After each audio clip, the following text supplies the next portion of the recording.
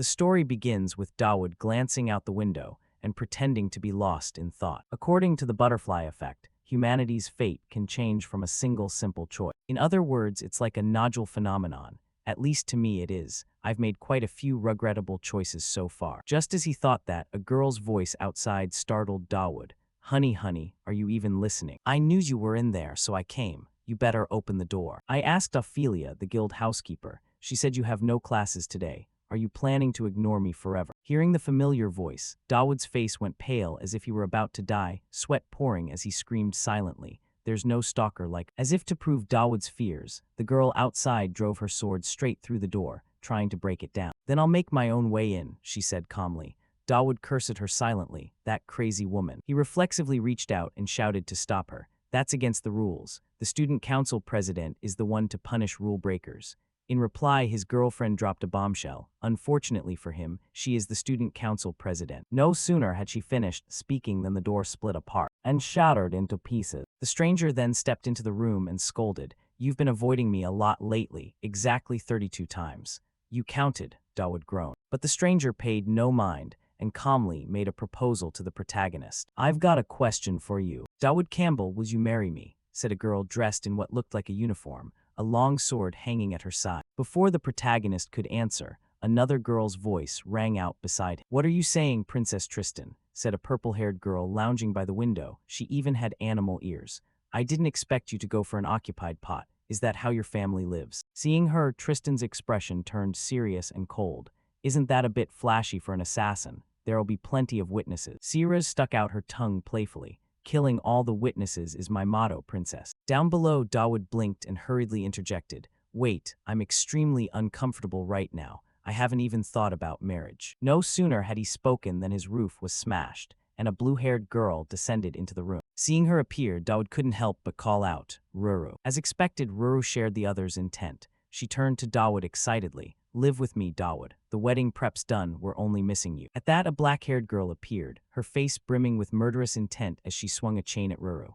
"How rude," she snarled, while Ruru retorted, "Lord Dawood, what do you usually do to let these half-finished ones swarm around you? As your fiancé, I can't let this slide." No sooner had she spoken than a red-haired girl rode in on a blazing broom. "Shut up, will you? These jealous women, Dawood Campbell is mine." And so all the girls stared at each other with fiery looks. They all knew none of them would give up Dawood easily. Without a moment's hesitation, they all lunged at each other at once, and Dawood was trapped in the middle of the chaos. He could only scream in despair. "Why are you all babbling on like this? So how did all this end up happening? Let's see. It's because a survival game put me in this situation. It's called Savior Rising, or Sorry for short, a fresh academy tale for energetic youth. It feels a bit like a treasured world, but the characters are familiar and stable. When I beat the game and watched the ending, I found it pretty entertaining and a little satisfying. But the next day I got sucked into the game. Sound reasonable? Hey, it's not like I cursed the game, and some divine developer targeted me, right?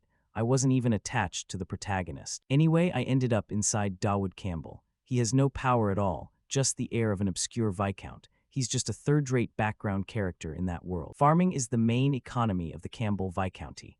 Also, there are no dungeons like those spread across the empire. They're barely mentioned in Sari's main storyline. So the Viscount's son, enrolling in the Royal Academy, became earth-shattering news. On the day Dawood was about to depart for school, his father and the whole populace of the domain came to bid him farewell with boundless joy. His father couldn't hold back his emotions. "At last you're leaving. Dawood, you're the pride of our domain. Take care and don't cause trouble. Elfonte gathers the scions of every noble house in the empire. The best thing you can do as a Viscount's son is not attract attention, understand?" His father's overly detailed warning made Dawood give an awkward laugh. "Ha ha, I told you I understand." Then he checked his status sheet. Status info, Dawood Campbell. Strength, agility, stamina, luck, authority, skill info, none. Mastery info, none. No special talents, no unique gifts. Staring at his pitiful status board, Dawood broke out in a cold sweat. With stats this week, how could he possibly graduate safely from the academy? All the stats were blanks. Even a seasoned player like me had never seen starting stats this low. The system's main quest for Dawood was to enroll in the academy and be assigned to a class. According to the game system, ignoring the quest ends the game, because Elfonte, the academy he's about to join, will be plunged into chaos by the villain's brutality. "I absolutely will not do anything that could threaten my life." Thinking that, Dawood flashed his father a look full of confidence. "Don't worry, I'll try my best not to draw attention. I won't nurture any grand ambitions to raise the Viscount's fame. I'll keep my grades below average. So he said his goodbyes and boarded the train to the Royal Academy. But fate seemed to want to tease him. The things he wanted never went smooth. Isn't the heroine supposed to take the lead? Not attracting attention is what a true lone wolf should do. My academy life was officially starting, so why was I on the same train as her from the very beginning? Before Dawood sat a stunningly beautiful girl with silver hair. She used the train time to read a book and sip tea, but don't be fooled by that pretty appearance. With my gaming experience, I knew exactly who she was. Elnor Aranarize La Tristan, bloodthirsty, the world-ending boss who buries countless corpses. In the scenarios, she and the protagonist fight repeatedly and lose their minds. The dormant existence of the Grey Demon eventually swallows Elnor's body and turns her into the final boss. Only the protagonist completes the final development capable of facing her. Across from him, Elnor, still absorbed in her book, seemed to sense Dawood's staring and spoke up. Do you need to see a doctor? You don't look so well. Hearing that, Dawood saw the villainess notice him. His face went pale and he waved his hand nervously. Ah, no, I'm fine. Elnor continued, still not tearing her eyes from the book. Me sitting here instead of first class is a deliberate choice to show that our ducal family is high nobility. Sorry for making you worry. Anyone who rides with me tends to wear that expression. Her voice was a bit cold, but gave Dawood a strange feeling. He thought to himself that she was nothing like he remembered. Keywords for Elnor were perfectionism and boldness. So what's with this sensitive side of hers? From Elnor's perspective, seeing Dawood not answer, she prompted again, why aren't you answering? Are you distracted by something else? Dawood scratched his head awkwardly in reply. Ah no, it's nothing, you're really kind. Hearing that, Elnor paused her reading, looked at Dawood and asked, kind, are you hearing something, or did we meet before? Dawood immediately grew flustered, cursing himself silently and hurriedly explaining, ah no, I just heard you're pretty strict. Seeing his awkwardness, Elnor sighed and returned to her book. You're quite a strange one. At her words, Dawood could only force a crooked smile. Yeah, I've heard that a lot. Heh heh. Then he began to praise silently to himself. I'm just a background character. Don't get involved, don't involve me. I should stay quiet and stare out the window. Come to think of it, the scenery is majestic. There's even a boulder rolling toward us. Thinking that, Dawood suddenly snapped awake. His eyes bulged as the giant rock flew straight toward the window. With no other way to save himself, Dawood immediately turned to beg Elnor, Student Council President, forgive me. He then reached toward. A second later, the colossal rock slammed into the car, causing a huge explosion. Plumes of smoke shot into the sky. Despite the sudden disaster, Dawood and Elnor were unharmed, because they were protected by some kind of necklace. Knowing this, Dawood lunged and hugged Elnor tightly to get inside the pendant's protective radius. Elnor always carried that, recognizing and crafting armor for a mature skeleton. With all stats being blanks, I wouldn't survive. Dawood clenched his teeth, silently waiting for the blast to pass. Only when Elnor's reminder sounded did he come to his senses. Are you okay? Can you sit up? You're pretty heavy. Her words made Dawood realize, with a start, that his face was buried in her enormous chest. He blushed and scrambled to sit up, stammering, I'm sorry. Before Dawood could finish, Elnor interrupted him. It's fine, you did that to save me. This is the first time a man has approached me so boldly. But thanks, I get your meaning, so don't apologize. Elnor's words flushed Dawood's face with embarrassment. She had completely misunderstood. Dawood had lunged at her just to use the armor. She didn't know his true intention. Elnor sat up, smoothed her hair, and asked his name. From the protagonist's viewpoint, the question made him oddly uneasy. If he answered, he'd have to see her often. What should I say? If I tell her, what will she do with me? Despite his doubts, he gave his full name, Dawood Campbell. Elnor nodded. All right, I won't forget this. I'll repay you someday. Just after the villainess said that, Dawood received a system notification. You have attracted the attention of a villainous character. Conditions for special gifts have been met. You have received the desperate survival skill and deadly charm. Seeing that message, Dawood's face went completely blank. Time passed quickly. A team of medics had already arrived at the crash site and were treating the wounded. Is it because this train came from Alphonte? Thanks to special security measures, casualties were few. Those checked have been cleared to go. Next, Dawood climbed into a carriage to continue his journey. While traveling, he took the chance to check the special gift system notifications. The first gift, a linked fate. The more attention you receive from those with villainous traits, the more varied rewards you get. This message made Dawood stroke his chin and ponder. No wonder I couldn't discover the activation conditions back in that sleepy domain. Never mind the villainous types in that carefree land. Finding even a neutral person, there was already hard enough. No wonder this gift never activated. Should I check what I just received? Unable to contain his curiosity, Dawood quickly inspected his new acquisition. First, desperate survival, rank unknown. Your stats increase when you fall into danger. The effect scales with how perilous the situation is. Next, Deadly Charm, rank unknown. Its effect is to easily attract the attention of those with villainous traits. The more extreme the situation, the stronger the effect. Dawood felt conflicted about these two skills, both relieved and worried. Desperate survival would surely help in fights and keep him alive. But on the other hand, Deadly Charm, do I really have that? Villainous traits. Characters with those traits in the game included a berserker warrior who fights to madness, a crazed sword god, and someone who cleaves down anyone who steps within 3 paces. A brutal assassin who would kill anyone for the right price. A prodigy mage who had lost all feeling for the world. They were all just troublemakers. But now, whatever right. The important thing is I got a survival skill. Strangely, the skill ranks were listed as unknown. Even as an SR-ranked veteran, I'd never seen that before. What does it mean? Across from him, the doctor watched Dawood's face flicker with worry and asked, "Hey, are you okay? Should I run another psychological evaluation?" No, I'm fine," Dawood hurriedly replied. Time flew, and the carriage soon delivered Dawood straight to Alfonte Academy. Cut to a large square inside the academy. A professor's voice rang out as the freshmen gathered. "Although an unfortunate incident occurred, I'm grateful you all arrived safely. This year's new students are truly impressive." Back to Dawood, he paid no mind to the professor's speech. Instead, he remembered his talk with the doctor in the carriage. The doctor had said, "But you're just the son of an obscure viscount with no connections, right? I was once a student at Alfonte too, from an unknown noble family. Tristan's domain has many enemies. Best to stay away from it from now on. If you keep hanging around that high noble crowd, you'll end up in trouble." "I will remember that," Dawood replied. At that moment, the system also gave Dawood a notification about Elnor. Only 2 days remain until the first phase of the Faith event takes place. Thinking of that, Dawood let out a heavy sigh. "Don't joke around. Whether I want to or not, I'm already involved with her. In this academy, the rumors are nothing compared to the fact that she is a candidate to become the final boss. Just standing next to her is like signing my own death warrant." Before Dawood could think much more, a loud shout suddenly rang out in front of him. "Dawood Campbell, you bastard, why are you so distracted?" Hearing this, Dawood jumped out of his circular thoughts and turned his attention to the sword. At this time, several other students were looking at him with mocking eyes. "Hee, look at that hick. Everyone else has finished pairing up for the duel, only you're left. Your opponent has been decided automatically," the brown-haired boy said while pointing at Dawood. Seeing that, Dawood hurriedly ran down and cursed himself. "That's right.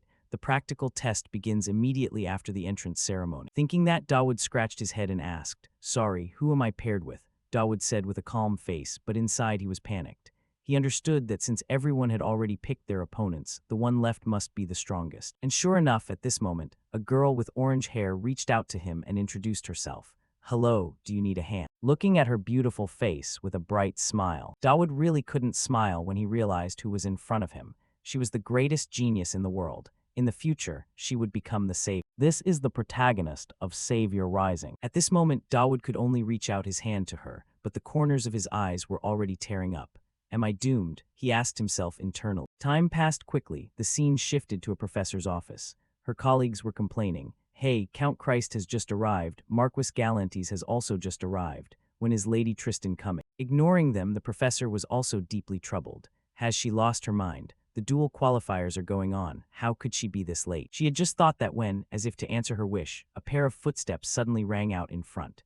Seeing this, everyone turned in unison to look at the source and saw the figure of Elnor, covered in blood, slowly walking forward. Her appearance frightened everyone. Meanwhile, the professor immediately questioned her. "I have a lot of things I want to ask you. Where the hell have you been?" Answering this, Elnor replied that she was busy dealing with some matters, but just looking at her appearance was enough to understand that this little matter was not small. Then the professor sighed and signaled to her colleagues, "Excuse me, but it seems she and I have something to settle first." Afterward, waiting for everyone inside the room to leave, the professor asked, "Did anyone die?" "Not many, maybe about 12, Elnor said with a shrug and explained further.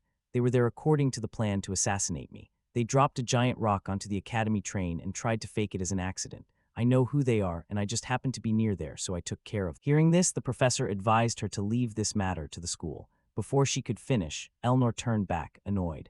"Do you expect me to be fair and perfect for everyone else, and be ready to forgive those who intended to murder me?" Across from her, the professor saw Elnor's determined expression and didn't try to persuade her any further. "Fine, whatever, but go change your clothes first. The dual qualifiers are still going on. If you go right now, you'll meet Elijah, a genius in 1,000 years. Elijah Chrysanax and Dawood Campbell. What the hell is this? She mumbled, stuttering when she couldn't correctly pronounce the protagonist's name. However, the name was somewhat familiar to Elnor. Then she subconsciously shouted, Dawood Campbell. Hearing this, the professor was surprised and turned to ask, That's right, it's him. How did you know him? It seems like he doesn't stand out at all. For Elnor, images of the protagonist with his awkward demeanor began to surface in her mind. Then she unconsciously gave a light smile and whispered, That guy is quite unique. Returning to Dawood's position, he was currently trembling, clutching a wooden sword in his hand. As everyone looked at his terrified appearance, they hooted and whispered to each other, Go on, you bumpkin. How many moves can he last? Moves. The guy is lucky if he doesn't get hurt. Ignoring the comments, Dawood understood how critical his situation was. My stats are like trash. If I take a hit from her, I might just die. So this might actually be beneficial for me. It's definitely a dangerous situation. Right, I have nothing left to lose anyway. I'm sure the villain I'm facing is among these people. If I don't die, at least I'll be able to attract their attention with my information advantage and this stat boost. Maybe I'll survive, Dawood whispered to himself. Meanwhile, across from him, Elijah also witnessed the tense expression and constant sweating of the protagonist and said with concern, Hey, tell me the truth, you're actually very weak, aren't you? I knew it. I was planning to beat you to a pulp earlier, but if that's the case, then forget it. Hearing this from the swordswoman, Dawood asked curiously, Beat me to a pulp, me, but why? Elijah's annoyed face was the answer. You're the one who was with that girl Elnor, right? I hate her. Not just her, I hate the entire Tristan family. They're all demons. Back to Dawood's perspective. Hearing this, he understood the whole situation. She dares to say that, she's quite brave. Even though she doesn't say it out loud, according to the plot, she opposes the Tristan family on quite a few things. I understand, it's because of the clan conflict. Thinking that, Dawood explained, I was just in the same place as her. Turning to Elijah, she didn't accept the explanation. But you still remind me of her face. You make me angry, so I'm going to hurt you. But should we pretend to fight each other? Hearing that, our protagonist could only lament bitterly. Honestly, that offer sounds tempting. But if I don't get stronger in the next 2 days, my life will be in danger. The only way to survive is to make the people here notice me. Thinking this, even though he was terrified, Dawood tried to calm his trembling body and forced himself to say, I think I can go all out to fight. Actually, I quite like her. As soon as she heard that, Elijah's face across from him darkened. The air around her seemed to change. Elijah gripped the wooden sword in her hand tightly and asked the protagonist coldly, Are you serious? Of course I'm serious, but if I really want you to fight with all your might, this is the only way. Dawood screamed in his heart and confirmed it one more time, as serious as you hadn't. At the same time, the system gave a notification to the protagonist, activating Fatal Charm. You are becoming strongly attractive to villains. A reward has been added to your gift bar. Turning to Elijah when he heard Dawood say that, she didn't intend to go easy anymore. Oh yeah, if so, I won't feel any regrets. With that, she channeled strength into her legs and lunged forward, fast as an arrow piercing through the wind, simultaneously whipping her sword behind her to deliver a lightning-fast slap. At that speed, the strike instantly sheared Dawood's blade in two, but fortunately, he had his eyes wide open, fixated on Elijah's movements, allowing him to barely tilt his head back just in time to dodge. Even though Dawood couldn't hide the look of panic plastered across his face, the fact that he had actually dodged her attack caught Elijah by surprise, leading her to remark, Oh, you dodged that. I guess you're not entirely weak after all. Well then, I'll turn up the heat a little, the swordswoman Elijah said as she assumed her combat stance once more, and it was clear she was getting serious this time. Just by looking at her stance, Dawood felt his hair stand on end as a barrage of red system notifications incessantly warned him of imminent danger. As soon as the danger detected, non-lethal, desperate survival skill activated notification popped up, Dawood instantly felt an invisible surge of power flowing through his body. Then, acting on sheer natural instinct, he reflexively threw a punch straight forward, which just happened to land flush on Elijah's face. The result was that with a fist carrying rank X power, the highest possible rank, Elijah's body was sent flying backward like a cannonball, slamming directly into the wall with enough force to cause a massive explosion. This scene left Dawood and all the other freshmen staring in stunned, open-mouthed disbelief. Dawood Campbell, a student whose stats were all ranked at F on his first day at Elefante Academy, had successfully defeated the protagonist of this world. Consequently, the academy professors were forced to hold an emergency meeting immediately afterward. During the meeting, a green-haired professor spoke up. The first possibility is that this kid, Dawood, has been playing coy and hiding his true abilities. Hearing this, a mocking voice chimed in. You changed your tune about him pretty quickly, Conrad. Professor Conrad didn't get angry at the retort and calmly replied, Regardless, none of this makes any sense.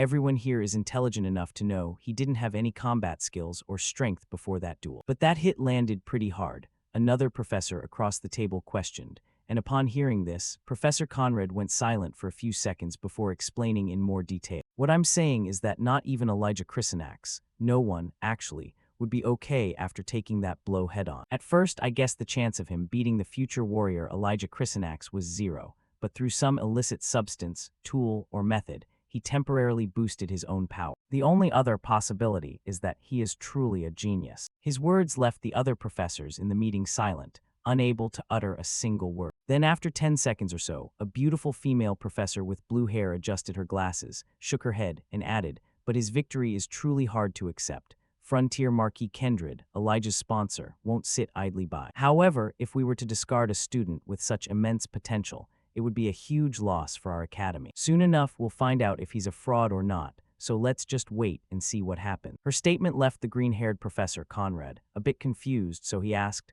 "What do you mean by that?" Explaining herself, the female professor calmly said, "The incoming class this year has many interesting individuals, some so unique that we need to treat them specially. If this student is truly as special as you say, I'm sure he will find a place for himself among this year's new arrivals." Just like that, Dawood's one-hit defeat of Elijah became the talk of the town, even making it onto the breaking news, with all eyes now fixed on him. Who exactly is Dawood Campbell? Could he be the son of the Imperial Knight Commander, or perhaps the greatest talent to ever attend the academy? The new star shocks everyone by suffering a defeat right after enrollment. Looking at the newspaper in his hand, Dawood sighed like a man facing his end, muttering, "News in the place I used to be and in this game. Are they actually serious about this?" He then tossed the paper aside and checked the system notifications related to the character information gift for Elnor Erinarize La Tristan.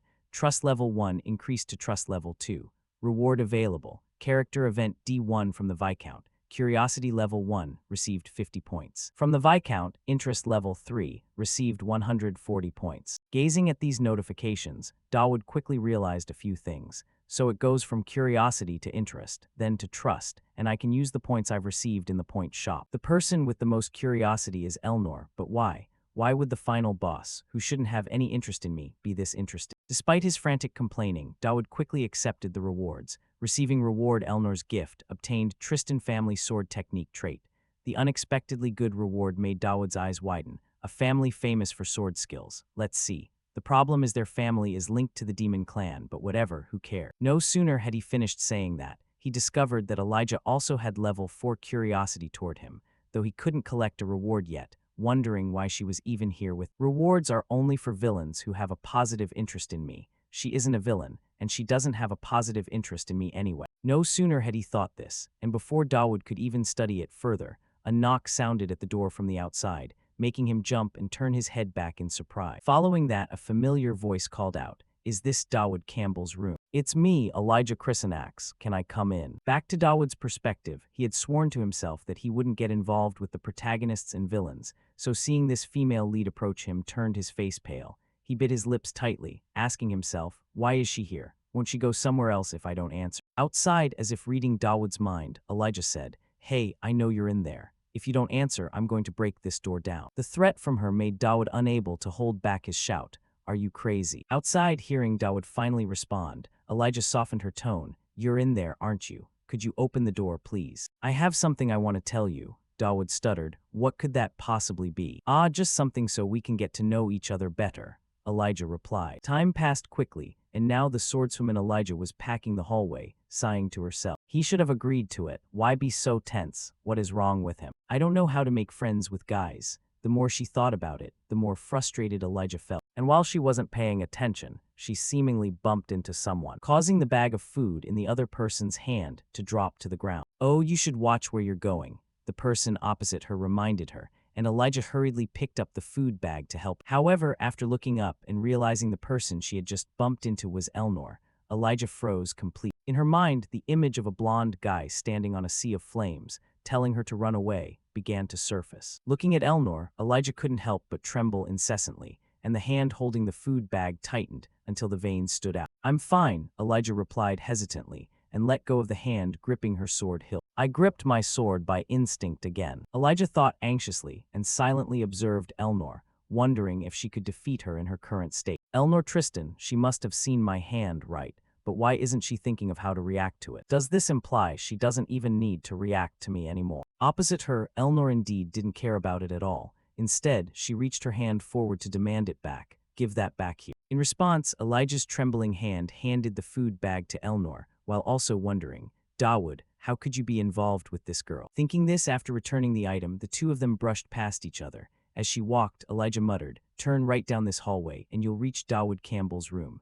Behind her, Eleanor, having overheard this, stopped and spoke up. Wait a sec. Hearing the question, Elijah's eyes showed a bit of surprise, and she nonchalantly said, I've been with him for a while now. For some reason, Elijah's answer made Eleanor's face darken as she asked, why? Eleanor's rapidly changing attitude made Elijah slightly confused, not understanding why Eleanor was showing such hostility. So Elijah scratched her head and said, just to be friends. Among the freshmen, I just want to make friends, that's all. Before the swordswoman could say another word, Eleanor glared at her and coldly warned, freshmen are prohibited from socializing with the opposite sex.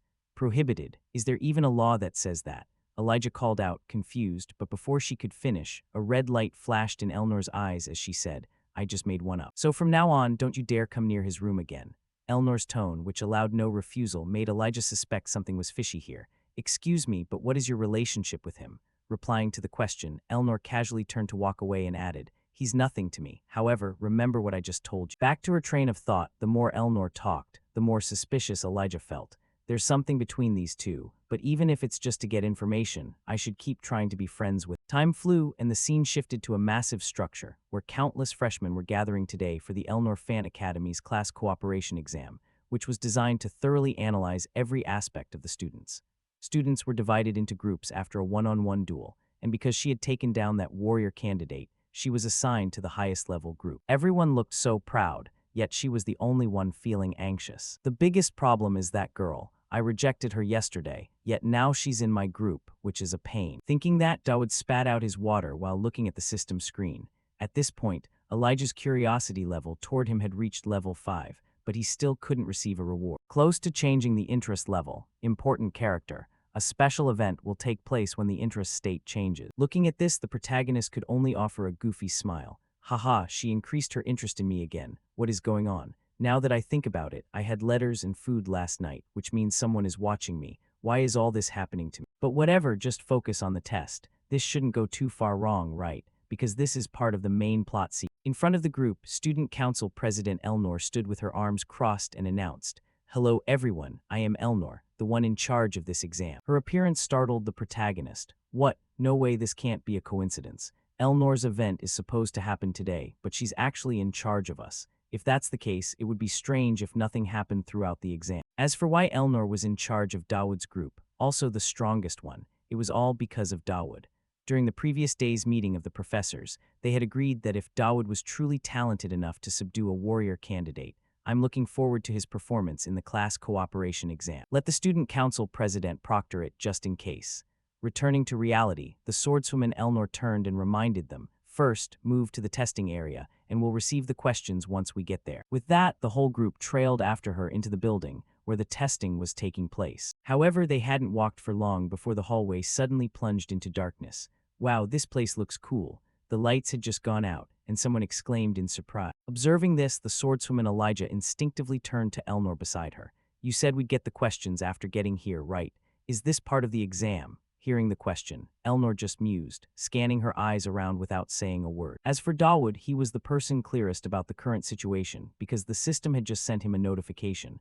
Eleanor event starting. Event, the next assassination attempt. The remaining assassins are still targeting her. Protect the target. Looking at the notification, Dawood could only sigh wearily. This is a trap. It's not a test anymore. Up ahead, a few students whispered nervously. They'll handle it, don't worry. We should keep moving. Who knows what could happen here? Back to Dawood, he scanned his eyes around and realized something. Wait a minute, now that I look back, these people are all members of the protagonist's party. If I remember the plot correctly, this is where they meet for the first time. Then the people in this room are quite important to the story.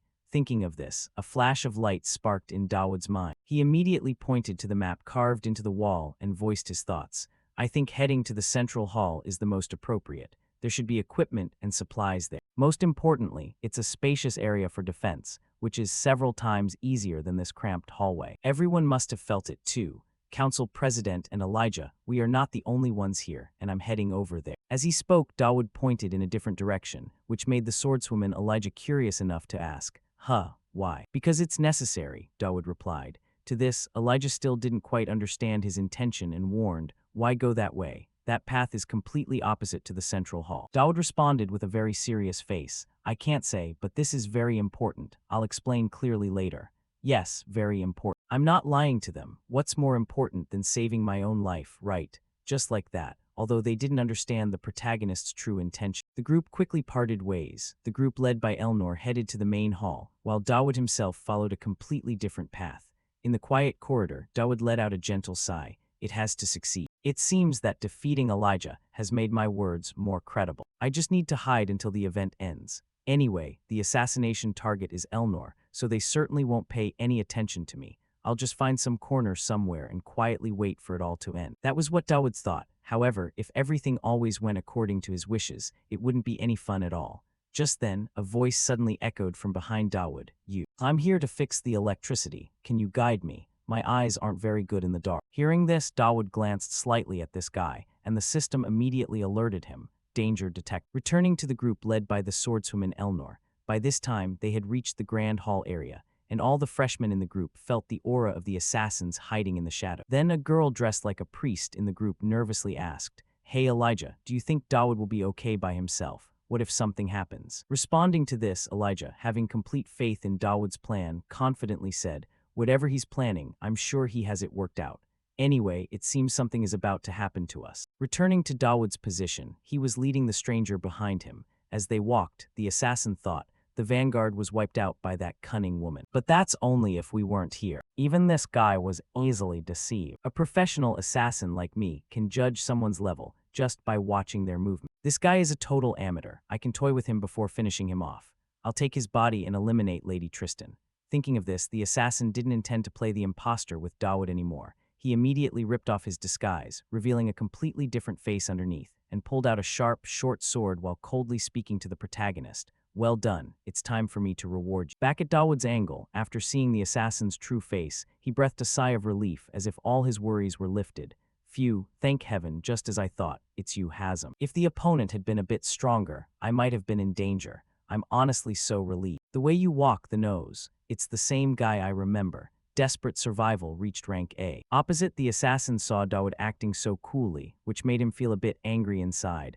What the hell is he talking about? I'm speechless. Even so, he's just a weakling. I'll finish him immediately. Thinking it, he did it. Without waiting another second, the assassin lunged forward. Meanwhile, Dawood gripped a stick in his hand. The battle between the two of them has officially begun. Shifting scenes to Elnor's group, their battle with the group of assassins was underway, or more accurately, the assassins were being beaten to a pulp by them, with each assassin's body being hurled into the wall. All kinds of magic, sword techniques, and spells were being used everywhere. The painful cries and groans of the assassins rang out continuously, as they were unable to resist the overwhelming strength of the student. What the hell, these guys are weaker than I thought, a red-haired student remarked. On another side, the swordswoman Elijah directed, Falkas, freeze them all. Saying that, she cast her gaze toward Elnor, who, at that moment, with just a single swing of her sword, had easily sent 4 assassins flying into the wall before her. The blow was so strong that, when their bodies collided with the wall, it left large cracks. Next, Elnor stabbed the sword in her hand into the arm of one of the assassins and interrogated him.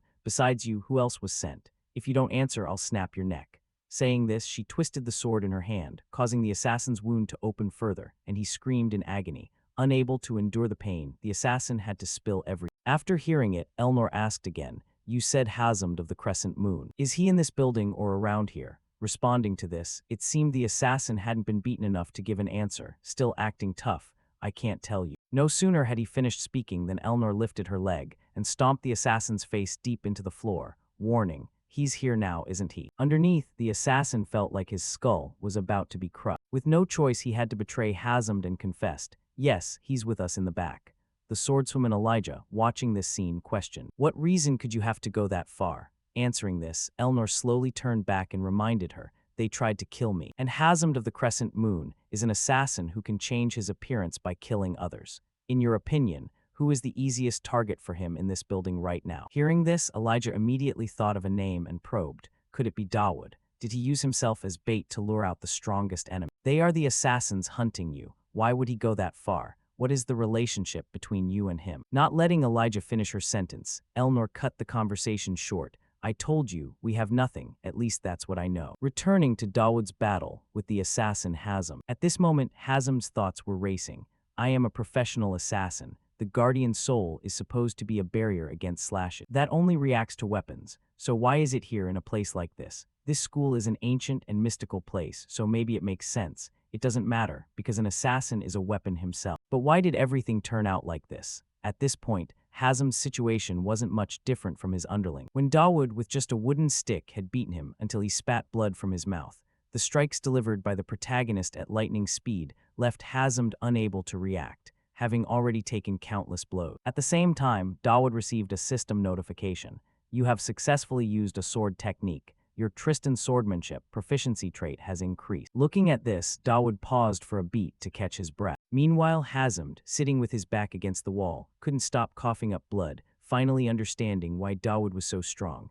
Is that the Tristan sword style? Perhaps I shouldn't have messed with him from the beginning. Thinking this, Hazem bitterly said, so you were the one luring me into a trap. Who are you? The sudden question from the assassin made Dawood's face go blank because he didn't have any plan. He was just escaping the crowd to avoid being dragged into the fight.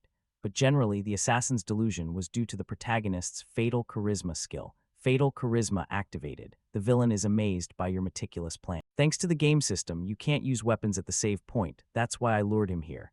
It seems you have no intention of answering. Fine, kill me, Hazem said calmly, as if he didn't find his own death too hard to accept. However, contrary to what he thought, Dawood had no intention of striking.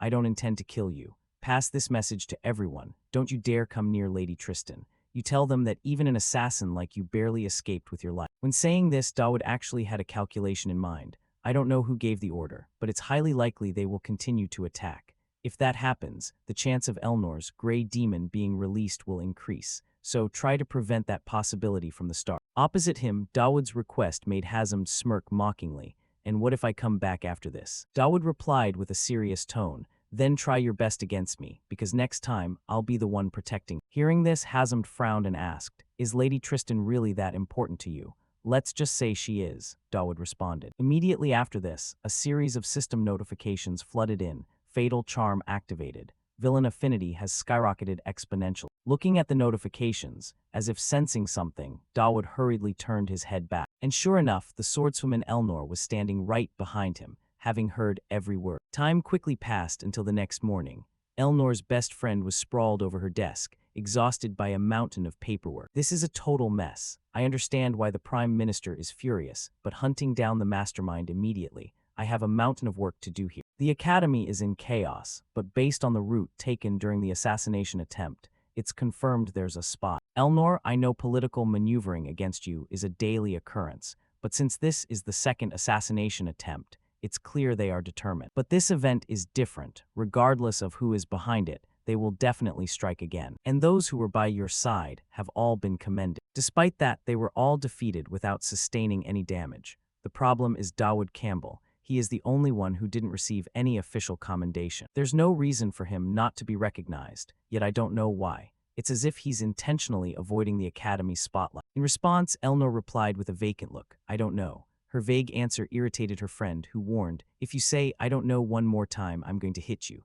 Go ahead, Elnor said nonchalantly, which made her friend's eyes roll back in frustration. Without hesitation, she threw an ink bottle toward Elnor and shouted, what exactly is wrong with... In front of her, the swordswoman gently reached out and caught the bottle precisely, then asked, what do you mean? Explaining her frustration, the friend voiced her feelings. You've been sluggish all day. Why aren't you focused at all? I don't know the reason, but if you don't tell me, I'm not helping anymore. Returning to Elnor, she didn't want to hide it and said bluntly, I have a feeling I'm interested in someone. Hearing this, the secretary's movements froze. Her eyes widened, wondering if she had misheard. What did you just say? I said I have a feeling I'm interested in someone. You just mentioned. At this point, Elnor's face seemed to flush pink, while the assistant tentatively asked, is it Dawood Campbell? After this, Elnor said nothing, and the two fell into an awkward silence. A second later, Elnor's friend managed to snap out of her stupor. She hesitantly pointed forward, her eyes wide as if hearing news of a dinosaur's resurrection. No, wait a minute. You like that hick? I didn't say I like him, Elnor clarified. But her best friend didn't believe it for a second. She began to advise, I don't know what it is about him that has you so captivated, but if Grand Duke Tristan hears about this, what will he say? The swordswoman placed the ink bottle back on the table and asserted again, that old man would definitely be furious. And I am not captivated by him. Like hell you aren't, the assistant thought to herself, then scratched her head and continued, whatever. Regardless of that, he treated you well, right? Usually, you'd be suspicious immediately. As the young lady of the Tristan house, you should be more careful. Elnor nodded in agreement. That's true, but I just need to check him. I just need to observe him closely. As she spoke, she stared intently at the photo of Dawood on the table. Shifting focus to the protagonist, he was lying on his bed, staring blankly at the notice in his hand, unable to understand what it meant. The paper read, regrettably, Dawood Campbell, we have not yet been able to determine your affinity. The research team is in the process of conducting a project to achieve the best results. You can look forward to good news in the future. Reading this, our protagonist could only look up to the heavens. What am I supposed to look forward to? Just throw me into any old department and forget about me. But if I follow the rules, I should be placed in a special department like Elijah's team, right? Why are they leaving me out? Thinking of this, Dawood bolted up to check the system notifications. First main quest complete. Information updated. Main quest, solve the incident that occurred during the freshman orientation. D3, reward, exclusive equipment material. The next quest from the system gave Dawood pause. He slowly recalled his memories regarding this event. The freshman orientation was where the protagonist's path was determined. Archer, warrior, mage, priest, etc. Your specialized class will be determined based on what you focus on. Just as Elijah uses a sword, I will build my character focusing on strength. Accordingly, I will obtain exclusive equipment materials compatible with. Dawood tapped the screen. The system interface shifted to information about Elnor and Elijah. At this moment, Elnor's trust in Dawood had increased from level 2 to level 5, temporarily boosting affection, and a special reward was available. This is a prominent character. When changing to affection, a special event will trigger. Time remaining until the gathering event, 3 days. As for Elijah, the interest she held for Dawood had reached level 5, nearly reaching the point of transitioning to affection. This is a prominent character. When changing to affection, a special event will trigger. Time remaining until the gathering event, 3 days. Looking at the rising interest of important characters, Dawood could only rub his temples with a headache. The only problem is that the final boss, the protagonist, and the main quest events are happening at the same time. Something big is definitely about to happen. Afterward, as if to comfort Dawood's fragile heart, the system granted him Elnor's reward. You have received the copy skill. You can copy one skill from a target. Seeing this, all of Dawood's irritation vanished. His eyes widened like a cow's to see if he was misreading. Oh my god, what is this? Copying a skill. That's truly insane. I can copy a skill from the final boss. Yeah, but using it now would be a huge waste. Even though Elnor is currently at the top of the Academy's food chain, like the protagonist Elijah, Elnor is a final boss with growth potential. She will receive more cheat-like skills later, so there's no reason to use copy right now. For now, I'll prepare for the event in 3 days. Thankfully, I already know what will be useful for survival. Thinking this, Dawood's eyes sparkled. Time passed quickly until the evening. Scene shift to the old equipment warehouse. Our Dawood was currently wearing a black outfit along with a mask covering half his face. He was using a low-tier agility potion, shadow mask for low-tier agility, and boots for silent steps.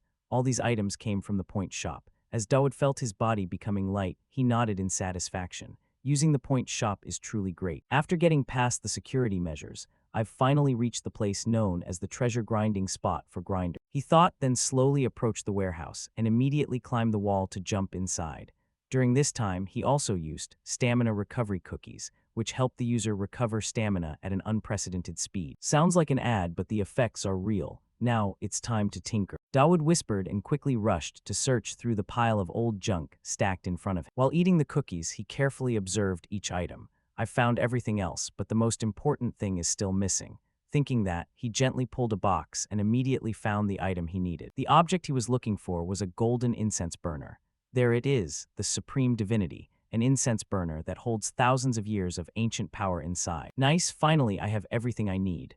Thinking that, Dawood hurriedly reached out to pull the burner from the pile. However, things never go as smoothly as he thinks. Although the incense burner was small, it was holding the structure of the pile of junk together. As soon as Dawood pulled the burner out, its stability was lost, and it began to wobble incessantly. Then what was bound to happen happened. A second later, the entire pile of old items crashed down below, causing a cloud of smoke and dust in the warehouse. And what a coincidence. When the dust settled, Dawood discovered he was holding a beautiful girl with silky black hair. But our protagonist didn't have the time to appreciate this beauty, because he recognized who was in front of him. Yuria Greyhaunter, the boss of Chapter 2, nicknamed the Cursed Goddess of Swords. The thing I just picked up was hers, that's why she likes to hang out here. Thinking of this, Dawood's face didn't stop sweating from the tension. Afterward, Yuria's body flickered, and she immediately lunged out of the protagonist's arms. Along with that, Dawood received several red notifications. Danger detected, high-risk situation, life-threatening, desperate plea activated at S rank. Faced with this, Dawood could only awkwardly say, sorry for waking you. But before he could finish, Yuria's figure appeared behind the protagonist. Then, she swung the chain attached to the sword in her hand straight toward Dawood, creating a wind-tearing sound. With just this single swing, the sword shredded all the wooden crates in front. Meanwhile, Dawood had to hurriedly lean backward to dodge the attack. Faced with the overwhelming, lightning-fast attacks from Yuria, every hair on Dawood's body stood on end. Our protagonist had no choice but to run for his life. After all, Yuria possessed an incredibly long attack range, making it impossible for him to get close to her even if he wanted to fight back. The last time was just a match with Elijah, but this time it was life or death. Even with special strength, his body still hurt. Thinking of this, Dawood realized he couldn't keep running forever, so to protect his life, he raised his hands to reassure her. It's a misunderstanding. I didn't intend to do anything, please, I beg. Across from him, Yuria didn't seem to hear his words. She continued to swing the chain like a machine. The sword began to carve up the ground until it was unrecognizable. Meanwhile, Dawood kept dancing with death, narrowly avoiding the sword. But no matter how he dodged, everything has its limits. At this point, Dawood was gradually being cornered by Yuria. Then the swordswoman threw her sword hard, aiming straight ahead with wind-tearing speed. But for some reason, right before the sword pierced Dawood's face, it suddenly stopped in midair and couldn't advance any further. With no other choice, Yuria had to jerk the sword back. Regarding this, Dawood had actually calculated it beforehand. He knew what he had to do to avoid being cut to pieces. All of this was because of a curse Yuria was under, a distance of 3.5 steps. Any enemy within that range would be killed, but conversely, she couldn't take another step forward. That was the mechanism of the curse. At this moment, Yuria pointed the sword at Dawood and whispered, "Can you step forward, please?" Across from her, Dawood naturally understood what she wanted, so he refused immediately.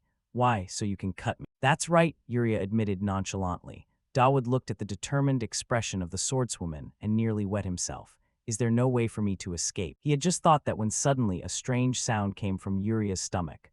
Gurgle. Immediately, her face flushed red with embarrassment. But this gave our protagonist a way out. Wait a minute, this is her area, where she separates herself from everyone. Even teachers don't come here often. This means, thinking that, Dawood probed, "Hey, do you want to eat some cookies?" Saying that, he proactively took out his stash of stamina recovery cookies to lure her. However, Yuria was very alert. She felt a bit angry and said, "I won't fall for your trap. Are you trying to lure me with food?" Back to Dawood. He didn't intend to say much more and immediately threw a cookie forward, and Yuria's body automatically opened its mouth to catch it like a little pup. Looking at her own action, Yuria felt a bit embarrassed and stammered, "That was just a mistake." Back to Dawood. Her action didn't surprise him at all. Everyone gets hungry in this state. You can't talk to someone who is starving.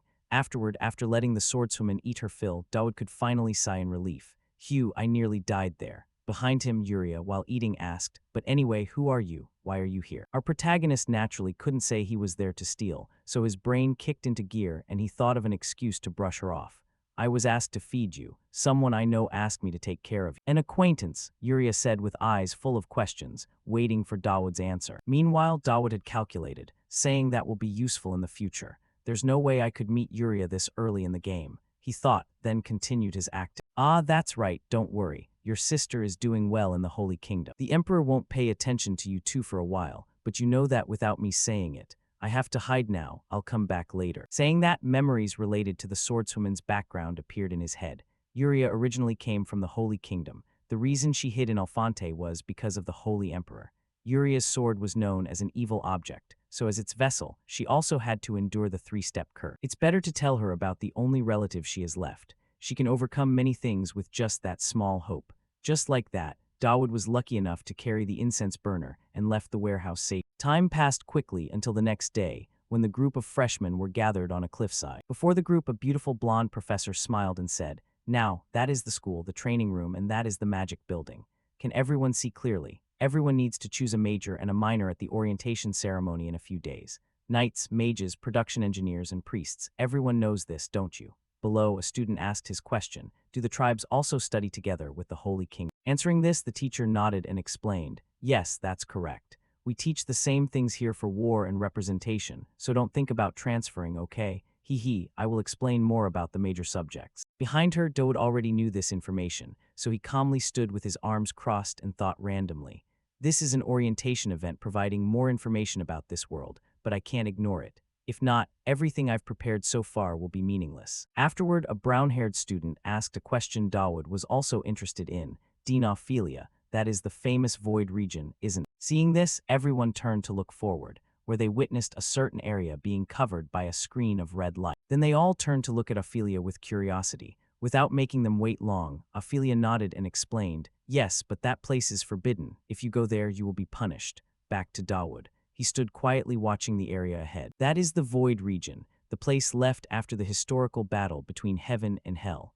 That is where God's messenger fought the warrior who received demonic power. Hundreds of years have passed, but the collision of death and divine energy continued. This is the most important place for demons to be kept free. Therefore, the Holy Kingdom, the Tribal Alliance, and the Empire created a golden triangle to watch over it, including Elfante and other academies. Beside him, a big red-haired guy excitedly raised his hand to express his intention. Dean Ophelia, can we go closer to observe it? To his question, Ophelia agreed but didn't forget to remind, let's see, standing right at the edge of the Archangel's protective shield is still okay. We can be safe while inside it. Hearing this, Dawood couldn't hide the joy on his face. Good, the plan now is to leave for lunch and come back. I'll do some things. Angels who are known to be able to move mountains and seas, and the Archangel, whose power is even greater, created this shield. Thanks to that, students can exist in this dangerous place. Unaware of Dawood's thoughts, Dean Ophelia said excitedly, all right, we will have lunch. Responding to that, Dawood walked over and asked quietly, can I eat elsewhere? I feel uncomfortable here. Ophelia nodded and reminded the protagonist, don't go too far or you will get into trouble. Yes, Dawood replied and hurriedly left. Not far away, a few students looked at Dawood with annoyed eyes. Tusk, that hick is showing off just because he got a little attention. Unaware of this, after Dawood left, he quickly found a place no one noticed and pulled out the incense burner he had pilfered from Uria's place. He poured into the burner powder from a unicorn's horn, phoenix feathers, and a piece of coral, causing the burner to emit wisps of light purple smoke. While Dawood puffed his cheeks to make the burner burn stronger, he thought to himself, this is the ultimate portable incense burner of the achievement. I came all the way here to use it. It allows me to touch things that ordinary people wouldn't even dare dream of. At this moment, following Dawood's gaze, the purple smoke rising into the air caused a vortex to appear in the space. And from inside that vortex, human-like figures slowly appeared. They radiated a powerful aura that forced Dawood to cover his eyes. Afterward, from inside the vortex, Dawood heard the voices of a few people. You said the Allied forces were where? No, I told you to level every. You just simply put the drain in and left. Ah, they said it was done by a boy named Jirian. Look over there, kid. Do you think just digging it up is enough? Someone said irritably. Hey, the ground is very hard. Another replied while using his foot to kick the shovel to make it stick deep into the ground. Then the previous voice spoke up again. Isn't the shovel you're using harder than the ground? Speaking of this, the voice suddenly paused when they noticed the protagonist observing them through the vortex. Wait, is there a problem with that human? He's been staring at us for a while, but isn't it better for him to be quiet than to come over and bother us? Saying that, the bald angel suddenly noticed the person next to him taking this opportunity to rest. His face darkened as he spoke coldly. Who allowed you to stop? Why is your shovel standing still? Hearing this, the frizzy-haired guy could only tiredly continue his work and laugh awkwardly. Ah, it's moving now. Beside him, the bald angel didn't seem satisfied and continued to shout. No, you have to level it out. Stop digging. You idiot. Behind the gate, Dawood stood silently watching the scene of the angels digging the earth. It seemed the scene in the heavenly realm wasn't quite what he had imagined. Afterward, an angel drove a giant truck up and honked to notify everyone. Greetings, the holy mud bricks are here. Come down and help me unload them. Hearing this, the group of angels turned their attention to the truck and asked, how many bricks are there in total? It's infinite, the long-haired angel said while flipping the tarp off the truck bed. But when a female angel saw him eating cookies, she began to scold. Hey, why are you sneaking cookies? Answering her was a disdainful look from the long-haired angel. You're the driver, right? And I'm not a soldier, am I? So it's best not to worry about others and save your strength for driving, right? Elsewhere, the bald angel was still shouting at his subordinates. Hey, don't you see your senior working hard? Hurry up and speed up. Behind him, the frizzy-haired angel hurried over to ask for a turn carrying bricks. At least that seemed lighter than shoveling dirt, and not having to hear his superior's curse. Oh my God, first-class merchant Elnor, just leave that stack of bricks to me. In another corner, a young angel just handed a brick to his leader and asked, Captain, the food hasn't been transported yet. Responding to this, the captain's voice sounded a bit reluctant. Sorry, but the food transport truck broke down on the way. Everyone is trying to fix it, so it will arrive a little late. Please wait a moment. Back to Dawood, witnessing this scene, he could only give a wry smile. So this is why angels aren't always free to descend to the mortal realm. And if I had to describe these angels, I'd say they look like they're in the military. They divide into clusters and ranks, along with chains of command. So the other world in this game has its own laws too. I can only meet angels after passing Chapter 2, and interacting directly with high-level angels can only be done even later. I know what they want. It's something extremely simple. Thinking of this, Dawood began to lay out countless attractive food boxes in front of him and said loudly, Wow, thank you for the food. On the other side, the group of angels began to notice Dawood, or rather, notice the delicious food he had brought out. That guy is still watching us. Ah, what is he holding? He looks like he's eating so deliciously. Can we ask him for a bite? The frizzy-haired angel asked stutteringly. However, he was scolded by the long-haired angel. You aren't qualified to descend yet. What are you dreaming about? Hurry up. For Dawood, he knew the laboring angels were starving. So he invited them. Lord Angel, please eat well before doing such heavy work. I'm afraid you might faint. Then, Dawood's words seemed to have triggered a type of law of that world, and helped all the food in front of him be transported into the hands of the angels behind the gate. Seeing this, everyone became overjoyed. Even the bald angel, usually grumpy, happily said to the group, This guy is something else. All right, let everyone take a 10-minute break. Afterward, after checking the food portions, the group of angels' eyes lit up. Are there only rolls? There's even steak here. Wow, what a sophisticated human. Looking at their joyful reaction, Dawood rubbed his chin smugly and thought, the laws of this world are completely different from my physical world, so just one portion of mine is more than enough for all of them. Time passed quickly. After finishing the food Dawood gave them, the bald angel nodded and turned to praise him. Haha, so delicious. What a banquet suitable for people having to do manual labor like us. Bring that over here. What was that? Dawood asked curiously. The incense burner next to you. You did this for us because you need something from us, right? Let me bless it. Bring it over here. Hearing this, Dawood didn't hesitate for a second and hurriedly carried the incense burner near the gate. Then the angel refreshingly said, Let's see, what do you want? But it has to be within reason. I will try my best to meet your expectation. The reward from the uncle left Dawood startled, as everything was proceeding much more smoothly than he had imagined. Wow, it's really happening just like that without any negotiation. I even prepared a card to bargain with. Are there any other story arcs in the original that are this easy? Dawood silently pondered to himself. However, before he could even ask a question, the angel uncle seemed to have read his mind and spoke up. Why are you treating me so well? You're thinking, it's not someone else, right? I can explain this. I can see that you have been provided with very good information. You possess a unique skill within you, but you have failed to develop it.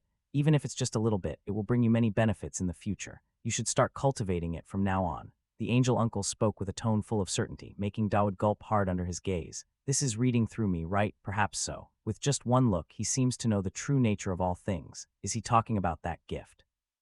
Does he mean my attribute, the affection for evil? Ignoring Dawood's inner thoughts, the angel uncle continued, That gift is much more powerful than you think. However, how you sharpen and utilize it is up to you. Because of it, you will be captured by a monster that is cruel yet incredibly friendly. Hearing him say this, Dawood no longer had any doubts. Damn it, I knew it. After sealing that incense burner, I realized all the tactics and possibilities I could utilize. I definitely have to find an optimal plot path to ensure my survival as best as possible. Returning to the angel uncle's perspective, for some reason, he suddenly reverted to his youthful state with long, flowing hair. A common human would have immediately fallen into a state of fear. But you seem incredibly calm, don't you? I see a magnificent man in the stage of formation. I assume I won't have to worry about anything anymore, right? I've finished the blessing. Ah, yes, thank you, Dawood replied naively, as he had only seen the uncle sit and talk for a while without witnessing any energy usage, yet the blessing was already done. Elsewhere, another angel, seeing the uncle talking to Dawood, asked the sergeant, Why are you telling a human things like that? The response was a slightly annoyed look from the angel uncle. Have you finished moving those holy mud chunks yet? Ah, yes, I'm almost done, the other angel replied and hurried away. Returning to Dawood, in truth, he still did not fully grasp the cryptic words of the angel, cruel yet incredibly friendly. What on earth is that supposed to mean? And magnificent man, is he overestimating me too much? Dawood asked himself internally. Meanwhile, before disappearing, the angel uncle offered encouragement. believe in yourself, even in the smallest things I have imparted to you." Immediately after these words, the gate in front of Dawood was retracted. Returning to Dawood, he remained stunned by the words just spoken. "I'm only trying because I don't want to die." Regardless, that was a warning from an angel. I had better think about it carefully. Thinking this, he turned to look at the incense burner to see what blessings it had received. Very quickly, notification screens appeared before his eyes. C-rank Holy Incense Burner, containing special power from a divine entity from another world, contains 2 skills. Asceticism, C-rank, uses a small amount of mana to temporarily convert all bonus points into reserves. Cooldown, 20 seconds, can be evolved with Proof of Destiny. Protective Shield C-rank, uses a small amount of mana to create a one-time shield and receive a buff. Cooldown, 20 seconds, can be evolved with Holy Mark. Reading these descriptions, Dawood himself was a bit surprised that he could trade a bit of food for such a delicious blessing. That angel gave me some very useful blessings indeed. Constitution stats are proportional to health, so this will directly help me increase my survivability. My desperate survival skill also helps me boost my stats significantly. I will make full use of these skills, and the most important part is evolution. In this world, created items can naturally enhance their performance. Receiving something like this so early in the story is an extremely lucky occurrence. But the problem here is that both skills only require a small amount of mana to use.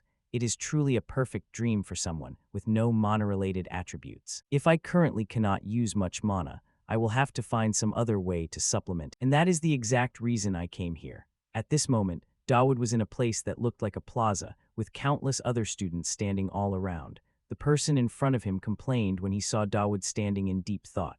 "Is lack of focus one of your strengths or something? You said you wanted to form a 2-person team, right? You know what a 2-person team is, don't you? So where is your teammate?" Responding to this, Dawood smiled very confidently and said she would be here soon. His confidence made the staff member burst into laughter. "Ha ha, who would come here for a nobody like..." Seeing the disbelieving look on this person's face, Dawood reaffirmed it once more. "I'm not lying. This place will be packed with people soon. My teammate isn't just famous, you'll see." Finishing that, he checked the watch on his hand and thought that according to the plot, she should be here now. Then, as if to fulfill Dawood's wish, the voice of the swordswoman Elijah suddenly echoed from behind. "Hello, is this the monster research room?" Hearing the familiar sound, our protagonist turned his face and waved to greet her. This change in Dawood's behavior was all due to the meeting with the angel uncle. The truth is, I don't want to get involved with the protagonist, but I have perhaps changed, especially after listening to the advice of that angel uncle. Opposite, the greeting from Dawood made Elijah feel a bit strange, and Dawood proactively proposed what he had said before about getting to know each other. Getting to know each other is still okay now, right? Returning to Elijah, she was standing blankly before Dawood's previous words. "You are truly extraordinary, Dawood. Nothing you tried here worked, so now you remember me. Because of the tactic to make them jealous, I've been bothered way too much already. Just how delusional is he?" she whispered to herself. Time passed quickly, shifting the scene to the simulation dungeon at Alfonte Academy. At this moment, Dawood and Elijah were paired up and currently in a simulated battle. However, looking at the flickering red eyes in the dark, the swordswoman Elijah felt a bit anxious and asked the protagonist, "Dawood, are you really sure about this?" Hearing this from her, our protagonist behind her complained with a face that looked like he had just woken up. "Trust each other a little. I thought you wanted to be friends with me. Do you remember that the first time we met, you wanted to hit me?" "I remember, even though I was the one who got hit," Elijah replied hesitant. Then immediately after, as if sensing that the monsters in front had begun to attack, Dawood gave instructions. "If you want to be friends, just follow what I say. At 9 o'clock, there are 3 in total." Following his reminder, Elijah hurriedly turned to the 9 o'clock direction and naturally saw a wolf lunging toward her with a mouth full of fangs. However, thanks to the prior warning, she only needed to swing her sword to easily decapitate the wolf. But not letting her rest, Dawood behind her smiled and added, 2 more coming from above. Time passed quickly. At this moment, they were facing several giant bats. Relying on his knowledge, Dawood quickly recognized this type of monster and provided a way to deal with them.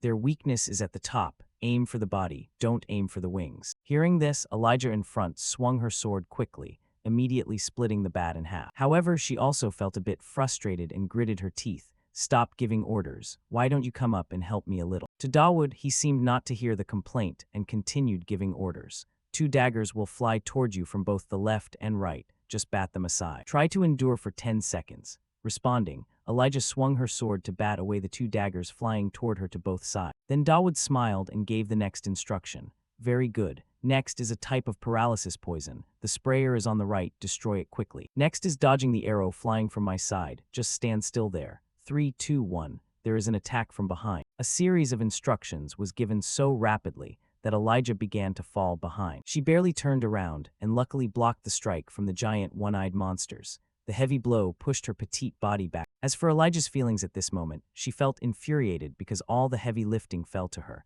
while Dawood behind her just pointed fingers and gave orders. Unable to contain her frustration, she shouted, "If you knew all those things, wouldn't you do better than me? We would level up faster if we cooperated." Behind her, in truth, Dawood did not want to help. It was that he couldn't even if he wanted to. "Look, I really want to help, but I can't. I'm a trash character with F-rank stats in every aspect." To explain this in a simulated match, there is no killing intent, so the desperate survival skill cannot be activated. These are just artificial entities performing pre-programmed action. Because desperate survival isn't an omnipotent skill, I must quickly raise my stats. Dawood silently reminded himself, while the swordswoman Elijah in front shouted to encourage herself. "Come on." With that, she gripped her sword tightly and lunged toward the protagonist with a slightly fierce face. This action made the smile on Dawood's lips go stiff. Am I too cruel? However, contrary to what he thought, Elijah was actually protecting him because a monster was sneaking up on Dawood from behind. Fortunately, Elijah reacted in time. With just one strike, she easily decapitated the one-eyed monster, saving Dawood from a visible loss. This image left Dawood stunned for a second, but immediately after, from both sides, countless colorful paper streamers suddenly flew out, accompanied by congratulatory sounds. "The speed is too fast. You have broken the record." Hearing this, Elijah's eyes showed disbelief. She turned to ask, "What is this? I fought alone, but I broke the record. Even though this is a two-person stage, what on earth is happening?" Responding, the protagonist just smiled nonchalantly. "Is it luck? The next area will be a bit harder. Let's continue." "Wish you luck." His nonchalant words made the fire of anger in Elijah's heart blaze up. She gritted her teeth, her eyes looking as if she wanted to devour Dawood alive. At the same time, in the special observation room, the professors were witnessing Dawood and Elijah's battle through a magical device. After watching both of their performances, a girl dressed as a magic department head, Purse, nodded and admitted, "It seems we have to allocate more budget for the simulation matches next year." "Do you think so?" Conrad replied. Conrad gently placed his hand on someone's head and answered, "Likely." "This is from the design department, isn't it? More importantly, it seems I am very lucky that the person I have my eye on is performing it." Hearing this, Purse was slightly surprised. "You mean that girl, the one chosen for the next term? They are progressing extremely fast. They are worth not." Conrad knew Purse had misunderstood, so he explained in more detail. "Not her, but him, Dawood Campbell." Hearing that, Purse cast her eyes to observe Dawood and felt a bit displeased. Criticizing that fraud, isn't he just clinging to the warrior candidate? On this side, Conrad sighed, guessing right away that Purse knew nothing. "That is the problem with wizards who like to spin pens like you. A warrior candidate could never break the record on their own. Any normal person would see the warrior candidate as stronger and playing the key role in the battle. But he is the key, the positioning of his teammates, the way he gives orders with perfect timing, the seamless support ability. Each of his actions shows a terrifyingly precise judgment, as if he had been to the battlefield thousands of times." Thinking this, Conrad couldn't help but suggest, "Hey Purse, let's bet." Shifting to Dawood and Elijah's position, the two suddenly heard Conrad's voice through the loudspeaker. "I am Conrad Balthador of the Night Department. After observing you two, I have started to feel interested. The Magic Department head and I have made a bet. Can you two break the record that we set when we were freshmen? If you two truly succeed, I will give you the right to make any request toward Purse. But if you feel pressured by this, I won't force you. Your current record is already an amazing achievement." This request was almost impossible from the start. Dawood didn't need the professor to say anything more. He immediately took the bet. "No problem, we can do it." Dawood's quick agreement left Elijah behind him bewildered. Meanwhile, Professor Purse felt Dawood was a bit arrogant and criticized him. "Oh, look at him." Ignoring this attitude, Conrad spoke up, "I bet you will win. Now begin." Shifting to the practice area. At this moment, Elnor's close friend was complaining. "What is this? I understand you came here to relieve your mood, but lately, you've been overdoing it. What on earth is happening with you?" In front, Elnor, with a face soaked in sweat from training, spoke up. "There is something I want to recall. When I was young, my mother taught me this move, but I don't remember it anymore, so I am practicing from scratch. A demon exists in the Tristan bloodline. This dark rumor has two sides. One is the extraordinary, inhuman talent they possess, and the other side is the occasional outbursts of madness, erupting violence, and the collapse of reason. That is why, even though those of the Tristan family achieve extraordinary accomplishments, their later years are full of tragedies. At this moment, as Elnor drank water, her close friend asked, "That's not serious, is it?" "Right," she replied. Elnor shook her head. "No need to worry, I don't care."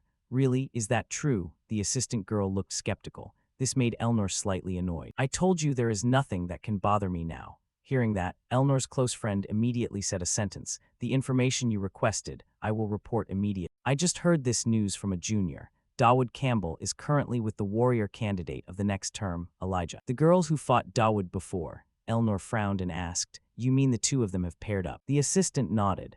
"Yeah, perhaps because the simulation match requires a two-person team." Opposite, Elnor closed her eyes, trying to calm down a bit, then let out a long sigh. "I see, take me there. You just said you didn't care." The assistant yelled, but she didn't know if Elnor noticed that the water bottle underneath had been completely crushed by Elnor. Returning to Dawood's group's position. At this moment, the swordswoman Elijah truly couldn't understand what our protagonist was thinking in his head to be able to easily meet Professor Conrad's challenge. She asked, "What do you intend to do? I know you have skills, but even so, is it worth testing the all-time record?" "Yes," Dawood calmly replied without any hesitation. This made Elijah look at him with eyes full of skepticism.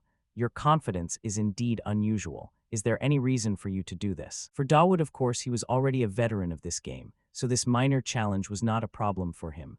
Aiming for their weak points will be easier because artificial monsters have consistent movement patterns, but I can't let her know that. Dawood thought internally and replied vaguely, "That is because you are here with me." His words made the swordswoman's face turn slightly pink, and she exclaimed, "You are truly unbelievable." Inside the monitoring room, Professor Conrad, after seeing the two had prepared, spoke up, "I am Conrad. Are you two ready?" "Ready," both said in unison. Hearing that, the Night Department professor nodded. "Perfect. So now there is one final step to adjust the difficulty. The higher you set it, the more points you get." Without any hesitation, Dawood immediately requested him to set it to the highest difficulty. Beside him, the Magic Department head purse felt annoyed by the protagonist's confidence. Her brows furrowed as she complained.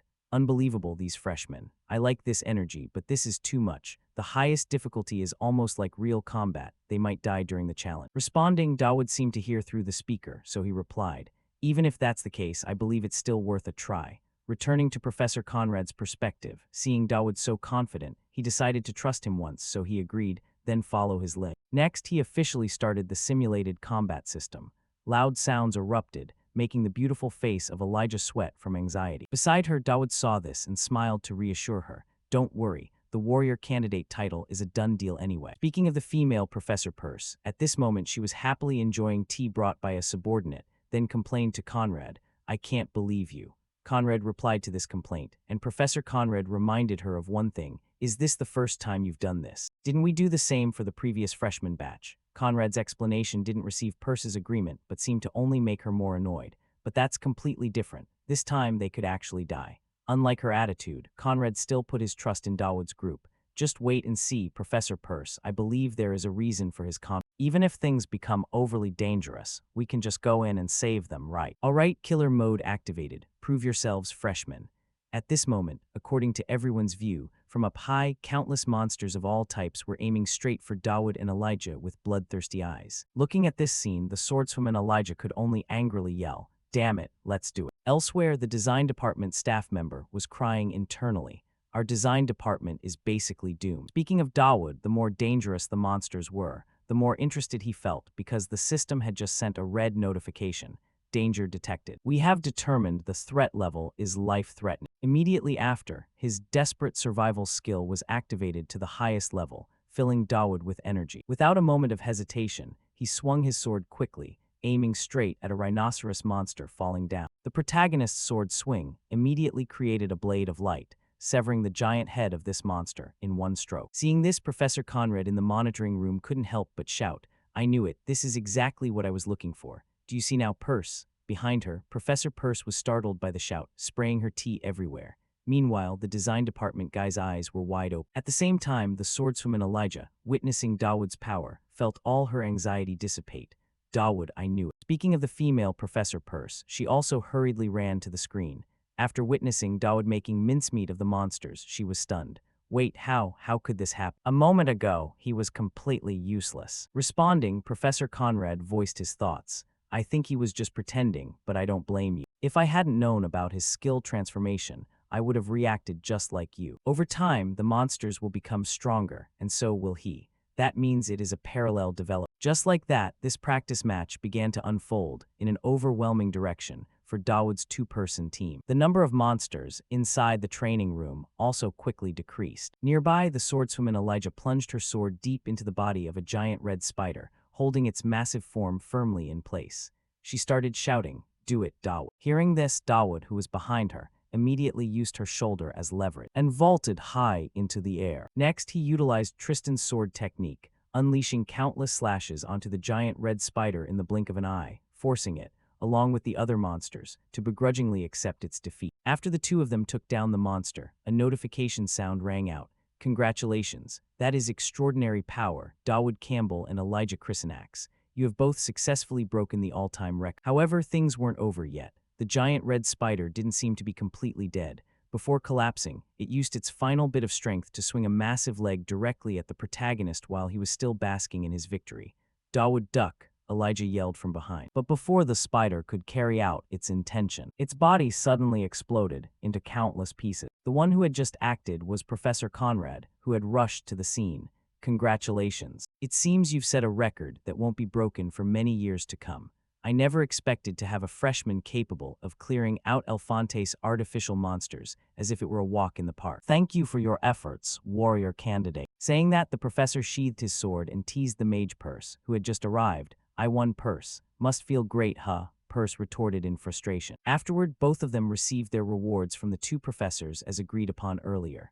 Looking at the paper in her hand, Elijah shouted in surprise. Permission to rent an item from the Vision Vault, and the right to ask the Dean of Magic for any favor. That's amazing. Beside her, Dawood glanced at her paper and remarked, this isn't something a freshman is usually granted access to.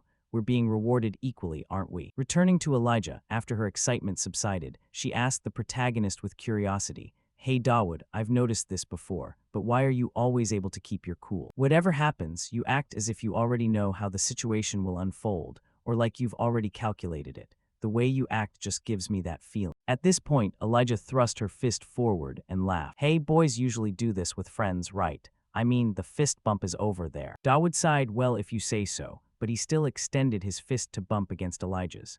With this, Elijah's level of interest in Dawood reached level 5, nearly reaching the level of trust. See you tomorrow then, Dawood, Elijah said excitedly before scurrying away. Dawood watched her back and shook his head. I don't know if she's friendly or just strange. In response, a voice suddenly rang out from behind. You're telling me. Hearing this, Dawood glanced to the side and startled. Student Council President. Across from him, Elnor didn't care about Dawood being startled. Instead, she asked bluntly, do you like me? Faced with this question, Dawood was truly sweating buckets. The only thing that made him feel at ease was that no red warning notification appeared, meaning the desperate plea wasn't triggered. It seems she doesn't intend to do anything to me, but wait, isn't this too obvious? I'm not her boyfriend. Beside him, when Elnor saw Dawood didn't answer, she asked again coldly, I'll only repeat this once. Do you like me? For this second question, the system gave Dawood a cautious warning. Danger detected. Danger detected. This notification made sweat start to soak the back of Dawood's shirt. Every hair on his body began to stand on end. He reminded himself that he felt he needed to say something. Thinking fast to protect his own life, Dawood started to bluff. Hey, Student Council President. Even though I've been training with Elijah all this time, I still want to see you. His words left the villainess stunned. While Dawood, having finished speaking, cursed himself internally. What are you doing? Dawood Campbell, you actually believe that, you idiot. Beside him, it's unclear what Elnor was interpreting, but she offered a light smile and whispered, so you're saying you've missed me all this time. Hearing that, Dawood nodded like a chicken pecking at grain and went along with it. Yes, that's exactly it. Why? Elnor asked suspiciously. Dawood was completely speechless. Because the last thing he wanted was to be near Elnor, so how could he possibly have missed her and have an explanation for it? Dawood started to stammer, unable to answer.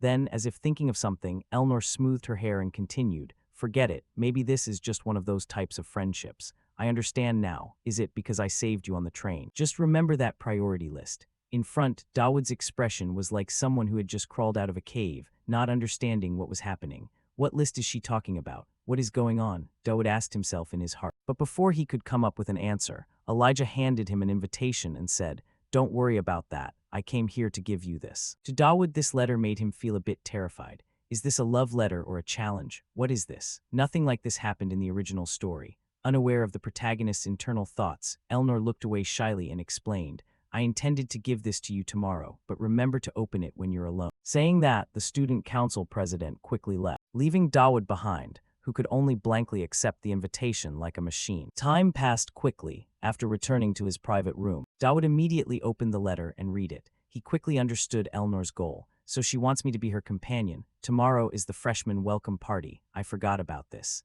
Becoming her companion isn't a big issue. I just need to spend time with her at the party. The only issue was the punishment. If he rejected her proposal, not only would her affection drop, but it could make others hostile toward him. Thinking of this, a knock on the door from outside caught Dawood's attention. He went out to open the door and saw that the visitor was Elijah. I thought it might be you, Dawood said quietly. Meanwhile, Elijah's eyes brightened with a hint of joy. She stroked her chin and laughed. You catch on pretty fast. Here, she said, handing an invitation to the protagonist. Another one of these. Dawood sighed, which made Elijah's eyes fill with curiosity. What do you mean, another? Has someone else given this to you? Ah, no, I mean, what is this? Dawood hurriedly corrected. Deep down, Dawood had already guessed what the invitation was about, and he nearly died on the spot. Don't tell me she also came here with a request. Returning to Elijah's perspective, she didn't explain much and just said with a playful face, what do you think? It's a surprise. I decided it during that simulation battle. I have to go now. It's all thanks to the rules the student council president set, but read it quick. Finishing, the female lead immediately ran off, leaving Dawood behind with a blank face. In the end, he could only hold his head in pain and return to his room to check the letter. Why are there so many strange people in this world? I wonder what this is. I think, could it be another companion request? If it's from Elijah, it could also be a challenge request, but she said it was a surprise, so I'm done for. This is a final boss companion request to the protagonist. Wasn't this supposed to not happen in the original story? Could they not give me an easier choice? If I choose Elnor, I'll be seen as an evil figure by the protagonist. If I choose Elijah, I'll make the final boss hostile and might die because of the priority list or something. What if I reject both? I don't know what to do anymore. This must be happening because both of them are still in the interested stage. This is a big problem. Should I accept both? The more he thought, the more Dawood felt that if he only chose one and left the other, it would feel like death himself was beckoning to him. Time passed quickly until the day of the freshman welcome party. The scene shifted to an incredibly luxurious and lavish ballroom.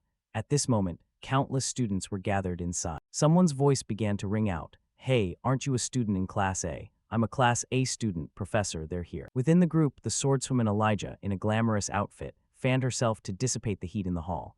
She sighed, phew, so many people. This really is a pigsty. But regardless, thank you for coming with me, Dawood, she said while turning to look at the protagonist. Dawood, with his hair parted to two sides, replied with a cold face, yeah. Scene shift to a certain fountain. At this moment, another Dawood with a different hairstyle was sitting here. To explain this, Dawood going with Elijah was just a clone the protagonist had just created. It was a clone costing 1,000 points that Dawood bought from the point shop. It allowed for the creation of a copy, and the beneficial effects of the original would also be applied to this clone. At the same time, the system sent the protagonist a notification. Event, double date. You have decided to go on a date with both. That's wonderful, but don't let it be discovered until the event ends. If you fail, there will be a punishment. Back to Dawood. Looking at his information on the system screen, he sighed, I had to use up all my points. Even though it's just at my place, maybe it will work. But even with many people, this plan could fail miserably. If someone sees me and the clone in the same place, I'll be discovered. I'll use the cool gentleman option to set the personality for the clone. Then, before Dawood could finish thinking, a fierce roar suddenly rang out not far away from a monster being held in an iron cage, which startled Dawood. That's just a monster from the outside. It seems they intend to experiment on it, and then it will escape. That will begin the main event, and all I need to do is survive. With Elnor and Elijah, it shouldn't be too bad, right? Next, for some reason, the system suddenly gave another notification. Pheromones, you are no longer just a boy. Purchased, applied. This notification made Dawood dumbfounded, not understanding what was happening. Then at the same time, Elnor appeared. You're here, what is that smell? Did you spray something on yourself? She frowned. Dawood replied awkwardly, no, the flowers here have a natural scent. Before Dawood could finish, Elnor's face suddenly flushed red. She shared, I know this scent is coming from you, but it's driving me crazy. Looking at Elnor's flushed face, who seemed like she was aroused, the biological siren in Dawood's heart wouldn't stop ringing. This warning made Dawood constantly wave his hands, as if wanting to brush that scent off his body. What the hell are you talking about? Pheromones? Please just stop, Dawood screamed in his mind. However, his words were met with sad information from the system. The pheromone effect has been applied to the target, Elnor. Target is trying her best not to be interested in you.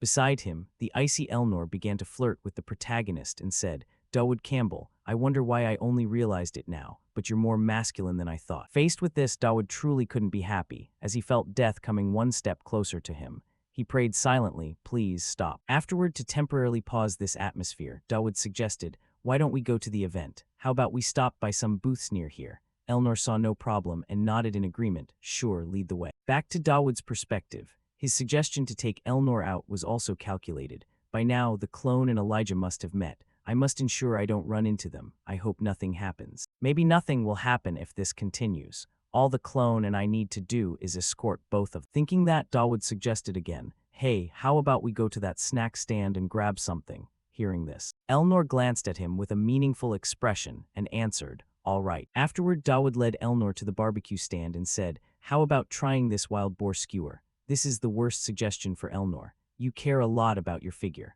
I have to reduce the impact of the pheromones. That's what Dawood intended. However, it was as if heaven wanted to cooperate with him and this villainess. Her eyes began to sparkle, and she said softly, how did you know I liked this? Is it just a coincidence? Hearing this, Dawood started screaming in his head, oh my god, if she sees I don't like wild boar, I have to maintain the relationship and keep my distance, and I have to ensure Elijah stays as far away as possible. Afterward, the two of them went to a booth selling decorative accessories. Looking at the glittering items in front of her, Elnor's steps stopped, and she said to Dawood, hey, it seems they sell accessories here. Do you need anything? Faced with this, Dawood immediately refused and asked back, no, let me buy something for you. That was what the protagonist said on the outside, but internally he was thinking, buy a gift for Elnor. No way, I have to reduce her affection. I have to give her the worst gift. Thinking that, he looked at a button and picked it up.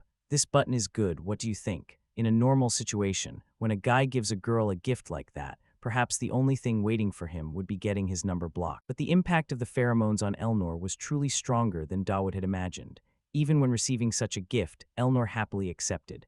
I really do need a button for my new uniform. She smiled, while Dawood on his side bit his lip. This is getting tough, he thought to himself. Next, the two of them temporarily stopped walking around and sat down to drink water in a certain area. Then Elnor asked, come to think of it, have you chosen your major yet? Answering the question, Dawood nodded and shared, I have. I intend to enter the theology department. The protagonist's choice made the villainess curious, and she advised, theology, won't you reconsider? With your talent, it would be a waste not to enter the night department. No, there's something I want to learn in the theology department.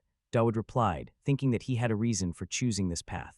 My life and the collapse of the Holy Knights are essential for me to survive. They are important to achieve the ending I want. It's the secret organization event, an event that will happen in the future. The boss of this chapter is particularly weak against Holy Knights. Across from him, Elnor felt even more curious and asked, something you want to learn? Dawood replied that to protect precious things, he needed to learn it there. Elnor asked what Dawood wanted to protect. Hearing this, Dawood turned on his acting mode. His face became contemplative, as if remembering something. Since I was small, I've wanted to protect that. Across from him, Elnor asked if it had anything to do with why he was getting so involved with her.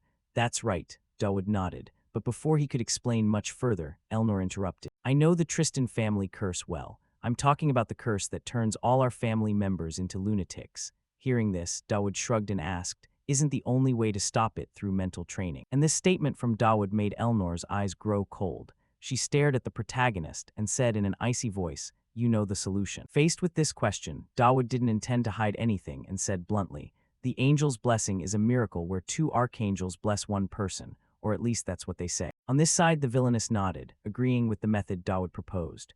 Yes, it's that difficult. So even though the Tristan family has achieved a lot, we are still afraid. So how can you be this close to me? Why are you always there when someone wants to assassinate me? What are you planning? Back to Dawood. At this moment, he was silent. It took a few seconds before he replied, the thing I want to protect is you. As soon as she heard this, Elnor's shoulders trembled.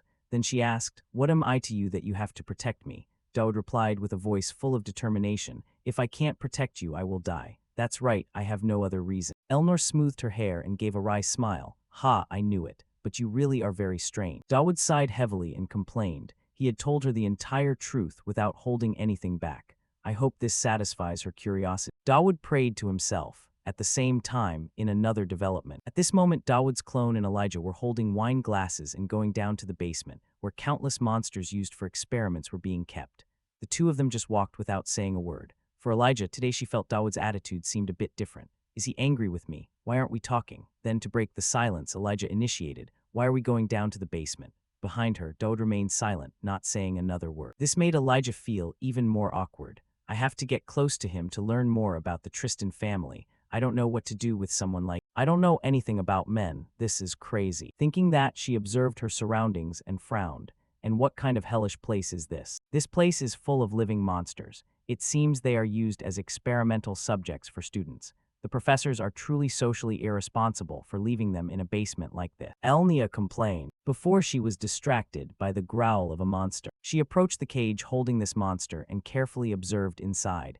There are even bigger monsters here. What? They aren't even tied up. Elijah's voice was filled with suspicion. At the same time, a device mounted on top of the cage suddenly flashed red. And immediately after, a massive explosion occurred.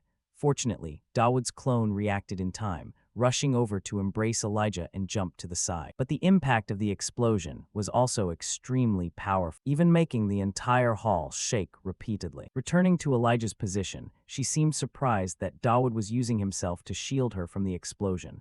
Why? Elijah asked instinctively. This is my job, Dawood replied coldly. No sooner had he said this than he fainted, falling to the side. Huh, what do you mean, Dawood? Elijah called out, but before she could call again, she felt killing intent directed at. It turned out that due to the previous explosion, several monsters kept for experiments had escaped, their glowing red eyes filled with cruelty as they stared at Elijah. However, Elijah wasn't the least bit afraid. She reached out and grabbed an iron bar lying on the ground and said, "Well, thanks for protecting me anyway. Now it's my turn to protect you." Back to Dawood's position, he immediately received a system alert.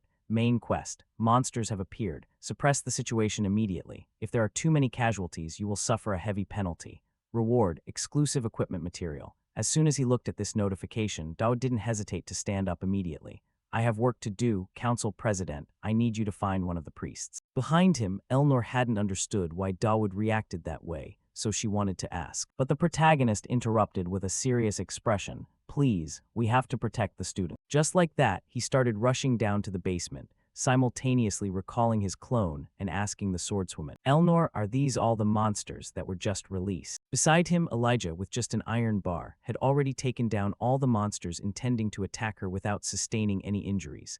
Seeing Dawood arrive, she sighed in relief. You're awake? Thank heaven, but I missed one big monster. It must be somewhere on the first floor. We can stop it quickly. I think I'll rest for a bit. Saying that, Elijah's body wavered, and she had to struggle to use the iron bar in her hand to keep herself from falling. It seemed that even though she had defeated the monsters, she was almost completely exhausted. Back to Dawood's perspective. As soon as he heard this, he guessed the escaped monster was likely the bear from before. Currently, the main scenario is the top priority. If I fail, I'll face a heavy penalty. I must stop that from happening. Scene shift to the main banquet hall, just as Dawood guessed. The escaped monster was a ferocious giant bear. It was trying to attack the freshmen, but a man in the group quickly used his magic to create a barrier, enclosing everyone inside. Hold on until the professors and knights arrive. Ensure the barrier isn't broken. No sooner had he said this than the giant bear let out an angry roar and slammed its massive hands onto the barrier, causing cracks to appear and spread in all directions. In another corner of the banquet hall, Elnor watched the monster anxiously and said, Currently, neither the dean nor Professor Conrad is here. Responding to her, the priest beside her shook his head. Then we cannot let the angel's blessing be lost. His words angered Elnor, who questioned, You call yourself a priest. There are still students here. To these words, the priest shrugged, not caring at all.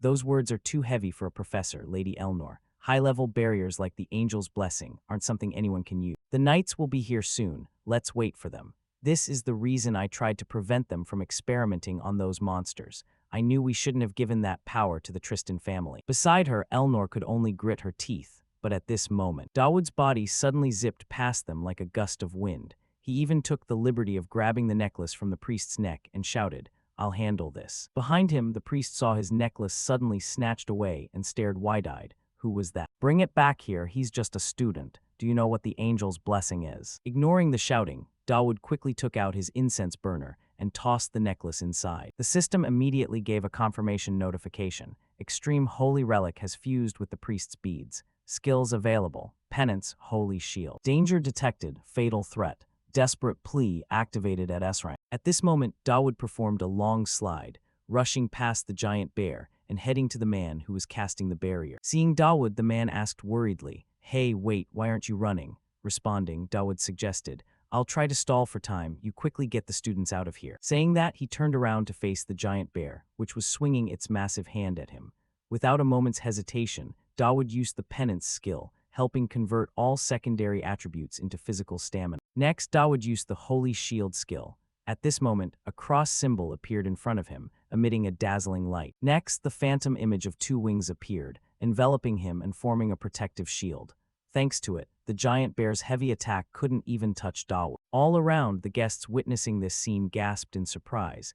Is that the angel's blessing? How could an ordinary student possibly use something like that? Elsewhere, the priest was tearing at his hair and cursing that fool, thinking, does he even know that even an ordained priest has to pray countless times before they can even dream of using it? Turning back to Elnor, she had originally intended to grab her sword and rush into the rescue, but upon seeing that skill manifest, her footsteps suddenly halted. After everything that had already happened, she couldn't even bring herself to feel surprised anymore. I've seen him hide his true strength countless times, Elnor thought, unaware of the priest's internal fury. He didn't care whose side he was on, but seeing Dawood defend against the attacks, he angrily ranted, "Why can't that stupid monster break through a simple barrier? That student is the only one maintaining." His words left Elnor feeling a bit irritated, and she turned back to warn him, "Are you truly a professor? You haven't bothered to help at all, so what exactly are you doing here?" Following Elnor's gaze, Elijah appeared after a brief period of rest. The moment she arrived, she delivered a chop to the back of the wretched priest's neck, knocking him out instantly. "My apologies, student council president, but he was clearly of no use to us whatsoever." Ignoring Elijah's recent actions, Elnor asked, "Why are you so late? I was unconscious in the basement, I just came up." As she said this, Elijah's body trembled incessantly, as if she hadn't fully recovered yet. Then she cast her gaze forward and said, "Forget about that. That Dawood, does he actually dare to use the angel's blessing right here on the spot? He's not even a priest. They say it takes at least 10 years of training to use it. How could this even be happening?" Elijah's voice was filled with disbelief. Meanwhile, Elnor stood beside her, listening to this, and began to recall what Dawood had said to her while they were having drinks. "Holy power can only be channeled after 10 years, you say." Elnor's expression was incredibly complex. With just a fleeting glance, Elijah seemed to guess what she was thinking and continued, "Even if it was a stored angel's blessing, there should still be a limit to how much he can control. You must feel very lucky, don't you? He's doing all of this for the Tristan family and for you. If not for that, there would be no reason for him to do all of this." As for Elnor, she wasn't stupid, so she naturally began to vaguely guess something. "I had this premonition from the start. He truly is a strange person." Deep within Elnor's dark, shadow-filled mental world, a flicker of light seemed to appear. Opposite them, Dawood was still gritting his teeth, maintaining his holy shield, while the giant bear treated him like a punching bag to vent its anger, its massive arms swinging like a machine, leaving Dawood drenched in sweat. However, the poor, stupid bear was only focused on the protagonist, unaware of who the most dangerous person in the room actually was. To the sheer astonishment of everyone present, Elnor drew her sword and lunged straight toward the monster as fast as a bolt of lightning, striking directly into it. The powerful attack forced the monster's massive body to crumple to the ground, with countless cracks appearing on the floor following the impact. However, that blow was only enough to cause the giant bear immense pain, not enough to finish it off. Then in a rage, it charged toward Elnor like a tank, its every step making the ground tremble with each beat. Facing the bear's charge, Elnor closed her eyes slightly, slowly bringing her sword back before thrusting it forward with wind-tearing speed. Her sword thrusts were like a machine gun barrage, hitting the monster head-on. Yet it was as if the giant bear had consumed some kind of stimulant, because even though its body was covered in countless bleeding holes, it still lunged forward in a frenzy. Seeing this, Elnor pivoted and activated a skill. Her blade instantly unleashed a crescent-shaped energy wave that slashed directly into the monster, sending its massive body flying backward, finally triggering a massive explosion. Beside her, Dawood witnessed this and was stunned. "Is that the true Tristan sword technique? It's in a completely different league compared to my knockoff version. Wait, something is wrong. In the original work, Elnor was never involved in events like this." Along with that, as if to confirm the situation, the system issued a notification. "Main quest, defeat the monster. 0 casualties. Achievement, truly astonishing. Time until the knights arrive, 30 seconds. Ignoring the notification, Dawood scanned Elnor, feeling concerned for her.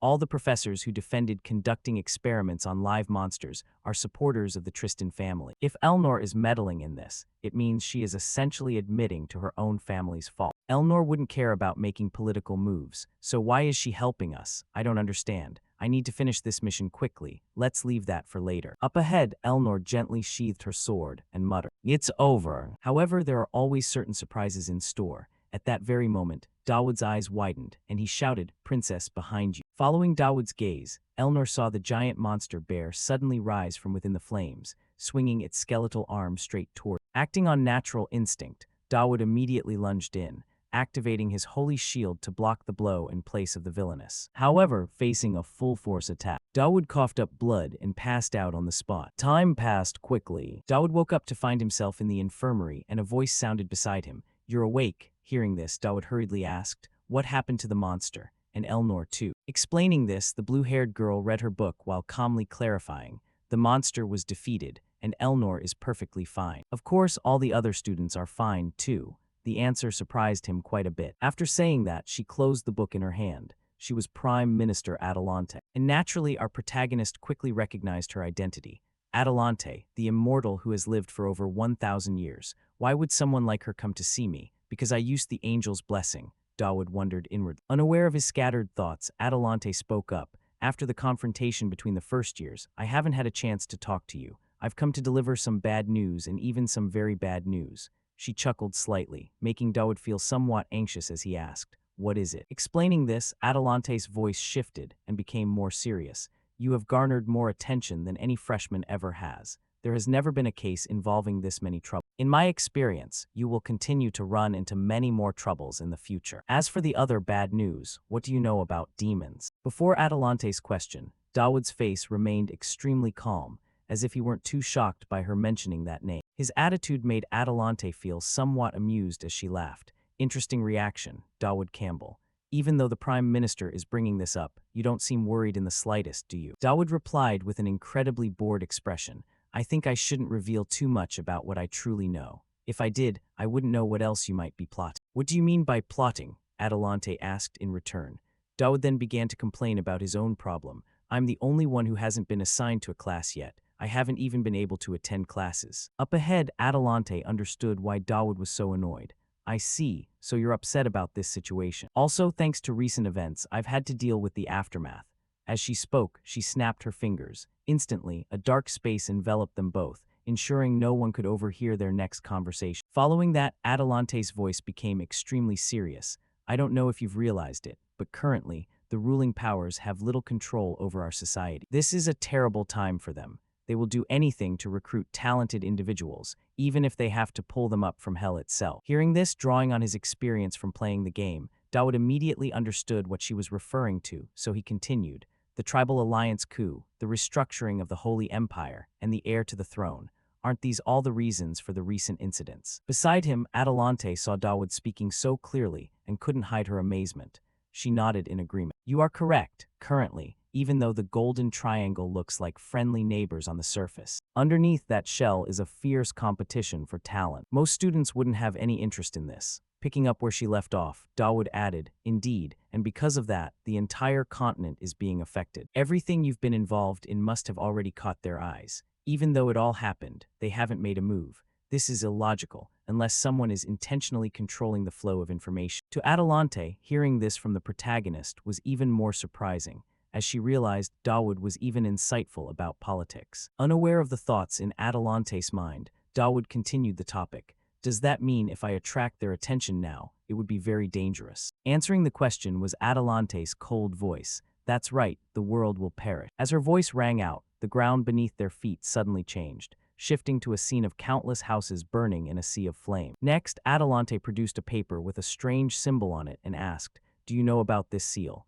This is the reason I asked you about demons." Opposite her, naturally, Dawood couldn't be unfamiliar with the mark. It's the seal of the Purifier. The Purifiers are an organization that worships demons, always acting in the shadows. An organization with the sole goal of summoning demon gods to destroy this world. Both the failed assassination attempt on Elnor and the escape of the monsters are suspected to be their doing. Both are plots aimed at the Tristan family. There is no guarantee that this won't happen for a third time, Adelante said slowly, while Dawood wondered and asked directly, "Why are you telling me these things?" To this, the female professor didn't explain much. Instead, she produced a black card with white markings on it and handed it to the protagonist. "Although I cannot say why, I want you to take this." Seeing this, Dawood reached out to take the card, because it was an item he recognized. It was the Interrealm Key, a treasure that broke all rules, capable of opening doors to other worlds. Returning to Atalante's perspective, seeing Dawood wasn't surprised or questioning the card, she said, "Looking at your face, I'm sure you know what this is, don't you? Keep it safe and show me how far you can go. If I'm satisfied with what you show, I'll give you a few more gifts. The conversation we just had must remain a secret." After saying that, Atalante snapped her fingers, dispelling the dark space. Dawood hurriedly assured her that he wouldn't breathe a word about this conversation. Following that, while pouring herself a cup of tea, Atalante seemed to remember something and asked, "By the way, how have things been lately between you, the warrior candidate, and the Tristan family lady?" Her words seemed to carry an implication, making Dawood's face twist. He couldn't understand why Atalante was asking him this, yet he replied, "We're doing just fine." Atalante laughed. "I hope you two can keep it that way." "Why is there any reason I must do that?" Dawood asked curiously. And answering his curiosity was an Atalante with a smiling face, eyes closed tight. "Yes, if you don't do it, the world will perish." "Again, why is the world so easily destroyed?" Dawood shouted. Meanwhile, Atalante beside him still burst into laughter at his appearance. "Ha ha, I'm not lying. In any case, the final goal of this plan can only be completed through the three of you," Atalante whispered inward. Time passed quickly. At this moment, Dawood looked at the black card in his hand and sighed heavily. "Phew, the apocalypse. I'll think about this later, but I never expected her to give me this. This is supposed to be an item players couldn't possibly possess. There's definitely something wrong with the main script." A sense of anxiety began to grip the protagonist's mind. But before he could think much, Professor Conrad's voice rang out from behind. "Oh, there you are. I've been looking for you, Dawood Campbell." Hearing that, Dawood turned his head and replied, "You were looking for me. What's the matter?" He said that whilst hurriedly hiding the black card behind his back. Meanwhile, Conrad seemed to know Dawood was worried about not being assigned to a class, so he came to resolve it. "Even though you haven't been assigned to any class, I can't let you drop out forever. This is your temporary assignment. Starting tomorrow, you will attend class with these people." He threw a paper at Dawood as he spoke, and after just one glance at it, Dawood's eyes widened, because he knew he would be attending the same class as the two people he least wanted to get involved. First was the class president, Elnor Arise La Tristan, along with the vice president, Elijah Chrysanax. Looking at these two names, Dawood's face immediately broke out in a cold sweat. "The apocalypse is coming," he shouted. Returning to Dawood, he could only sigh inwardly. "The two of them have been like this for a while. Thanks to them, now all the attention is focused on me, just because I'm standing between the warrior candidate and the Tristan family. Whatever, just focus on my own business." He said that while checking the system screen. At this point, the trust Elnor had for Dawood had gone from level 5 trust to level 1 affinity. Reward ready to claim. "Oh nice," Dawood exclaimed and hurriedly checked the reward. The system screen displayed the information. Basic Tristan sword technique, 58% effectiveness. A sword technique of the prestigious Tristan family. The user can use this effect effectively with any weapon. Basic deep breathing technique. A breathing technique that helps the body increase durability and stamina to the extreme. This skill supplements the effectiveness of Tristan's sword technique. Looking at this, Dawood stroked his chin in thought. Both these skills support each other based on physical enhancements. This is perhaps one of the most excellent combo skills. The only person who can combine both these skills effectively is Elnor. The reason she became the final boss is because of her extraordinary ability to use. Thinking of this, he glanced at the information screen related to Elijah. Elijah Chrysanax, Curiosity level 5 increased to Interest level 1, Reward ready to claim. You received the skill, Elnorank Demon's Law. Use your influence to resist the good individuals related to you. The following individuals will have to accept one request from you. Keep your allies close and your enemies even closer. The higher the influence level on good individuals, the greater the value of the reward. If you can make the good become minimal, you can receive a larger reward.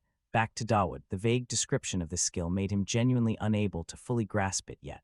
What does this mean? Can I receive rewards by making good people become bad? Dawood wondered inwardly. Time passed quickly, shifting the scene to a forest somewhere. At this moment, Dawood's class was gathered here. Seeing everyone was present, Professor Conrad said loudly, "Welcome, chickens. In this Survival 101 course, we will practice necessary survival skills. If you don't want to lose your lives in dungeons or ruins, you had better prick up your ears and listen clearly. What you have to do today is simple. Go into the forest and bring back here whatever you think will interest me. You have 10 minutes. Responding to this request, someone in the student group raised their hand. Professor, are there no grading criteria? Answering the question, Professor Conrad smiled and shook his head. No, it's whatever you fancy. The student council president and I will grade it. So good luck, you guys. Up ahead, naturally, the students couldn't easily accept such grading criteria. Immediately, some voices of opposition rang out. That's not fair, Professor. Hearing this, Conrad had no intention of changing his decision at all. He even turned and shouted to urge them. Life is mainly experience, you chickens. 5 minutes until we start. Just like that, there was no other choice. The students in the class started dividing into groups and discussing what they should find to hand in to that unpredictable teacher.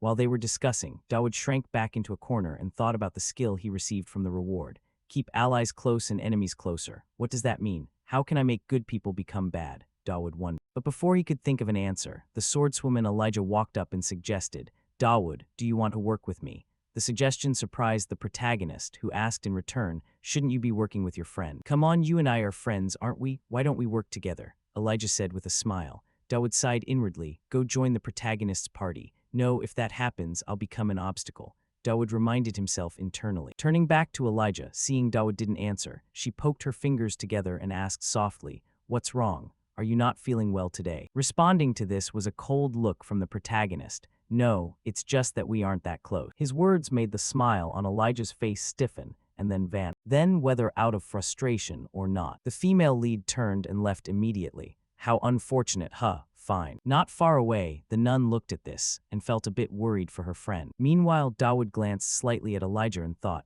that was a bit harsh. She looks annoyed. Just after thinking this, another long-haired guy came to bother Dawood. Dawood Campbell, what is the relationship between you and the warrior candidate? Hearing the call, Dawood looked up and quickly recalled information about the person standing before him. Talian Armman. He is the second best student in class after Elijah. Later, he also becomes a sub-boss in Chapter 1. What's the problem with him? Dawood asked inwardly and replied, we're just acquaintances. Up ahead, Talian's face began to get angrier and cold. There's a lot of nasty talk about the result of your battle. Why do you keep trying to get involved with her? At the same time, a notification screen appeared, reminding the protagonist of the Elnorank Demon's Law. A good person has been dragged into your reputation. Looking at this notification, Dawood seemed to have begun understanding how it worked. A flash of light appeared in his eyes, and he thought, a state has been updated. Seems like I met the condition by annoying him, huh? Since he'll be a sub-boss later, maybe I can make use of it. Simultaneously triggering the Demon's Law. Unaware of the plots in Dawood's mind, Talian continued gritting his teeth in interrogation. Tell me the truth, was the outcome of that battle rigged? You can't hide it from me. Responding to the words, Dawood stood up and whispered into his ear with a cryptic tone. That's right, it was rigged. Or perhaps you wanted it to be that way, witnessing your target be defeated by just a light swing. Have you realized the gap between us yet? Dawood said while offering a mocking smile, while Talian's eyes widened in rage. Then, as if wanting to teach Dawood a lesson, the blonde Talian suggested, then why don't we try betting? Let's bet on who gets the higher score in this exercise, how about that? To his offer, Dawood was exactly what he was hoping for, so he accepted immediately. Fine, perfect. Shifting back to Professor Conrad's position, with the student council president Elnor. At this moment, the professor also seemed to discover something and said, hey, student council president, didn't I tell you to help grade the students? Don't you think doing this is a bit arbitrary? Hearing that, the swordswoman Elnor shrugged. I've been serious from the start. Her nonchalant words made the professor look at her with a confused gaze. Really? Then explain why Dawood Campbell has a perfect score before he even submitted his paper. It's because he deserves it, Elnor said while looking to the side, as if wanting to avoid Conrad's gaze. Naturally, Conrad couldn't accept this reason. He shouted in interrogation, what did you just say? Up ahead, Elnor cast a glance at Conrad with an annoyed expression and asked back, seems like you aren't satisfied with how I grade. Conrad said, why didn't Elnor try putting herself in his shoes to think about it? Elnor responded immediately, if so, then why can't you observe him a little bit to verify yourself why he deserves a perfect score? I'll be right back. Saying that, the student council president turned as if to leave, but Professor Conrad wasn't about to let her go that easily. He immediately reached out, grabbed her shoulder and pulled her back. Hey, wait a minute. I know you're trying to get close to him, Elnor, Conrad said. Elnor replied with an incredibly bored expression. Of course not, I just don't want her alone with the warrior candidate. There's a possibility that something might happen between them. Please let me go and check. Her words were met with a firm voice from Conrad. Well, even if I don't give you permission to join, I can certainly kick you out. What do you think? At this, even the villainous Elnor was left speechless. Scene shift to the position of the priestess, Elijah's best friend. At this moment, she was watching Elijah in front of her with worried eyes. She seems so strange today. Following the priestess's gaze, Elijah was fighting the monsters with intense fervor, as if she were using them to vent all her frustration. Not far away, the big red-haired guy let out a breath and remarked, "All the strongest monsters are gathered here. Could there be something special nearby?" Responding, the blonde archer nodded and explained, "You guessed right. This is a rare mineral deposit area. If we can get a few gems, we might avoid getting low grades." Hearing this, the brown-haired boy with glasses directed, "All right, stop hunting monsters for now. Luca, help me move these minerals." In front, it seemed that the internal agitation within Elijah was growing, causing her to pour all her fury onto the monsters. With every punch, a wolf was sent flying high into the air. What was even more peculiar was that a dark purple light seemed to be gathering in the center of Elijah's chest. The only one who could feel it was the priestess behind her. This made her feel a bit uneasy. The color of darkness, dense emotions, I can see it all. Even though she's not showing it on the outside, she's definitely very angry. Thinking this, the priestess couldn't let this state continue, so she asked, "Hey Elijah, how have you been lately?" Responding to her words, Elijah softened her scowl and turned to answer, "Lately, nothing special, really." Hearing this, the priestess couldn't hide her worry and added, "Even so, if there's anything bothering you, I can help." Rejecting her kindness, Elijah brushed it off. "What are you talking about? Nothing at all." Behind her, the priestess felt this case was a bit difficult to handle. Even if she says so, I'm worried that her emotions might override her reason. She thought to herself and continued, "I know there's something bothering you." Across from her, Elijah began to sit down at the base of a tree and sighed in admission, "Phew, is it that obvious? I can never lie to you, Trisha." Afterward, the priestess Trisha quickly caught on. "Dawood Campbell. He keeps keeping his distance from you, and all you want is to be friends with Dawood, right?" Beside her, Elijah replied with a touch of frustration, "Even though we've been through a lot lately, I don't think it's necessary to draw a line between us like that." Faced with this situation, Trisha asked with a hint of doubt, "Could it be that that isn't Dawood's true intention?" Hearing this, Elijah glanced at her. "Not his true intention. What do you mean?" Explaining her thought, Trisha shared, "He's just a boy from a small baronial family, while you are a warrior candidate. If people see you going around with him, there will definitely be a lot of gossip." Hearing this, Elijah's small face changed, and she asked in a panic, "Is this how he's trying to help me?" Although Trisha wasn't sure if she was right, she agreed for the moment to reassure Elijah. Yes, perhaps he's worried that he might cause unnecessary misunderstanding. Even if he keeps his distance now, once his reputation is solidified, he will definitely still consider you an important friend. Does he really think like that? Elijah stroked her chin, wondering to herself, and spoke about Dawood. At this moment, he was running for his life to escape Talian's attack. While next to him, countless necessary system notifications appeared.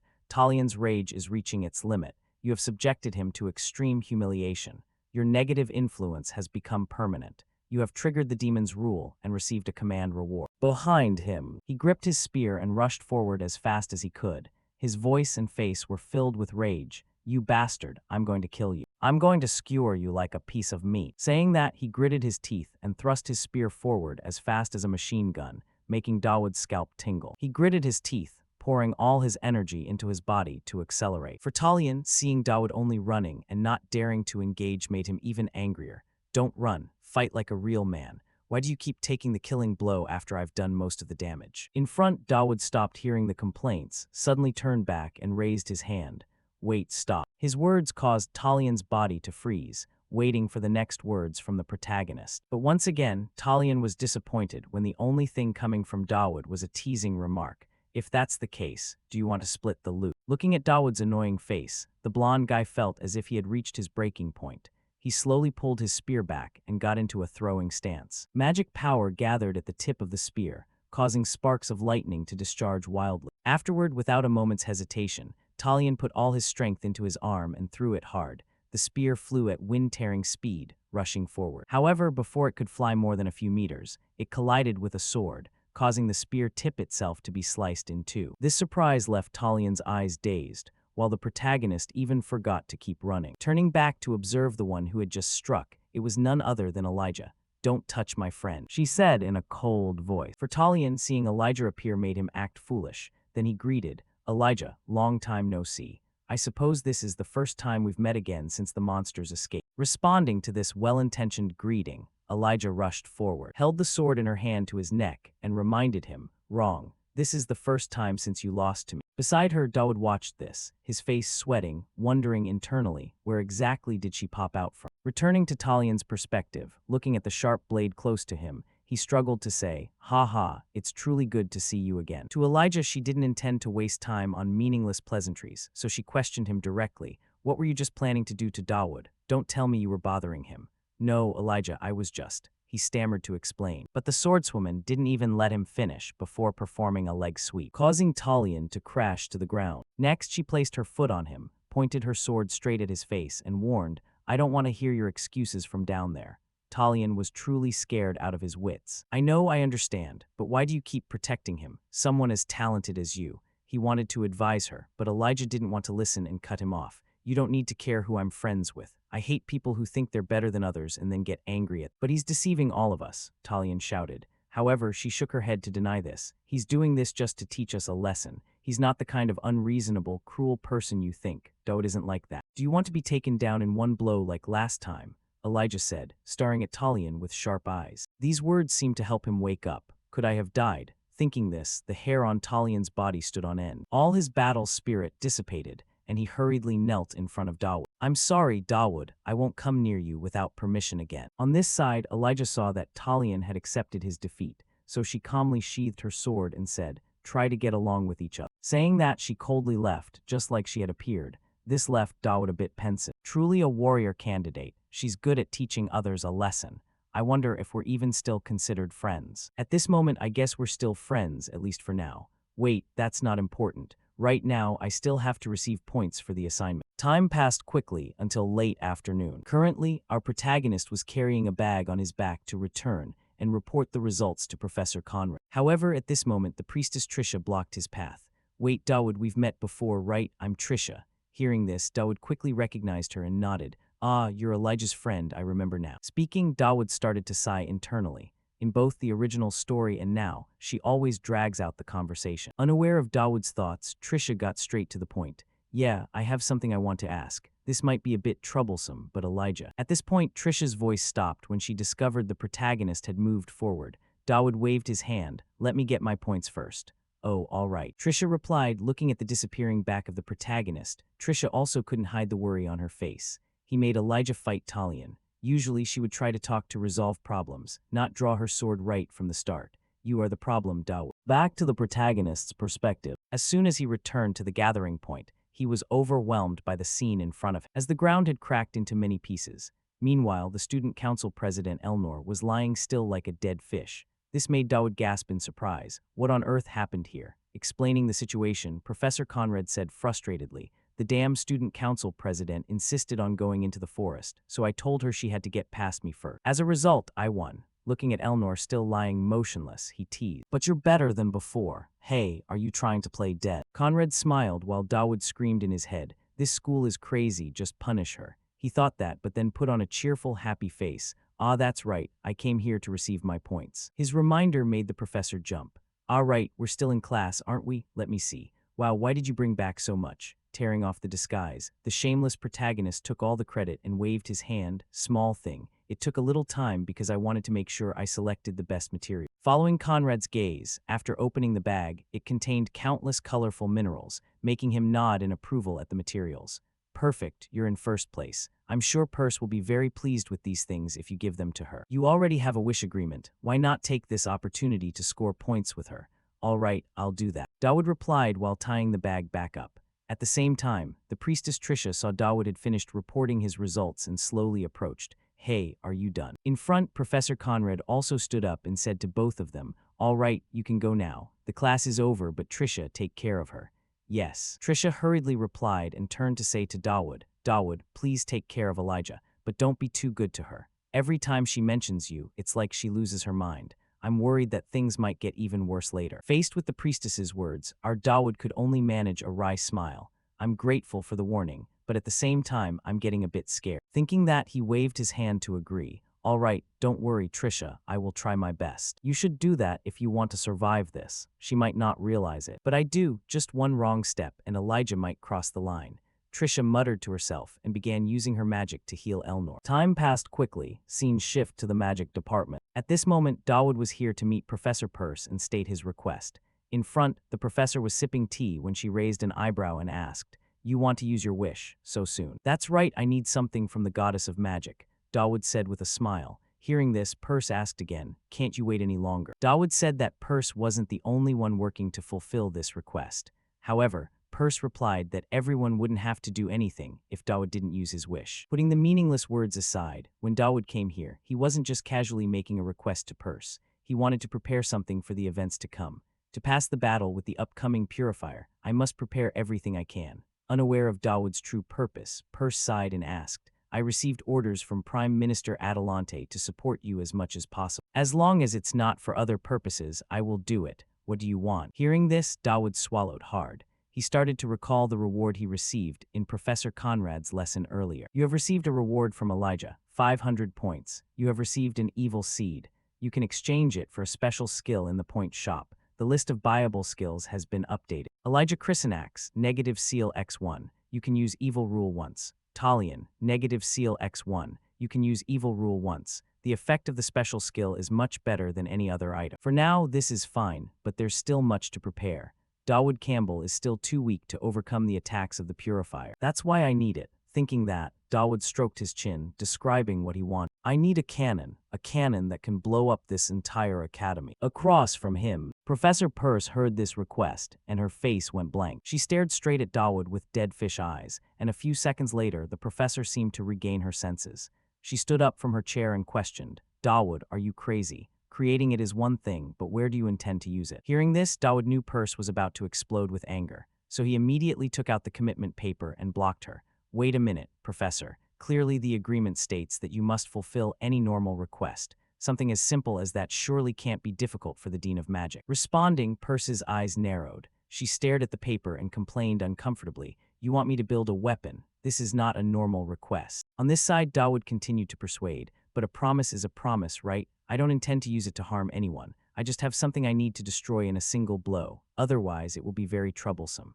"That's precisely why I'm even more worried, you idiot," Perse shouted. But then, as if remembering Adelante's instructions, the professor sighed. "All right, I'm sure you have your own reason. And since you also helped deal with the monsters recently, I will build the cannon for you, Dawood Campbell." "Yes, thank you, Professor Perse," Dawood replied. On this side, not knowing what she was thinking, the professor muttered to herself, "Unbelievable. Not only do you have 4 people in your harem, but you also make people believe you're going to save the world." "Harem?" Dawood asked curiously. While Perse also realized she had blurted something out, she immediately became flustered and turned to reproach Dawood.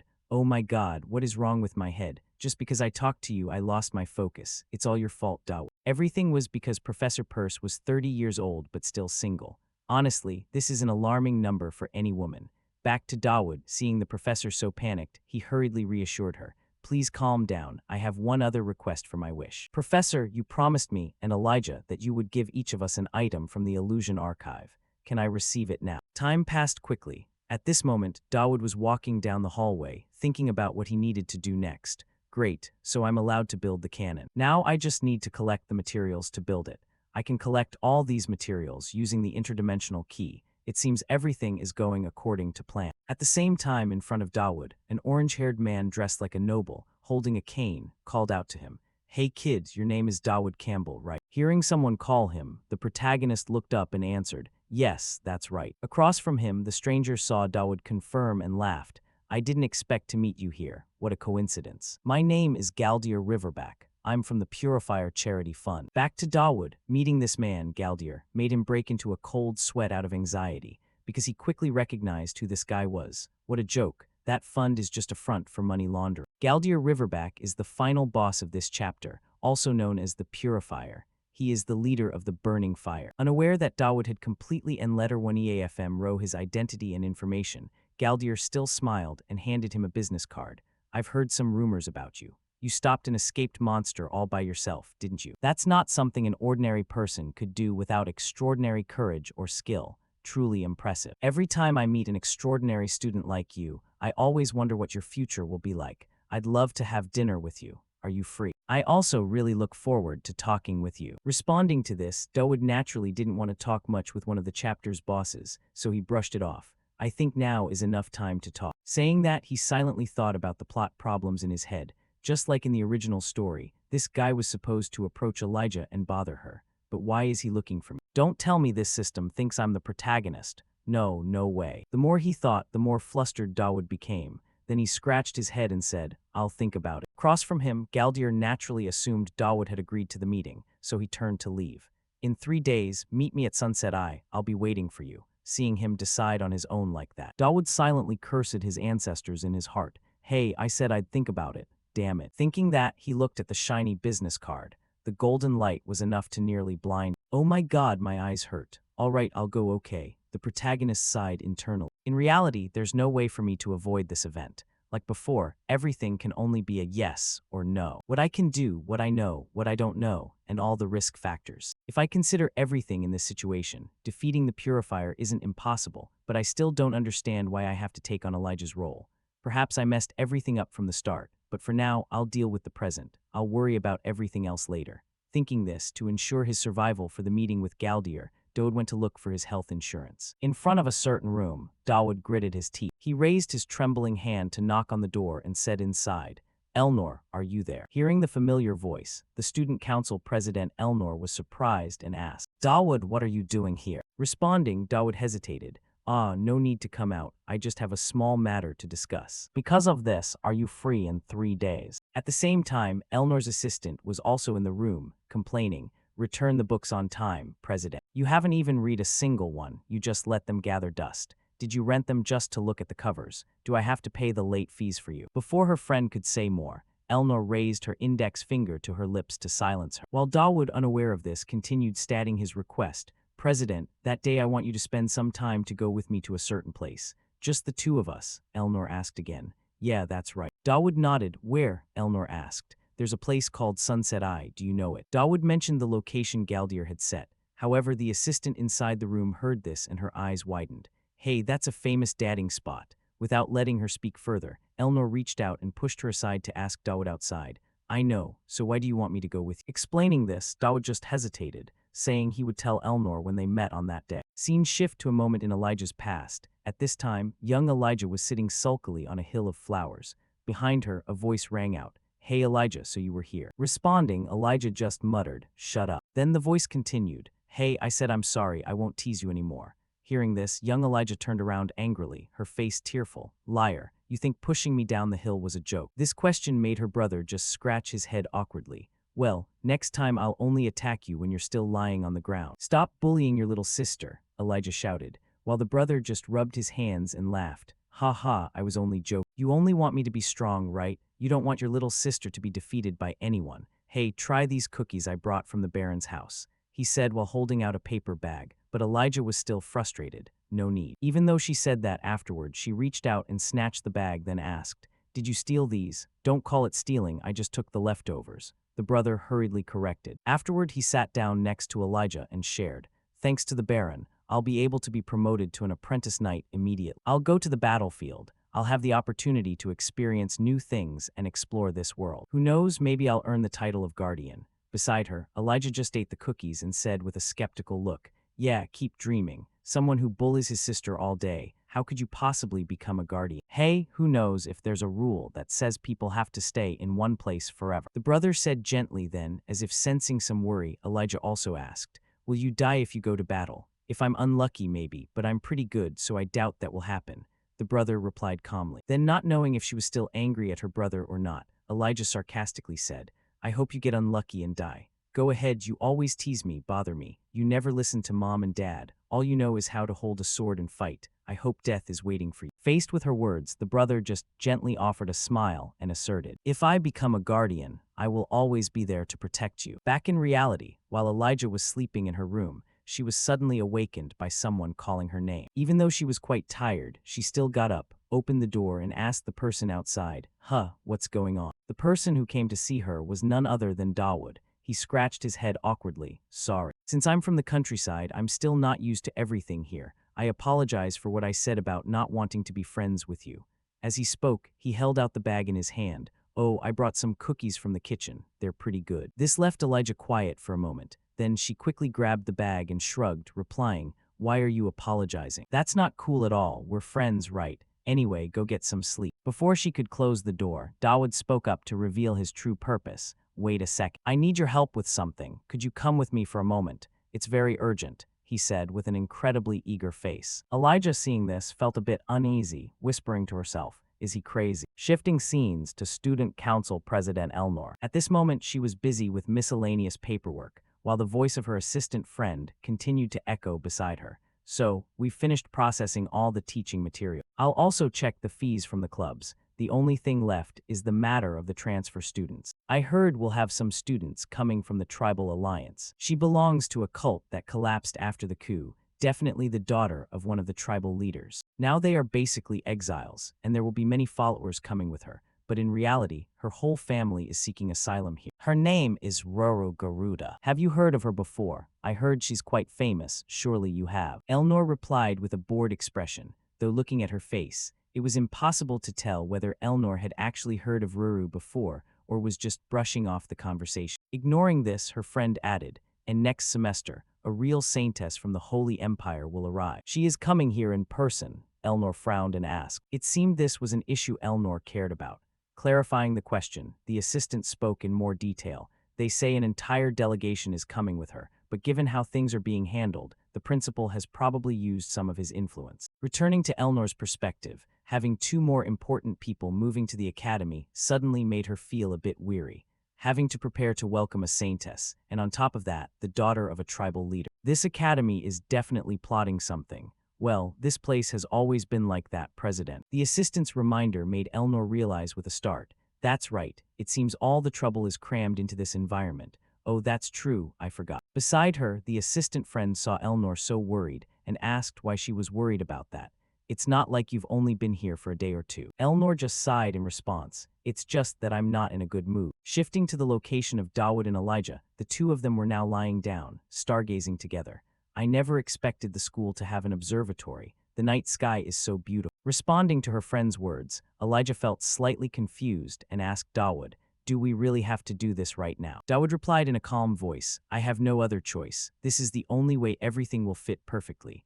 Okay, wait a moment. He checked the controller in his hand, and currently both of them were lying in the claw of something that looked like a catapult. And it truly was a catapult. With this catapult I got from the Vision warehouse, I can get to that place. Even though this is an area restricted to high-level players, I have the secret card the principal gave me. Thinking this, he pressed the button on the remote. And instantly, this catapult launched both Dawood and Elijah high up into the air. What on earth? Elijah was terrified to the point of breaking, as she hadn't been informed beforehand.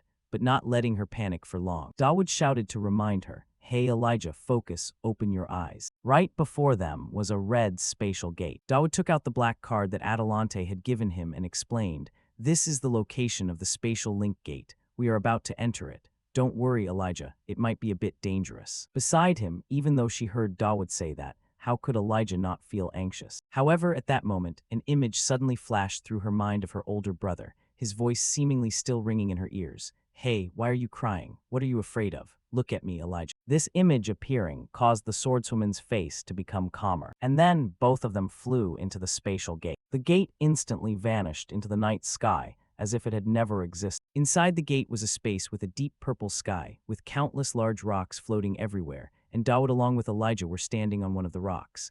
Dawood reminded her, hey, we don't have much time. This is the interrealm space, try not to touch anything. They can be very dangerous. Next, Dawood jumped off his rock, making his friend Elijah exclaim in surprise. Hey Dawood, what are you doing? Explaining the action, Dawood said while gliding, don't worry, the gravity here isn't stable anyway. Anyway, we need to go a bit higher. Below, Elijah couldn't help but be curious as to why Dawood would risk coming to this unstable place, and asked, what are you looking for? Responding, our protagonist didn't explain much. He only offered a cryptic smile and said, you'll know, just jump, the rock is being pushed back. Are you crazy? Falling down means certain death, Elijah shouted. However, Dawood continued to encourage her. We won't die, just jump. Hearing that, Elijah gritted her teeth, trusting the protagonist, and jumped according to his words, and the result was that she fell straight down. This made Elijah's face look stunned and panicked, because it seemed completely different from what Dawood had said. Am I falling? While frightened, an image suddenly returned to Elijah's mind. At this moment, the surrounding scene was a sea of flames. Young Elijah was trembling, holding a sickle in her hand along with her blood-stained pajamas. In front, her older brother also shouted, Elnor, it's very dangerous here. We must run to the back door and get to the barn immediately. Behind, Elijah tremblingly replied, "Are we going to leave mother and father behind?" Her brother replied with a determined face, "We have to go now. I will take care of mother and father. If you see any descendants of the apocalypse, just hide." But before her brother could give further instructions, young Elijah reached out, gripping his cloak tightly and crying, "And what about you? Mother and father are gone already. I'm not stupid. Mother and father are gone. Only the two of us are left. If you die too, what am I supposed to do? That is why we have to run away together." Hearing these words from his younger sister, her brother couldn't suppress his emotions, and a tear rolled down. But very quickly he turned his face forward, hiding the weakness on his face, and gently instructed, "You fool, if I go with you, we will be in even more danger. Besides, before being your brother, I am also a guardian. Don't think about anything, don't worry about anything, just run as far as you can. Don't worry if you reach a safe place, we will meet again on the hill where I used to practice. Answer me, Elijah." Her brother's voice almost screamed, making Elijah a bit afraid. She instinctively let go of his cloak and replied in confusion, "Yes." Hearing that, her brother nodded with satisfaction. "Good, calm down, everything will be fine. Now run, little sister, I will be right behind you." Returning to the present, while Elijah was still falling, Dawood agilely reached out his hand, gripping Elijah's hand tightly to prevent her from falling. Seeing this, Elijah's eyes widened and she questioned, "Hey, where is the gravity you talked about? You should have been clearer, I almost died." Above, Dawood remained calm, speaking as if nothing had happened. "Calm down, Elijah, you'll get used to it. Look up, we found our targets." Next, Dawood pulled Elijah up onto the rock, and not far from them, there was a seven-colored smoke floating in midair. Seeing it, Dawood excitedly took out his bag. "All right, let's grab this." Just like that, the seven-colored smoke was sucked into the brown bag, and Dawood quickly tied the mouth of the bag shut. Watching Dawood's action, Elijah truly didn't understand anything and asked, "What is this? What am I supposed to do with it?" Dawood explained that they would have to run away later, and both would use it at that moment. This explanation left Elijah completely bewildered. She asked again to be sure, run away?" To this question, Dawood just offered a very excited smile and asked, "Do you see it?" Elijah scanned her surroundings, looked for a while, and said confusedly, It's just the sky." The words had barely finished, when in front of them, it suddenly became pitch black. Then two giant, sharp teeth suddenly appeared in front of them both, causing Elijah to freeze in fear. Even Dawood had to break out in a cold sweat before this thing. He said with difficulty, "This is a creature of the interrealm space. It seems it's time for us to leave." From afar, one could see the creature attacking Dawood and Elijah, shaped like a giant whale, but its eyes were as red as blood along with incredibly sharp teeth. Dawood clearly felt that just by being a little bit late, he and Elijah would certainly become the monster's dinner. He hurried to say, "We need to ensure everything it sprays out is collected." Like this?" Elijah asked while widening the mouth of the bag, trying to suck up the strange smoke overflowing from the giant fish. However, the weight of the strange things being sucked in made her face contort. "This is so uncomfortable," she screamed. Immediately, Dawood gripped her hand tightly and lunged forward. Behind them, the giant fish opened its massive mouth, as if wanting to swallow them both in one gulp. But just as the sharp teeth were about to close, Dawood and Elijah passed through the spatial gate, escaping the purple sky and landing safely on the ground. The feeling of playing with death right behind his back made Dawood break into a sweat. Just as I calculated, it worked perfectly with the card's duration. Thinking this, he turned and asked, "Hey Elijah, are you okay? Are you hurt anyway?" Elijah didn't answer immediately. Instead, she angrily pulled her hand away from Dawood's, her eyes blazing with anger. "Don't tell me this was all planned by you from the beginning, including the escape." "Of course everything went exactly as planned."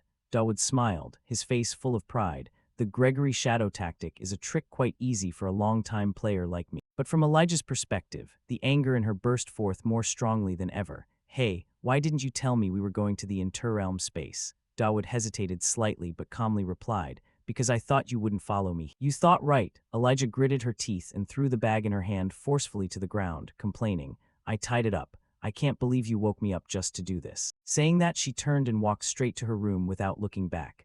Dawood looked after Elijah, feeling a bit guilty. Finally, he spoke up, "Thank you, and I'm sorry for not telling you beforehand." But just as he finished his sentence, the system sent him a news alert that Elijah's favorability level had increased rapidly. It was now interest level 4. Dawood's face went blank. "Wait a minute, I thought after this incident her favorability would go down, but on the contrary, it increased strongly. What on earth is going on?" While Dawood was sinking into a confused stream of thought up ahead, Elijah was also lost in memory. The moment Dawood gripped her hand, confidently pulling her away from the monster's jaws. Her heart beat faster instinctively. Time passed quickly, shifting scenes to the position of the principal, Adelante. At this moment, it seemed she had just finished exercising, her whole body soaked in sweat, and while tying her hair, she asked someone in front, Is this the item I am thinking of?" Hearing these words, the person opposite replied, "I don't know what you are thinking, but this is indeed that spiritual entity." Atalante immediately realized something and asked again, "Does that mean he is using that in the different dimension? Is that right?" Hearing this, Dawood held the card, raised it, and admitted, "That's right, but didn't you give me this so I would do that?" Principal Adelante replied with a slightly complaining tone, "But I didn't think you would do it this quickly. And why does your hair look like that?" Before her eyes at this moment, Dawood had an incredibly disheveled appearance with frizzy hair. Tears still lingered in the corners of his eyes as he shared miserably, I was just struck on the head by lightning from department head purse. I was on my way to deliver the spiritual entity obtained from the different dimension, but before he could finish his sentence, Adelante understood everything. Then I understand. Purse must have panicked quite a bit.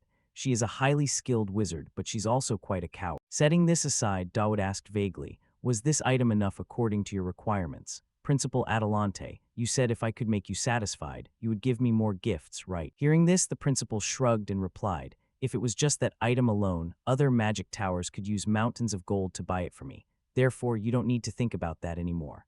Returning to the main issue, Dawood knew these words couldn't fool Adelante, so he said directly, "It's not exactly because of that gift. Truly, I have something I want to ask for help. Anyway, spiritual entities are the consciousnesses of great figures left behind in this world.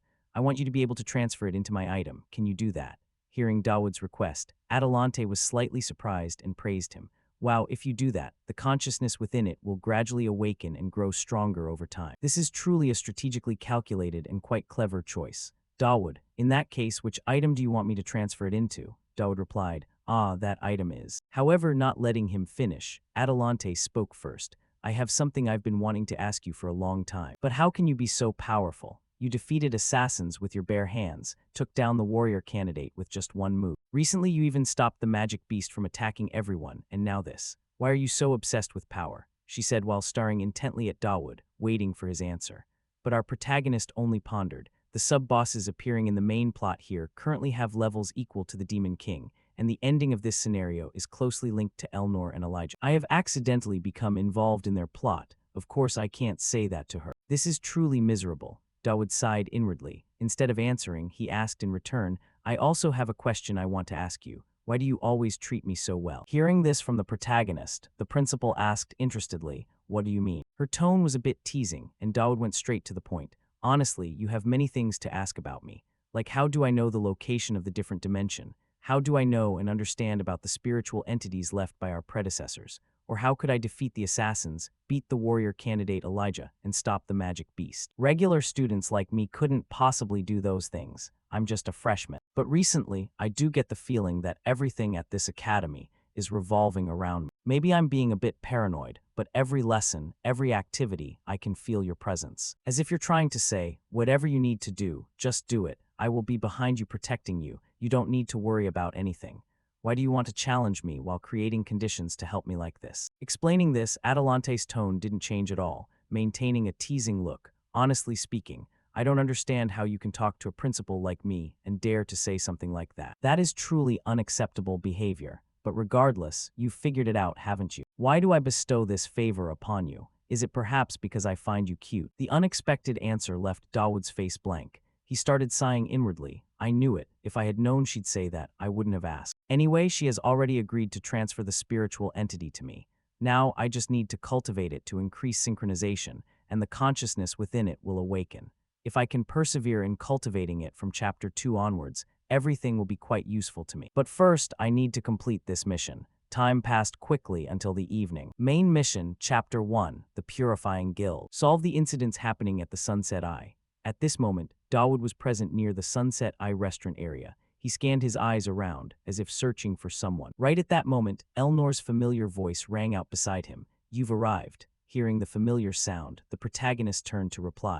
President, have you been waiting long?" "Not long at all, just about 6 hours," Elnor said while nonchalantly touching up her lipstick.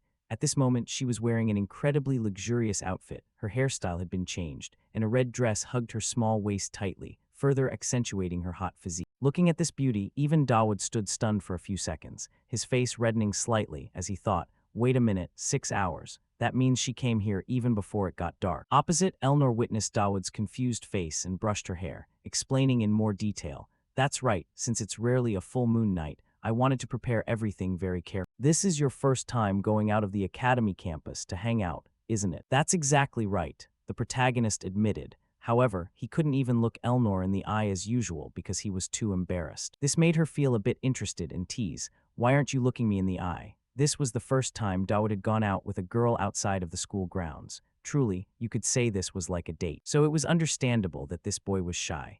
Returning to Elnor, at this moment she reached out, gripped Dawood's hand, and quickly pulled him along. Let's go, there are many places we need to visit, and the queue is also long. Just like that, not long after, the two of them pulled each other to the Sunset Eye restaurant. However, in front, a crowd was waiting. Oh my god, don't shove. Who knows who's so crowded? Someone shouted. While Dawood saw this scene and had already guessed it, just as I thought, there are too many people here. Will we be able to get in? Dawood wondered. At the same time, his friend Talion in his staff uniform was checking his notebook and yelled, Number 27, I'm calling for the last time. If you aren't here, I'm canceling your ticket.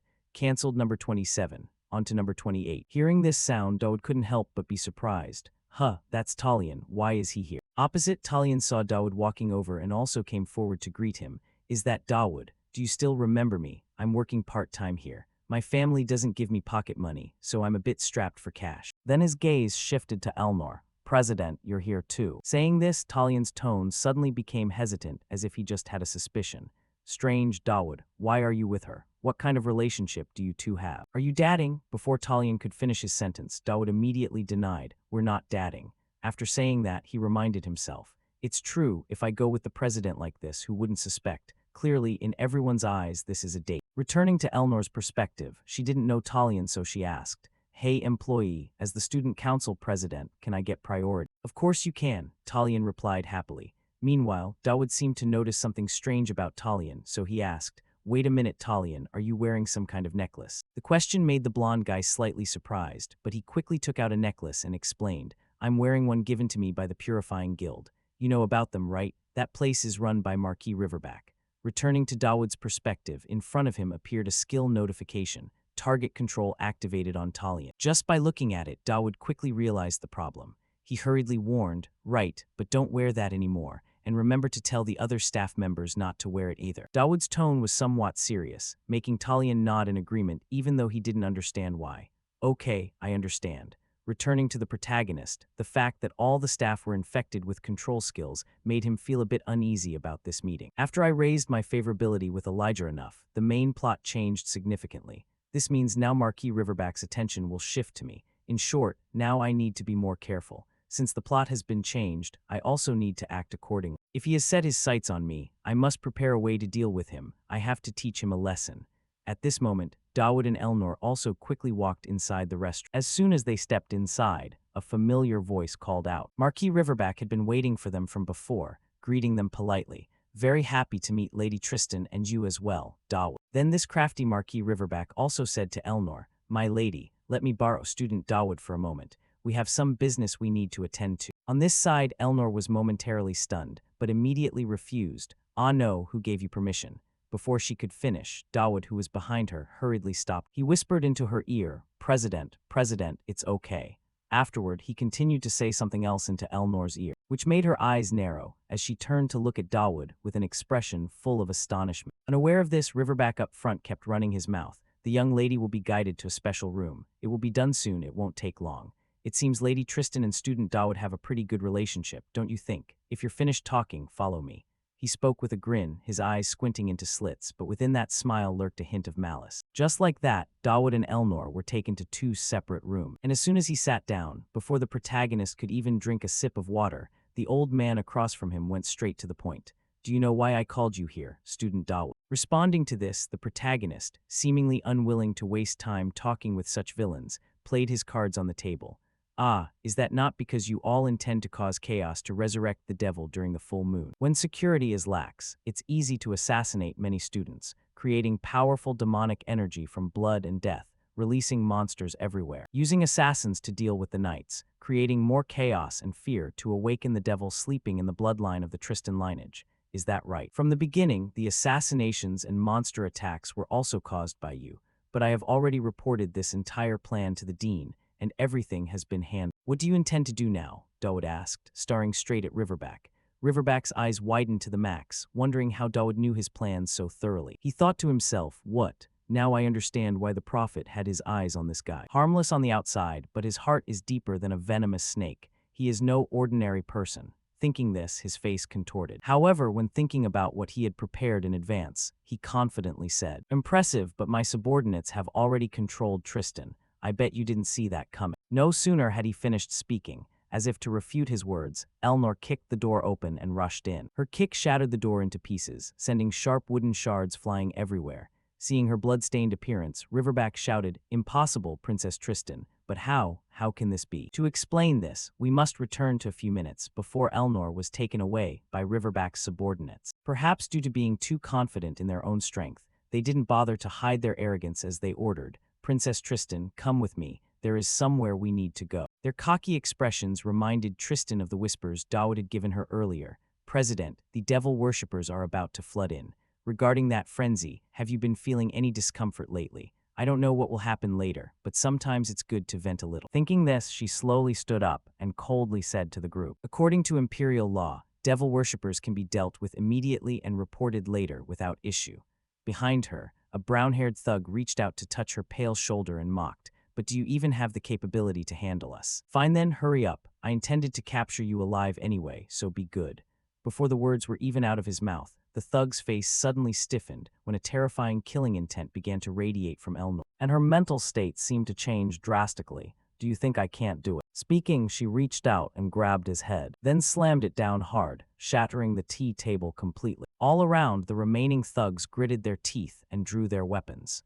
"Damn it. Don't kill her, she's the most important target in the plan. Injured is fine, but don't kill her." They shouted and began to overwhelm her with their numbers. But these weaklings weren't even enough for Elnor to warm up. With the terrifying strength of the Tristan bloodline, she began kicking them away one by one. Her sharp sword glided gently past their throats, leaving the thugs to scream in despair. And the more she fought, the redder Tristan's eyes became, making the thugs' hair stand on end. Finally, they realized that the person before them wasn't some minion they could handle.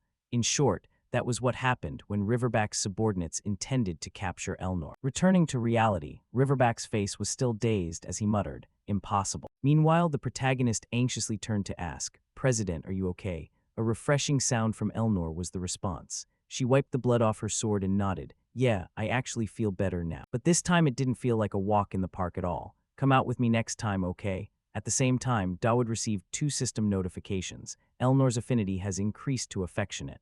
The frenzy has subsided thanks to you. Personal quest appeared. Gideon La Tristan has taken notice of. Hearing the notification, instead of being happy, Dawood's heart skipped a beat. He wondered, what is this? Why would Elnor's father take notice of me? Anyway, the quest is complete, is what Dawood thought. However, things never go as smoothly as expected. Right then, old man Riverback realized he had failed. To save the situation, he took out something that looked like a piece of flesh and growled, "I never thought I'd have to use this." His words caught Dawood's attention, and he immediately recognized the item Riverback was holding. Essence of a demon. Why did that suddenly appear? Thinking that, Dawood reacted quickly and shouted, "President, don't let him eat that." Unfortunately, Dawood's words were a bit too late, as Riverback had already thrown the piece of flesh into his mouth, whispering, "Receive the grace of the gods." Afterward, from the outside view of the Sunset Eye restaurant, suddenly a jet-black energy source erupted, causing the restaurant to explode into debris. Returning to Dawood's position, he had just dragged his battered body out of the building's wreck. And just then, Riverback's voice rang out, but his tone had changed. "Great, I didn't intend to use this until the prophet had finished with you. Dawood Campbell, can you deal with this?" he shouted. At this moment, his body had completely transformed into a ferocious demon. On his chest, the piece of flesh he had swallowed earlier was glowing incessantly. With his gaming experience, how could Dawood not recognize this state? A human absorbing demon essence can utilize a portion of demonic power. A demon from the very first chapter. This world is truly insane, Dawood lamented to himself. Meanwhile, the system didn't stop giving him notifications. Defeat the purifier. Failure occurs if casualties are too high. Up above, as Riverback felt the power surging within him, he shrieked like a howling dog. From now on, it is the time of purification. Returning to Dawood's perspective, rapid footsteps suddenly echoed from afar, drawing his attention. Seeing the source of these footsteps, his face became even more twisted. Damn it, the problem isn't just that guy, it's those monsters too. Maneater, the demon followers Elnor had dealt with, have been resurrected. At this moment, according to Dawood's sight, the bodies of Riverback's thugs had also transformed, as if they had become half human, half demon. Their eyes glowed red with bloodlust as they charged toward the protagonist. But right then a scream rang out, piercing strike technique. Following the sound, a blue light shot straight at the Maneater monsters, shattering their bodies into many pieces. It seemed the one who had just struck was none other than Talion. Looking at the devastated scene, Talion could only give a foolish laugh and ask, "What the hell is going on? What are these monsters? And where is Marquis Riverback?" "Oh, you saw my technique. I'd love to hear your feedback," Dawood replied bluntly. "All of them are your teammates turned into that. If you wore that necklace, you would have become like that too." Hearing this, Talion began to tremble uncontrollably. Then he looked at the protagonist and asked, "Is this a situation set up by the Marquis himself?" Dawood nodded. "That's right. If you don't want to witness a real hell from now on, listen to me." Dawood's tone was filled with seriousness, which changed Talion's expression. He hurriedly nodded and asked further, "I understand. But what about Dawood? What do you intend to do?" Dawood replied, "I have to go deal with something else. I have to protect the civilians and stop the Marquis. Anyway, run, Talion." For Talion, he realized that if he stayed, he couldn't help Dawood and Elnor at all. So the young man took off running immediately. And after he had left, the student council president Elnor looked at Dawood and asked, "Do you know where the Marquis went?" In front, Dawood stroked his chin, pondered for a few seconds, and answered, "Yeah, I have a theory. The goal of the demon followers is always the same. They sow despair and chaos everywhere, and bring pandemonium, the land of demons, to this world. There is only one place he would aim for." Time passed quickly, scene shift to the position of Marquis Riverback. At this moment, he had flown right in front of a golden energy barrier. In the distance was the sealed land where the battle between angels and demons had once taken place. Looking at the massive barrier in front of him, Riverback wasn't even confident that he could destroy it completely. "Even if I can't break the entire protective barrier, at least I can cause some damage." Saying that, he began to gather magic power in his palm, forming a black energy sphere that emitted a suffocating aura. But before he could launch the attack, Dawood's cold voice rang out from behind. "All right, stay right there." The familiar voice suddenly appeared, making Riverback unable to hide his astonishment. He turned back to look at Dawood and said, "Dawood, how did you know I would come here?" Dawood replied with a mocking smile, "It's too obvious. Your actions are too easy to predict. You received demonic power, so naturally, you would come to the place where the devil was sealed." The image at this moment was Dawood being carried on the back of Elnor, rushing to this location for speed. Although it was a bit embarrassing, Dawood didn't care much about it. Up above, Riverback wasn't panicked by the appearance of the two of them. In fact, he felt a bit delighted. "Thanks to you being here, I don't have to waste effort looking. After I kill you, I'll capture Princess Tristan." Returning to Dawood's perspective, he looked at the president and cautioned, "Whatever happens, we must survive, understand?" Elnor answered with a nod, "Yeah." Internally, she thought, the level of trust he puts in me is truly hard to get used to. But I must also be worthy of that trust. That is the pride of the Tristan family. Thinking this, she tightened her grip on her two swords. Next, she pushed her legs off the ground with immense force, sending her small body soaring into the air like a cannonball. Seeing this, the demon Riverback was startled, but he quickly raised both hands to his chest to block the attack. Meanwhile, down below, Dawood took the opportunity to act. While running, he shouted, "President, over here." Seeing this, Riverback up high, though unclear about Dawood's plan, couldn't let him act. He shouted, "Don't you dare touch it." Finishing, he unleashed a barrage of black lightning, striking straight down. It was just a pity for him that Dawood, with his incredible dodging skills, managed to evade all of them, leaving Riverback's eyes wide open. How is that possible? He wondered, still surprised, not understanding why Dawood could dodge all of his attacks. When President Elnor's blade reached his person. Seeing this, Riverback hurriedly waved his hand to retaliate. The powerful attacks from both of them collided, creating a shockwave that blew them both away. Up above, streams of black lightning were still raining down. As for Dawood himself, he could only run as fast as he could. Afterward, Riverback felt increasingly uneasy and hurriedly chased Dawood from behind. "Fucking pests, fight, don't just run away like that," Riverback shouted. And right behind Riverback, President Elnor stuck to him relentlessly. This began to make the Marquis feel a bit irritated. "How annoying, Princess." Following this, Riverback's entire body shriveled slightly, and released an extremely powerful source of energy, blowing both Dawood and Elnor away like trash. However, the attack hadn't ended yet. While Dawood hadn't yet managed to stabilize his posture, Riverback used a skill called Shadow Claw, firing a black arrow carrying destructive power, aiming straight at the protagonist's position. He shouted, "I will definitely end you." Just like that, our protagonist took a lightning strike to the body, causing him to be in so much pain that he spat out water. Finally, his body was blown away like garbage toward the back. Up above, Marquis Riverback saw Dawood's eyes roll back and laughed, as if he had won the lottery. "There are more people here than I thought. It seems you're all out of tricks now." Hearing this, Elnor stood in front of Dawood to protect him. "Get up, Dawood. I'll stall for time. You go first." Looking at her determined face, even Riverback was somewhat touched. "You two are truly stubborn, Princess Tristan.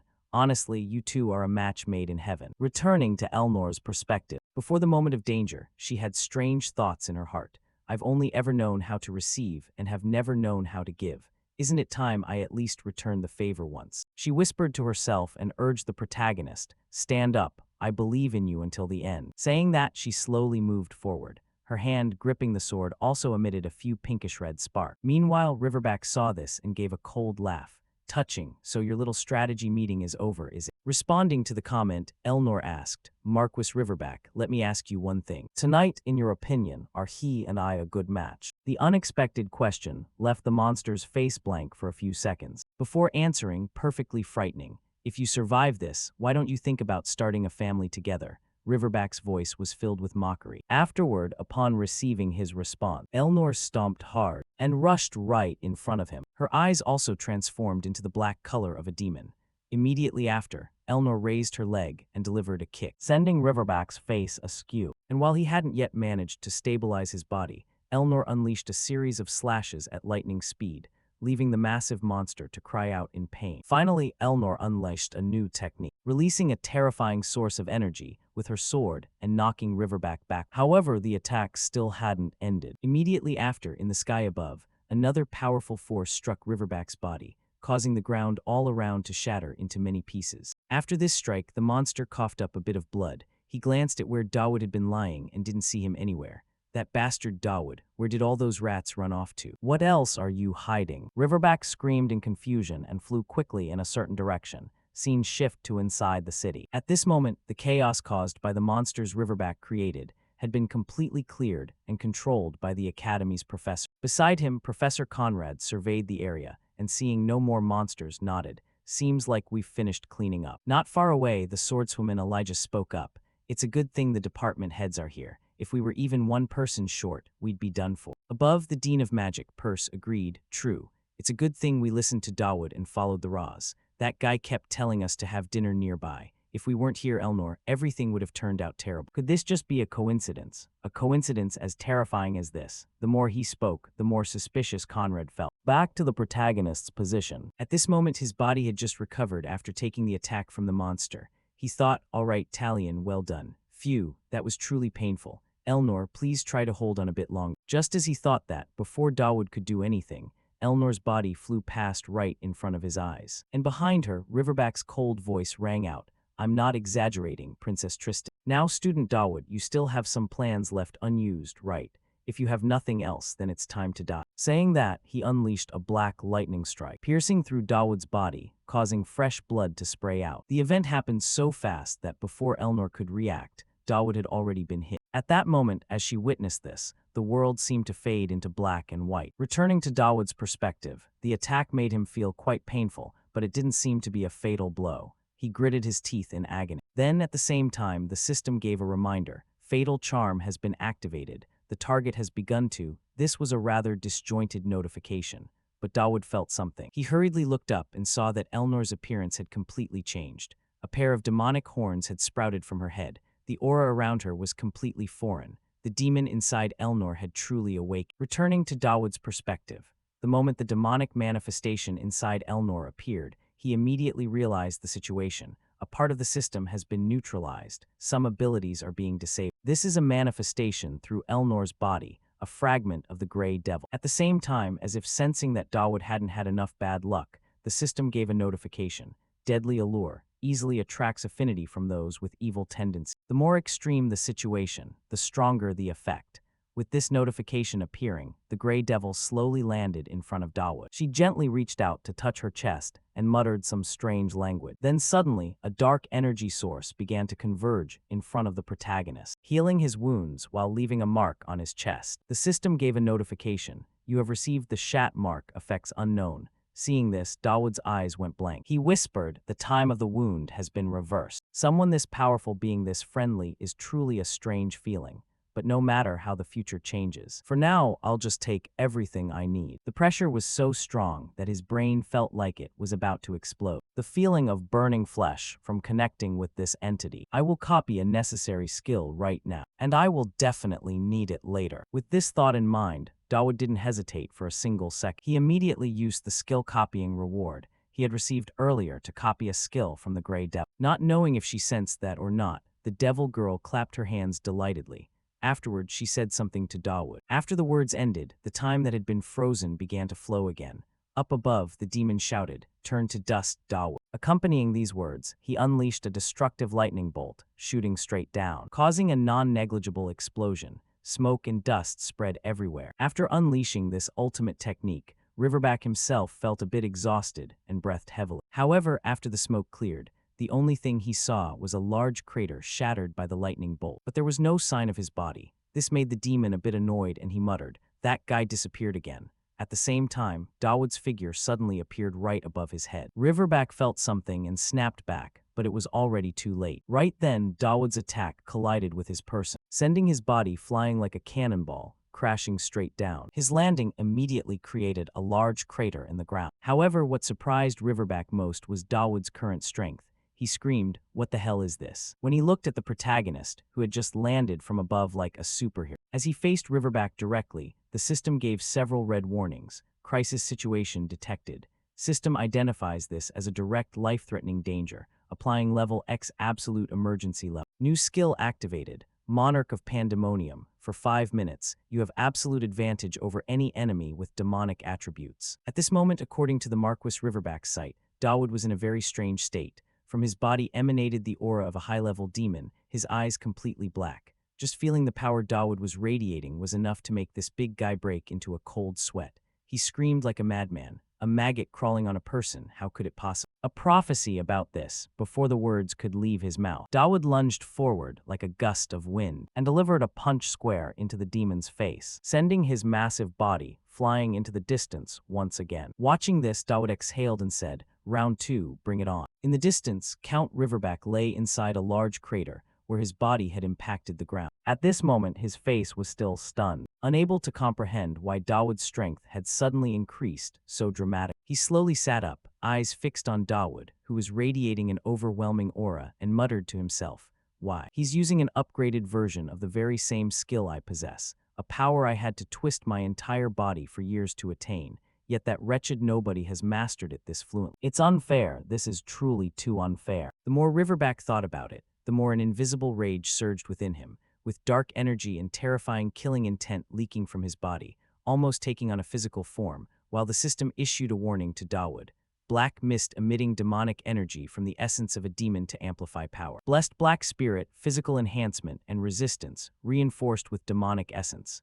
Then this demon, Jeverback, roared like a mad dog. He channeled all his power into his fist and lunged forward. Seeing this, Dawood did exactly the same. Just like that, they both charged straight at each other and unleashed a full-force punch. As soon as their fists collided, it released a terrifying shockwave that rippled out in all directions, causing the ground to crack into countless pieces. Next, the demon Riverback took advantage of his long reach and thrust his hand out to grab Dawood's face to hold him in place, intending to strike with his other hand. But the protagonist reacted swiftly, activating his defensive skill to manifest 2 pairs of light wings, which blocked the black lightning bolts coming from Riverback. This left Jeverback's eyes wide in shock. Holy power. How in the hell can he use holy power too? Not answering the question, Dawood seized the moment while the demon was still distracted and lunged, delivering a knee strike right to the center of his face, caving it inward. The force of Dawood's kick was so strong that it sent the demon's body flying forward, slamming repeatedly into a twin tower. Then, not giving Riverback a chance to react, Dawood stomped slightly and instantly appeared directly above him. He unleashed a full-power kick, sending the demon plummeting downward into the catapult he had prepared earlier, while simultaneously, The skill he had copied from the Grey Demoness ran out of time. However, Dawood was fully prepared. At that very moment, he hit the launch button on the catapult, causing Riverback's body to be flung forward. "Dawood, you damn bastard," he screamed, and when Dawood heard him spouting nothing but cliché lines, he mocked, "Is that really the best villainous closing line you've got?" With that out of nowhere, Dawood pulled out a cannon and fired point blank. The intense firepower it unleashed began to incinerate Riverback's demonic body piece by piece. Before he died, he finally realized everything. This guy, could it be that everything that just happened was in his plan from the very beginning? Just like that, after nothing was left of Jay Verbeck's body, the system issued a congratulatory notification. Main quest completed. You have received 1 essence of evil and 1 hero's fragment, 5,000 points. Hearing the notification, Dawood let out a sigh. I got all this stuff. It seems the rewards scale with difficulty. Normally, I'd only get to choose 1. But regardless, now I have 2 items that can bend the plot to my will. Thinking this, he noticed Elnor lying injured somewhere nearby and hurriedly rushed to find her. However, Principal Atalante's voice echoed right beside him. The student council president is still safe, but more importantly, that was truly insane just now. Dawood, I want to hear everything that happened regarding the Grey Demon. As for Dawood, naturally, he wasn't foolish enough to admit anything, so he instead feigned ignorance and asked, "What do you mean?" In response, Principal Atalante cut straight to the point. "I'm asking because I already know, student. You have been involved with a demon, haven't you?" Time passed quickly, shifting to a medical room where Elnor was still lying unconscious, receiving a blood transfusion for treatment, when someone's voice called out, "Is the transfusion ready?" Another sound replied, "Not yet, but it's almost there. What's the current heart rate?" "Below 50 beats per minute. Damn it, why hasn't the priest arrived yet?" Hearing the constant, chaotic noise, Elnor's eyes slowly opened. While she waited to recover, Dawood and Atalante were having a serious talk. Atalante spoke first. "One of the Grey Demon's abilities is corrosion. It is spread to the surrounding area with you at the center. The Church and the Holy Empire will certainly keep an eye on this. You have become the eye of the storm. Did you act knowing full well that such a serious incident would occur?" For his part, he had decided long ago to abandon the lifestyle of a background character, especially in a situation where he was dragged into an affair with a demon like that.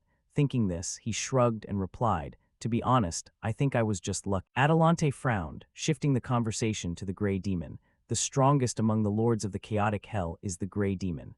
As I suspected, it used Student Council President Elnor as its host." Hearing this, Dawood's expression shifted slightly, and he asked, "Principal, you knew about this beforehand?" In response, the beautiful principal nodded. "From the very beginning. First of all, thank you, Dawood, for fighting to protect the Academy and Elnor. You may enter now, but listen very carefully. What I am about to say is top secret." While speaking, she snapped her fingers, causing Dawood's body to hover and fly in front of her, making him rest his head on her lap as she continued. After the final battle of the hero, the shards of the demon's soul were scattered everywhere. If just 1 shard appears in this world, the remaining shards will automatically congregate around that person. Because the Grey Demon awakened, even if only for a moment yesterday, the remaining shards will also appear soon. Without needing her to say much more, Dawood, who had completed this cursed game, was naturally perfectly aware. It was the same in the original plot. Demonic hosts always brought catastrophe.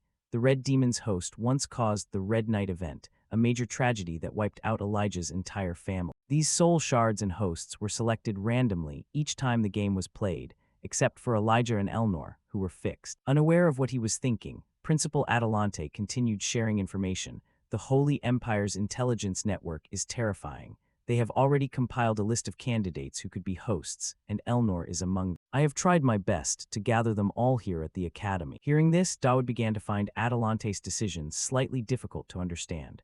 Select and gather them all in one place. It sounds great, but gathering all those dangerous people in one place seems a bit reckless. As for Atalante, she seemed to notice Dawood's puzzled look and explained, "True love. Once a demon's host truly loved someone, and the result was that the demon's soul shard was completely destroyed. Love erased the seeds of destruction, and it seems the Grey Demon likes you very much." When Dawood Campbell heard that, a bad premonition suddenly arose in the protagonist's heart. He hurriedly shouted, What are you talking about? No way, that's not it at all," he countered. However, Principal Atalante had observed everything from afar. She said, "I saw it all from a distance. It healed your wounds. You were even clapping and acting happy, right?" Dawood stammered in response. "Maybe it was just because I looked pathetic at that moment." But before he could finish, Atalante interrupted. "In short, whatever the reason, the point is that it happened." The demon seems strangely affectionate toward you. Dawood, your judgment, knowledge, and actions have already been proven. So I honestly ask for your help. Please charm the hosts of the demon. Saying this, she brought her face close to Dawood's, a move that immediately made Dawood jump back. He hurriedly jumped to the side and refused. What? No way. The principal saw that Dawood was flat out refusing. Thinking he was afraid of the difficulty, she shared, I will do everything in my power to help you flirt effectively, rest assured. Dawood screamed as if the house was on fire. No, that's not the problem. Atalante continued to persuade him. Don't worry, all the current candidates are female. This is a golden opportunity. Even the demon is clapping for you, right? You can surely pick up a few regular girls, can't you? Use every necessary means to charm them all. And destroy the demon's soul shards. Then the world will be saved. Returning to Dawood's perspective. Cursing were allowed here, he would have done it. Oh God, if it were that easy, I'd already have a girlfriend by now. Principal, wait, didn't you say you needed true love? So how many girls do you want me to juggle? To this question, Atalante knew it was extremely difficult, but aside from relying on Dawood, she had no other options left. It won't be easy. The demon worshippers are targeting them, and the hosts are not ordinary people. But even so, I must ask for your help. Please save humanity. Saying this, she bowed her head with extreme sincerity, making Dawood want to log out of this game immediately. Instantly thinking just that, Dawood didn't dare say it out loud, only managing to ask, Principal, I think I know the answer, but what if I can't charm them? Atalante replied, I mentioned this in chapter 14.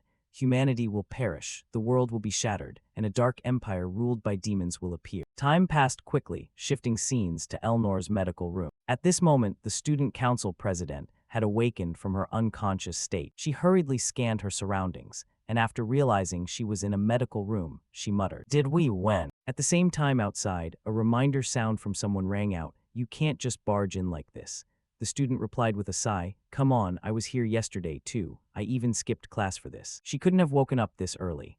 As she said this, Elnor's assistant suddenly barged into the room and discovered Elnor had awakened, making her happy to the point of tears. She hurriedly ran over to hug her best friend and scolded, How could you do that? You crazy girl, you're going to drive me insane. I thought you were a goner. What the hell was that? What kind of battle was that? Beside her, Elnor remembered Dawood, who had fought alongside her, and asked, Calm down first. Calm down. How is Dawood? In response, her friend wiped away her tears and explained, Dawood, he's already been discharged. Actually, he wasn't seriously injured at all. You were the one who was truly badly hurt. We really thought you wouldn't make it this time. Her best friend's words made the president feel a bit suspicious and ask, If I ended up like this, how is Dawood completely unscathed? Returning to the secretary's perspective, she began to recall her conversation with Dawood not long ago. Looking at her friend lying unconscious and unresponsive, she couldn't hide the worry on her face and whispered, It's already been 2 days. If she doesn't wake up, Dawood Campbell, I'll deal with you personally. Hearing that, Dawood could be sure that Elnor would never die that easily. So he solemnly affirmed, Senior Elnor is not the type to die because of such a trivial thing. I guarantee she will wake up in the next few days. Dawood's confidence made the secretary scratch her head in confusion. How can you guarantee that? Dawood replied with a gentle face, Because I'm still alive. A person who is willing to risk their life just to protect someone else. The Kaiso family was never weak. Returning to reality, her friend smiled and changed the subject. Anyway, let's forget about that for a moment, President.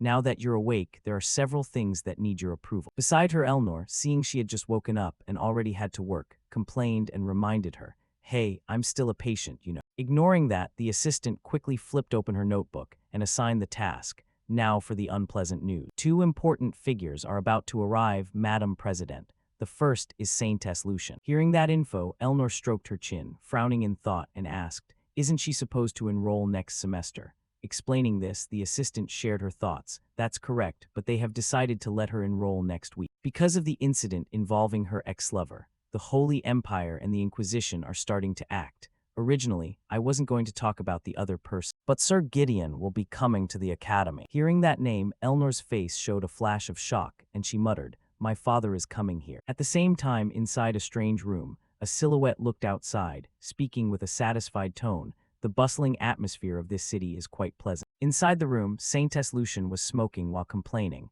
Hey, can you close the window? The light bothers me. Her words made the strange figure almost laugh out loud. How interesting. A modern-day saintess who dislikes the light. In the back, Lucian exhaled a puff of smoke and mocked, If you spent most of your life in a dark prayer room, you'd be the same way. Her words made the young blonde man quiet for a few seconds before replying, Is that a bit of a dark turning point in the story? Saintess Lucian continued to remind him, close the window. Night. Responding to the request, the blonde guy said, I want to enjoy this piece for a little longer. Hearing that, Lucian felt confused and mocked the peace. A demon worshipper and a saintess in the same room, and you're talking about peace. The blonde knight laughed. I thought we were a little closer than that. Just like that, the tension from their first meeting faded. Not letting him speak further, the saintess's face became cold, setting clear boundaries with him. We are cooperating, we have the same goal. Don't think for a second I want to be your friend. Do you think that's even possible? Her face was full of mockery, but the blonde knight didn't feel angry. He said, those who hold the leash that binds you. Two destinies are choking my life. We are all the same. Returning to Lucian's perspective, she continued to exhale a puff of white smoke and whispered, think whatever you want, you fool. At least I still have someone I need to protect. At that moment, a silhouette suddenly appeared in her mind, her younger sister, the same girl Dawood had encountered before. My beloved son, summer is coming soon, isn't it? Father heard that summer where you are as much hotter than at home. Remember to take care of your health. Father sent some fruit. Remember to share it with your friends. I heard there's a parent-teacher meeting coming up, but our family is busy preparing for the harvest, so it's hard for us to make it. Instead, Father will send Heckman. If you need anything, just tell him. Everything is peaceful at home. Don't worry and remember to just blend in, just don't try to stand out. A group of students was diligently running forward. You've always been clever, so Father isn't too worried, but you must absolutely not cause trouble, just live quietly for me. Got it. If you ever get a girlfriend, bring her home over summer break to meet us. This father deserves to see his future grandchildren, right? In short, take care of your health, my child. Loving father, Armin Campbell. It's a good thing Father couldn't make it. After reading the letter, Dawood looked up at his friend and asked, so you're Heckman? Probably an apprentice butler or something. Heckman adjusted his glasses and smiled, answering, yes, that is correct. Master, if there is anything you need, feel free to command me. Before he could finish, Dawood asked, hey, you, that attitude is a little too blatant. He brought a bunch of grapes to Dawood. These are grapes the Lord sent for you, master. Dawood put them in his mouth and asked, seedless grapes, he answered honestly, are they sweet enough? At this moment, some other students walked by, looking at him with judgmental eyes. That guy is just one stunt after another. Now he's bringing a butler to school, probably trying to play the noble here. Look at him eating all of those by himself. Hearing that, he wiped his mouth and pushed the bunch of grapes toward the butler. Heckman, here we need to pretend we're close friends. Do as I say, eat all of these for me. His sudden request left him slightly bewildered. Bowing while taking the grapes, he complained, yes. Dawood spoke up, I guess you're just going to be an apprentice butler your whole life. All right, that's enough. This is not the time to enjoy ourselves. What the principal said is truly unimaginable. In his mind, Atalante's words surfaced, charm all the demon host candidates and save humanity. The system displayed a notification. Elnor Tristan, affection level 1 reached. Quest activated. The inherited curse appearing in 7 days. Gideon Tristan, curiosity level 1. Quest activated. The inherited curse appearing in 7 days. Meanwhile, he thought to himself, put world peace aside for now. These immediate quests are more worrying, and it doesn't end there, the system showed again. Main quest, Chapter 2. The king has passed away, appearing in. The boss fight in Chapter 2 is the real problem. I have to plan ahead for the boss fight. Wait, I never met Gideon in the original story. What should I do now? Returning to reality, Heckman looked at the sky with a satisfied expression. Master, it's terribly hot here. Dawood didn't pay much attention, as several other thoughts kept circling in his head. In the original story, he appeared as a corpse. Even though he isn't a father who is close with his daughter, a father is still a father. Originally, Gideon's death was the trigger for the awakening of the white demon. But I made it wake up right during the Chapter 1 boss fight. Damn it, everything is a mess. The fact that he's still alive means the script I know can change infinite. He thought to himself, all right, Elnor's father, I will meet you. Must avoid him at all costs, yes, must avoid him. But if we do cross paths, I must definitely extract something out of him. Only then will I have a chance to deal with the Chapter 2 boss. Dawood looked at Talion, who was pinching his butler's cheek, and asked confusedly, hey Talion, what are you doing to my butler? His question made the blonde guy slightly embarrassed. A butler? I thought he was being bullied. How can a guy like this do any work? Dawood pointed straight at his face, sounding annoyed. Since you touched my butler, today I'm borrowing your sword for the day. This sudden attitude shocked him. Why? But immediately after, he knelt before him and presented his sword, giving me such honor all of a sudden. Go ahead, Dawood, take it and use it. He was also caught off guard and immediately explained, no, I'll return it. Not long after, our protagonist Dawood sought out Elnor to make a request. Elnor looked at him with an intrigued expression. Interesting. You signed up for the theology department, yet you want me to teach you sword fighting.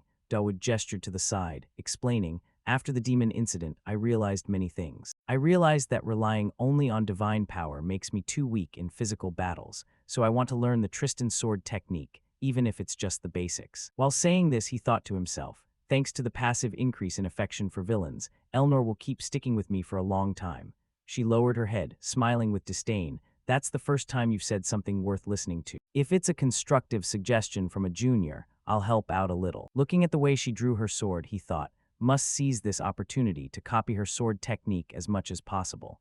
To successfully build a relationship with Gideon, there probably isn't any path other than sword fighting. Suddenly, a voice rang out. What a rare sight this is. The student council president has 100 things to do, yet she has the mood for this. Elijah stepped closer. Private tutoring, huh? Elnor glanced over and replied, they asked me. Hearing that, Elijah immediately looked at him and asked, really? But the president specializes in one-handed swords, while Dawood here uses. He raised his hands and smiled awkwardly, explaining, it's fine, one-handed sword or whatever is fine. Facing this attitude, Elnor shot him a look filled with killing intent. The type of sword doesn't matter. Who the teacher is the core issue. Elijah sighed, right, so let me do it. I have experience as a trainer, so it's much more logical. Hearing that, her face turned black, and she shot a look at her. Are you implying your sword technique is better than mine? How could a junior like me ever beat the president? Elijah finished and reached for her sword, slowly stepping forward. They turned toward each other, talking back and forth. But I'm sure the Tristan sword technique has a weakness. Oh, really? Then show me that weakness, will you? How about under the condition of not using any power? Seeing the situation going wrong, Heckman suggested, Master, is this what they call a duel? Elijah held her sword in front of her, her gaze incredibly determined. The power of the Tristan house is something that should never be used. President Elnor, standing opposite her, directed a cold gaze toward her. I too would like to see just how far this goes. Dawood, hearing the words of the two, couldn't help but panic. You told me you were going to teach me, didn't you? Why are you two lunging at each other? Heckman, standing nearby, could only offer a wry smile. It seems the two of you have been annoyed with each other for a long time, huh? Elijah gripped her sword and lunged forward. Then I'll take you up on that. Faced with her haste, Elnor remained unimpressed, casting a glance and nodding, wasted movement. As the blade was about to touch her neck, Elnor didn't react, only watching in silence. A sharp glint flashed in Elijah's eyes. Unexpectedly, she raised her sword to block Elijah's strike. Elnor braced her arm, trying to hold her ground as firmly as possible. After gaining momentum, she quickly lunged forward, pushing her away. Witnessing this display of strength left her astonished, thinking to herself, so fast, not only fast but also very powerful. What are you doing? Elijah, are you planning to let a demon get the upper hand? Suddenly, Elnor's eyes widened in shock. Elijah, no longer on the defensive, immediately pushed back. Elijah pulled her sword back, looking extremely cautious. Elnor feared that the family she belonged to was truly a family of demons. No matter how noble the blood in her veins might be, sooner or later, she would be possessed by a demon and go insane, regardless of whether you want it or not. At the same time, in her mind, she recalled the scene she had witnessed as a child. Looking at the devastation before her eyes, Elijah seemed unable to believe the truth of the situation. Returning to reality, her gaze grew cold. In the end, she's just a sacrificial pawn for a demon. She slid her feet back to brace herself and channeled her power, a bright red flame engulfing her sword. After getting into position, she immediately lunged forward to attack. Watching the spark rushing forward at a dizzying speed left him and his butler stunned. And at the same time, a huge question mark seemed to appear in Dawood's mind. Elnor remained perfectly calm, watching the movement of the sword. Emotions are truly hard to control. Right after that, she lunged in front of him, avoiding her attack. The flames seemed to slowly subside. Elijah looked at them, her expression a mix of surprise and apology. Sorry, but Heckman was so scared he started foaming at the mouth and fainted on the spot. Dawood was incredibly shocked, eyes scanning the scene. Is this even human reflex? It's even faster and stronger than before. Could it be that she has already started to merge with the fragment? Elnor saw them not responding, so Elijah tried to explain. It's because I went overboard. Sorry about that. President Elnor glanced at her, slowly cautioning. Your swordsmanship isn't bad, but warrior candidate. You need to train in other things besides swordsmanship. You can't hurt your teammates, right? Realizing she was completely wrong, she didn't persist and bowed her head to apologize. Yes, Dawood, sorry about that. When she saw he had regained consciousness, she couldn't help but be surprised. Where did he disappear to? In the middle of the large forest. Looking at Elnor's condition, it wasn't the time for delay. If I stay this negligent, everything will be ruined. I have to risk my life to get stronger. Anyway, I never intended to become a pure swordsman. To survive, divine power is essential. Not just swordsmanship, but divine power must also be leveled up. And to do that, Uriah was busily eating an apple. Suddenly, his voice rang out from afar. Living well lately. You still look healthy, huh? She stared at him in astonishment. You are Uriah Greyhaunter, the younger sister of the Saintess. Now it's your turn to help me. Amidst the deadly space, a strange voice rang out. Still wishing for someone to come save you, or hopping someone will become your friend. Then that very thing will only make you suffer more. You should have realized that early on. Hope is merely the prelude to despair. Accept it just like your sister did. Drops of bright red blood fell straight onto her face. Everything around her eyes began to dance. It seemed that at this moment, Uriah was falling into a deep pit of despair, and a cold gaze looked down at her, followed by a voice. You are just a cursed sacrificial pawn destined to be alone until you die. That is the path to protect everyone, and it is also your mission. It seemed a dark space was slowly swallowing her whole. Uriah startled awake, sweating profusely from the nightmare, finding herself lying on the white sheet. Her face was still immersed in fear. From above, a beam of light shone down on where she lay. Uriah reached out to pluck an apple from the tree, and then slowly ate it piece by piece. Done at this moment, her basket was overflowing with red apples, and while chewing, she glanced to the side. Dawood stepped forward from behind and asked, Living well lately. You seem to be in good health, huh? Hearing his voice, she immediately turned her head. A chain suddenly appeared. Uriah held it in her hand, quickly attacking him. Dawood drew his sword, then slashed down to block her attack. Why did you step into my attack range? You clearly knew it was dangerous. His expression flashed with triumph, and the sword slowly emerged. Not stopping there, Uriah held the chain, skillfully spinning and controlling it. But Dawood was no slouch either. He dodged perfectly. Seeing her refuse to stop, in his head he couldn't stop begging, please back off. I said back off. He used his sword to push the chain away, then slid across the ground. Dawood glanced to the side,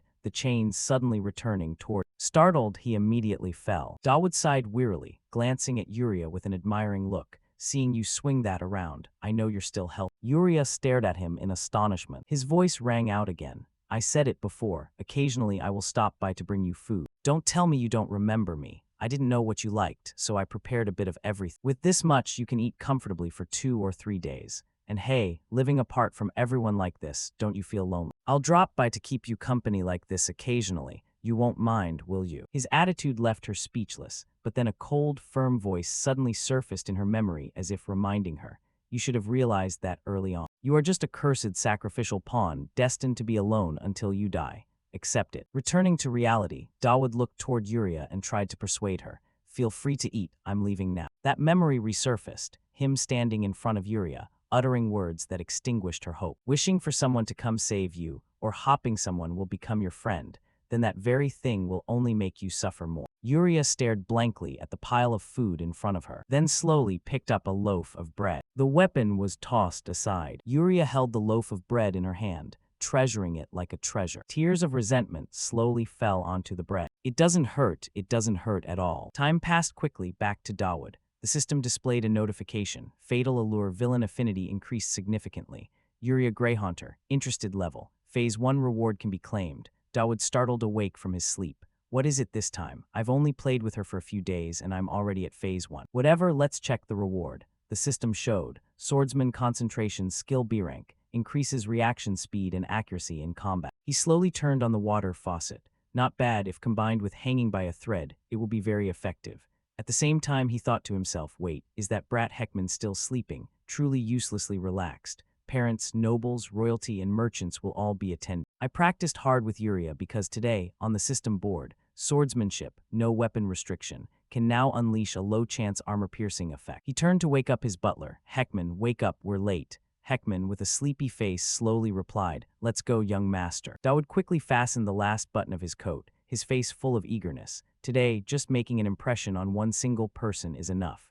At the same time, he thought to himself, Gideon La Tristan, the swordsmanship genius who didn't appear in the original work. At this moment in town, the Iron Man looked at the old man and suggested, Master, if the ground is uncomfortable, please step on me.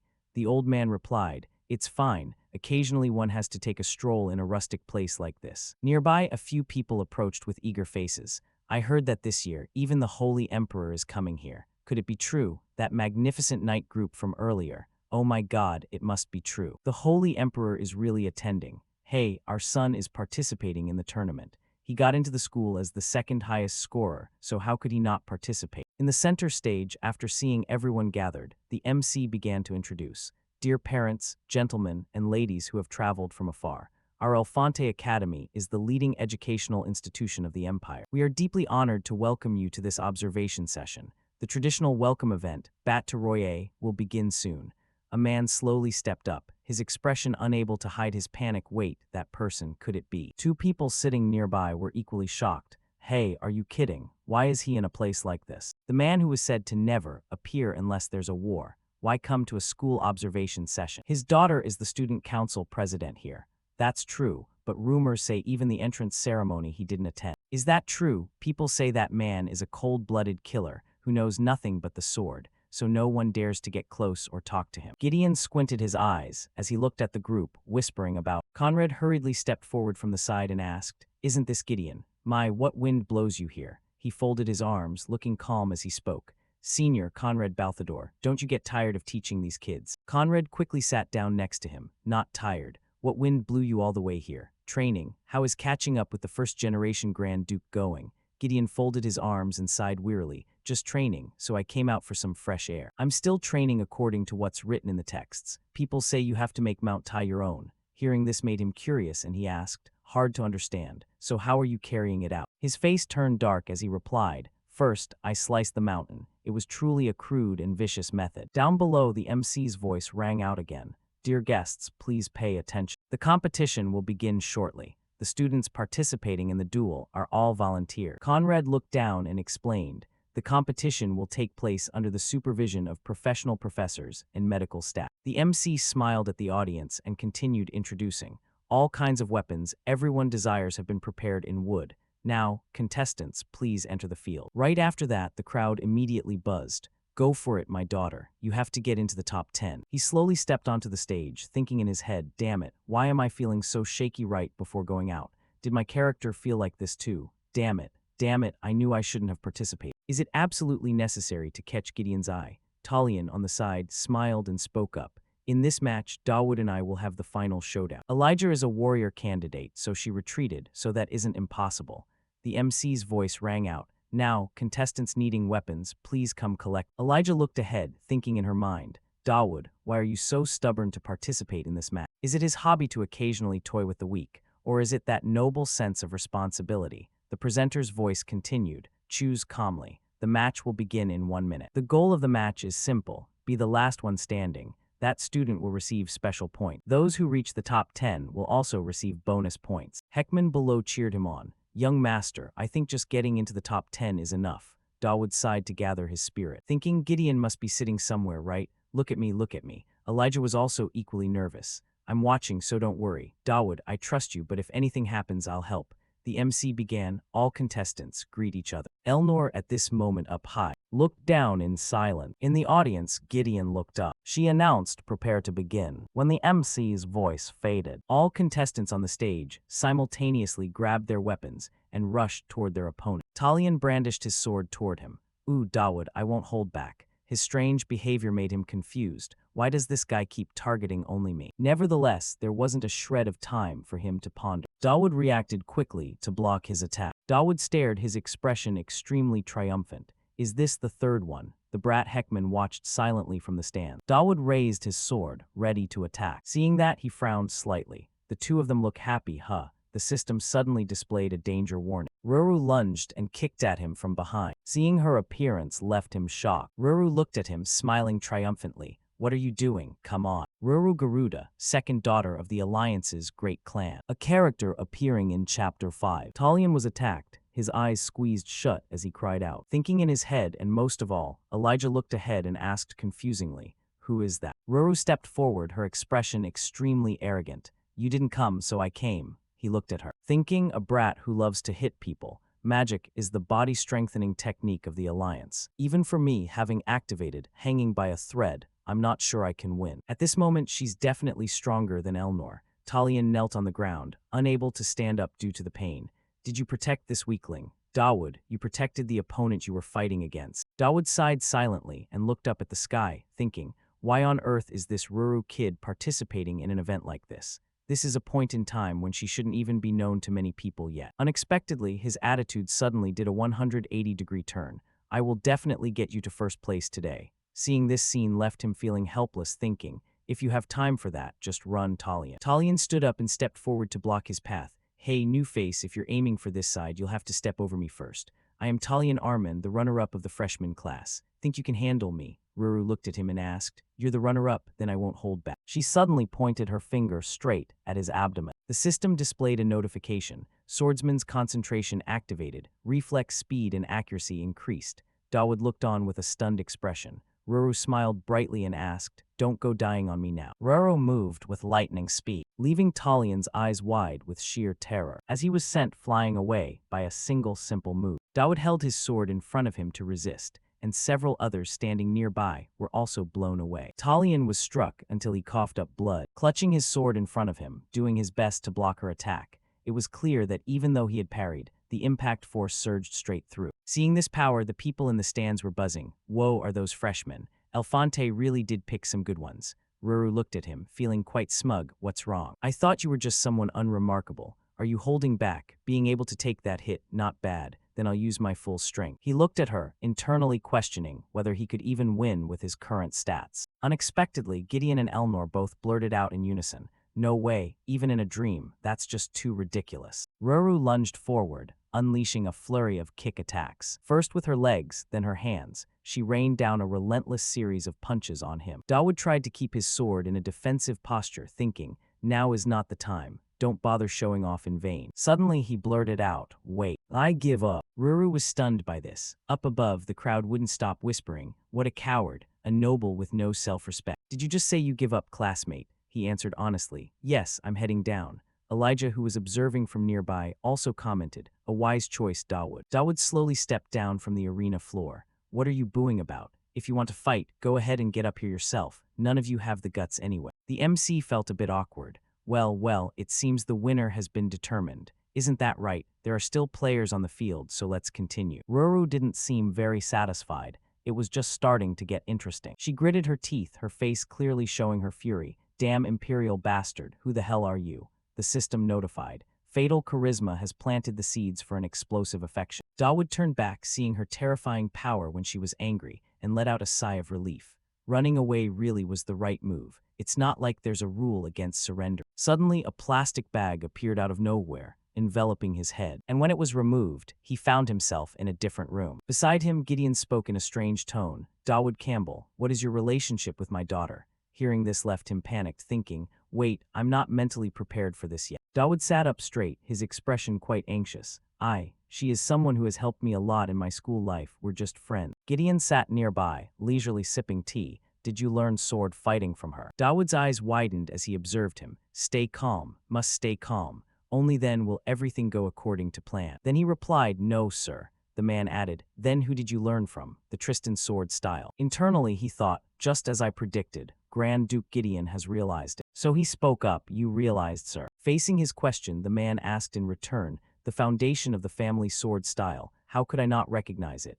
Answer me, who did you learn it? Dawood frowned, carefully calculating, absolutely refusing to show any signs of tension. The man in front of him was a blade, showing any openings would mean total failure. So he cautiously answered, someone you also know, sir. The Sword Emperor has always been enigmatic, to the point where he even sought out a minor baron family in the countryside like ours. Simultaneously, he silently prayed in his mind, please believe me. Hearing this, the man suddenly spoke up, my master taught you. That's an interesting bluff. Continue, the best way to hide a tree is to create a forest. A small lie must be covered by a larger one. Dawood looked at him, solemnly asserting, it's the truth. He even had a request for me. Hearing this, the man asked again, a request for a person like you. He nodded in confirmation. Yes, precisely, he gave me a mission. Grand Duke Gideon La Tristan, please learn sword fighting from me. Gideon slowly turned his head to look at him and asked, and it was a request from my master. He replied, yes, that's right. Upon his affirmation, the man's face immediately darkened. Can you take responsibility for those words? He didn't hesitate for a moment, answering, I can. Gideon heard this and didn't refuse further, immediately accepting. Very well, very well. Can I really take responsibility? I don't know, I just have to believe in the power of the original work. After all, this is my first time meeting him. Out of all the players, he was the only one who had managed to meet Elnor's father. The rumors were endless, but his strength was undeniable. This person is evaluating me. It's only natural he would. Suddenly appearing out of nowhere and speaking such nonsense, his skepticism is completely understandable. But this meaningless silence is truly hateful. Gideon pointed his finger straight at him and asked, "Didn't block it, huh?" Hearing his question left him stunned. Huh. The man's brows narrowed, a flash of cold killing intent flickering. You are already dead. The wooden table and the teacup on it suddenly split in two. This is the invisible blade technique, a slash unleashed without a sword. The ultimate of the ultimate techniques in the knight's skill tree, yet he uses it this easily. Seeing this scene, his eyes were filled with terror beyond words. Gideon pointed at the table, dead again. How pathetic. With an opponent who can't even react in time, what could I possibly learn? He recalled the previous scene, thinking internally, this truly is the sword technique of the strongest knight in the Empire. He is the one said to have pierced dragon scales, but it is still incomplete. Dawood pointed at the ground, asking, "It's truly as powerful as the rumors say." Sir Gideon, but if it were in completed technique, shouldn't the physical movements be omitted? Hearing his question, Gideon was slightly taken aback. What do you know to dare say such a thing? In his mind, he recalled, I only know it because I'm bluffing. The diary found after Gideon's death in the original work recorded the entire process of how he became so powerful, including the content about his master, his family, and everything else. His face showed a hint of anxiety, cautiously looking at him. The goal you want to achieve. I heard there is such a thing. Facing his statement, Gideon frowned in thought. He added, to sever the family's curse, there is one thing that must be cut. Simultaneously, in Gideon's mind, he recalled his master's instructions. Disciple, cutting through the sea is easier. Then I will start with the sea. Back to reality. His voice rang out, rotational force is the key. At the moment the mental image is formed, the sword path must be traced perfectly, rotational force. Sir tried channeling it a bit stronger. Gideon didn't answer, closing his eyes in silence. Truthfully, I have no idea what this is. I'm just recalling what Gideon wrote in his diary. The advice that his future self sent to his current self. The rest is up to him. Suddenly, at this moment, large cracks appeared on the ceiling. A brilliant golden light flashed into the space. Gideon stared in astonishment at the source of that light. Standing opposite him, his eyes showing clear skepticism, who on earth are you? Indifferently, he smiled and replied, I am merely someone who hopes Sir Gideon will become stronger. Simultaneously, he thought to himself, only then will you not die, and Elnor won't be corrupted. Anyway, I got it. The Tristan family's immunity privilege. Even if you commit any crime, you will not be judged by the law. This is an authorization document written by Gideon himself. Gideon is currently the Empire's executioner, the one who handles the royal family's dirty work in the shadows. It's no different from a dog on a leash. Anyway, this amnesty document will be very useful when proceeding to Chapter 2. The system notified. Fatal charisma has planted seeds for explosive favorability. Skill enhanced. Destiny charisma enhancement. The more recognized you are by villains, the greater the reward. Dawood looked at the document, his eyes filled with astonishment. This can be enhanced too, the system kept alerting. Received enlightenment from Gideon. His butler was still soundly asleep. Enlightenment, upon understanding a villain's ability, you receive a similar ability. The added ability can be used identically for a period of time. Looking at the notification lines on the system left him confused. What kind of skill is this? Gazing at the light through the window pane, he murmured inwardly, perfect timing. This is exactly the ability that adds wings to what I'm about to do. A moment later, Dawood looked at the letter, his expression a bit tangled. After writing down his plan, he immediately closed the book. The upcoming plan, just creating this much should be enough, right? Dawood smiled with satisfaction. Even though it's not going to be easy, I already said I'd take responsibility for Gon. The Tristan family. I will definitely protect everyone. In the classroom, the instructor was actively lecturing. So, within every human body, these creations of the gods, divine power is innate. This thing has a completely different mechanism than mana. Why? Because everyone can use it without needing to be chosen. However, reaching a level where one can truly utilize divine power. Finally, the lecturer scanned the classroom, seeing many empty seats and couldn't help but feel frustrated. Did that brat come here to sleep or to listen to the lecture? Why are there so many empty seats? Haha, damn it. It's all because of that bastard Bach, leading monsters into the school or bringing zombies along. I don't care about him anymore. A demon worshipper is way beyond the line, isn't he? Furthermore, these brats this semester are unbearable. they're all defiant. Then there are some who even dared to hit the professor on the head. Currently, no one knows that the relationship between me and Jay Verback has become terrible. Just endure a bit longer and then I'll quit. That's right, just quit. Anyway, here, he spoke up, I have a question. How to cultivate divine power? This made him extremely angry. That bastard. Seeing his student had no interest in studying, he became a bit annoyed. Divine power or whatever, just keep using it constantly and your proficiency will increase. And you call that a question? Dawood rested his chin on his hand, replying nonchalantly, a question is still a good thing, Professor. Hearing that made the lecturer extremely angry, losing his composure. The lecture for today ended. Looking at the pile of papers under the desk made the lecturer increasingly furious. That bastard is truly a piece of trash. Why has he been like a thorn in my side from the very beginning? He frowned in annoyance, thinking, so I must quickly grab this bunch of secret information and go find a job elsewhere. That way I won't have to see those damn students anymore. And that stupid old principal, I'll leave this damn empire for good. Very well, unexpectedly, there was a loud knock on the door from outside. Professor. Hearing the call, he immediately stepped toward the door. These vermin-like brats are truly annoying. I'm leaving anyway, so I'll be their professor one last time. While opening the door, he spoke up in annoyance. The door is about to break, you guys.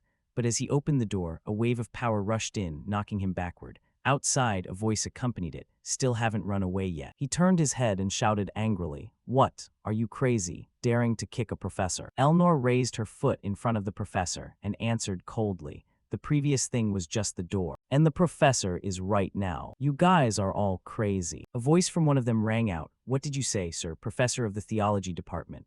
Upon waking up, he found himself tied to a chair. Seeing the two people before him, he couldn't help but panic. What is this? Dawood looked on, speaking nonchalantly. It's not a joke, sir. We are currently placing you under arrest. The more he heard, the angrier he became. What kind of nonsense are you barking? Arrest me. What did I do wrong that you have the right to do this? His voice rang out, you are a spy. Hearing these words made him freeze instantly. What?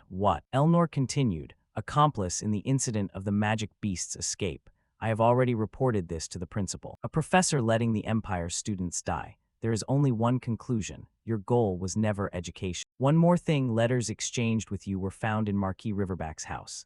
Finding himself exposed, he still refused to admit it, arguing stubbornly. Nonsense. What does that pathetic demon worshipper have to do with a priest like me? I was just merely building a relationship. I am also a victim. Dawood checked his watch and ordered, Too noisy. There is no time, so hurry up and confess. Start with the names of the spies like you in the school. He angrily said, Go ask your mother about that. But just as he finished his sentence, Elnor immediately lunged to attack. Now will you talk, then let's begin. With his injured face, he trembled and replied, Guard Badino. Cook Annie. Dawood suddenly placed a hand on his head to heal the stuttering and then, as he spoke, Dawood placed a hand on his head and began to heal him to prevent him from dying too soon. Feeling himself gradually recovering, the professor immediately looked up at him. What are you doing, you bastard? Dawood looked down at him with an icy expression.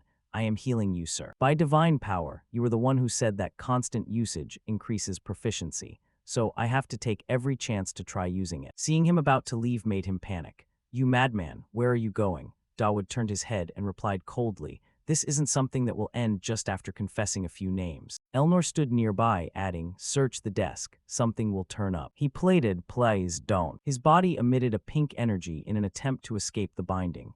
Dawood held the stack of papers in his hand, his expression filled with surprise. What is this? You teach at the theology department, yet you even know the Empire's military personnel records. If it's like this, you should have just joined the army. He rushed forward immediately, attempting to snatch the stack of papers. You madman, give it here. Elnor, without any hesitation, quickly swung her hand to attack. He turned his head, just in time to see, but not in time to react. With a single simple move, she sent him flying, his back slamming hard against the wall. Yuria nearby heard the loud commotion and couldn't help but be curious. What was that sound? An earthquake. Looking at the pieces of paper slowly falling, he smiled. Professor, is this everything? Seems like everything. Now we just hand this over to the school's night squad, right? As for him, at this moment, he lay motionless on the ground. Suddenly, he spoke up to stop her. Wait, senior, I am still a freshman. I want to learn more about divine power. He lay on the ground, his breathing heavy. Right, now I know why I don't like that brat. The last time, he was similar to the guy I met with Riverback. In his mind, he recalled a past scene. He was kneeling on the ground, respectfully saying, "Oh pioneer, first time meeting you." From above, a strange voice descended. "If you ask about me, you will die. If you reveal you have seen me, you will also die. If you forget me, then dying would be more pleasant." He looked down, his expression pensive, thinking, "It definitely feels like that strange, bizarre, and capricious feeling." One of their voices rang out, "Now, let's start the healing." "Sir," he looked at him, his expression panicked, thinking as if something was being commanded. Inside the house, the voice rang out, "Thank you, Senior, thanks to you. My divine power has increased to the point of affecting even the soul. We've caught a rat dressed as a professor. Senior, have you relieved any of your fatigue yet?" Elnor, standing behind him, spoke up. "Well, I don't exactly have a hobby of tormenting the elderly for amusement." A system notification popped up. Elnor's frenzy is showing signs of improvement. In his head, he thought, "She's clearly vented it out now, hasn't she? There's no helping it, Senior. This isn't a problem that can be solved with logic." Suddenly, she asked, "Hey, do you have nothing to say to me?" He was looking at the keychain in his hand and replied, "Nothing." Suddenly, she stepped closer and asked, "You met my father, didn't you? Why did you meet him?" Dawood was startled, breaking into a cold sweat. "Me? Why do you ask?" she repeated. "I'm asking you that." He stammered but remained clear. "Yes, the meeting did happen, but I never revealed it to anyone outside." Elnor was still confused. "Huh." Dawood panicked, tried to encourage himself. "Damn it, a variable has appeared. Think of something. This guy." She continued to press him. Finally, Dawood managed to come up with a story. "Last time during the match, I used the sword technique you taught me. His Highness was just curious about who this kid was, so he called me in. It was nothing major." Finally, she decided to turn and leave. She knew her limits. She pulled her hat down, blushing as she reminded him, "Before you protect me, learn some manners first, call me President." Heckman followed behind, complaining, "Young master, did you just go out with Lady Tristan again? Honestly, Baron said to try not to attract any attention, didn't he?" Dode replied happily, emphasizing, "In this school, I only have 3 friends, and one of them is that very Lady Tristan."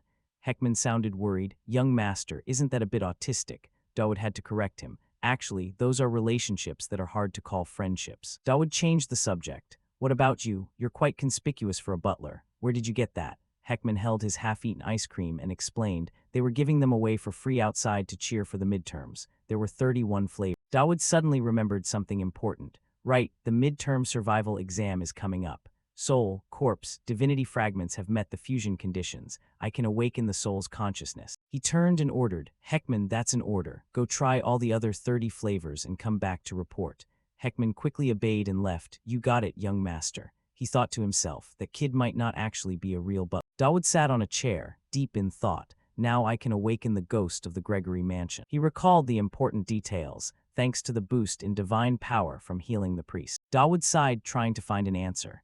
Anyway, when the ghost is awakened, the spirit of a great person will appear to help the player grow, but it's random. I don't know which of the great figures will appear. This is always a variable. What I worry about most is not finding the right person. If someone who doesn't mesh with me appears, Dawood narrowed his eyes in tension, then that's also a loss. Afterward, he proceeded with the opening ritual. What is this? Is this damn gas station card here too? In the stands, flags were waving alongside the cheers. So cool. Dawood turned pale, sweating profusely as he inspected it.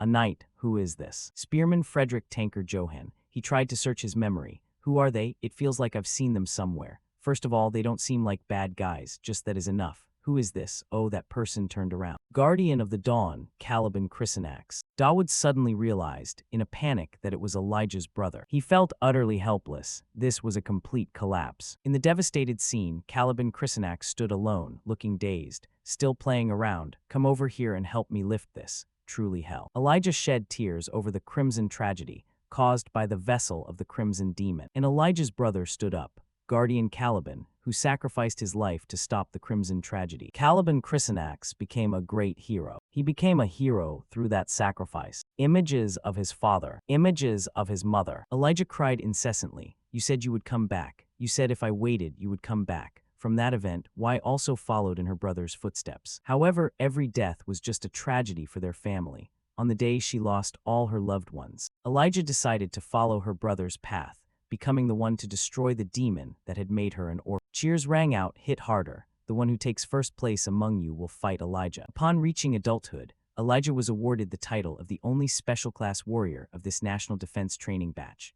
Everyone gave Elijah a round of applause. The official royal for the warrior candidate was also awarded. Since then she had become a warrior. The teacher was announcing their test. The midterm exam will be held fairly in the form of 4-person team battles. Who is the main enemy of the Empire? Monsters and demon worshippers. Exactly. Efante is the agency established to fight them. Combat and survival ability are the main points for the midterm exam. Dawood turned to ask, "How is it? Caliban, your sister is living well here. Caliban Chrysanax seemed incredulous and asked, so you mean the kid? My sister is currently a warrior candidate for the Empire, he confirmed again. Yes, it's official. Caliban Chrysanax laughed amusedly. This kid was just a snot-nosed brat the other day. Dawood emphasized. Now, Elijah is an adult too. Caliban suddenly uttered a strange phrase, truly worth it. Dawood turned confused. Why? Deep down, Caliban Chrysanax was overflowing with happiness. Nothing. It's just that being resurrected as a spirit and seeing my little sister all grown up feels a bit unfamiliar. Dawood turned, stammering a hint. Hey, I revived you, didn't I? So, Caliban, you mean I have to cooperate? Yes, can you help me? Fine, but in return, don't tell my little sister about me. Dawood thanked him. Yes, thank. Caliban turned with a bright smile. Well, that's thanks to the intuition of someone who's died before. I don't know what rules you've mastered that I don't know about. But hey, I feel like you're a good person. Keep looking after my little sister, okay? I'm counting on you. Dawood stammered, scratching his neck awkwardly. For now, my goal is not to let anyone die. He called Elijah's name. She turned around. Dawood. Dawood coughed a few times and offered. About the team for the midterm exam.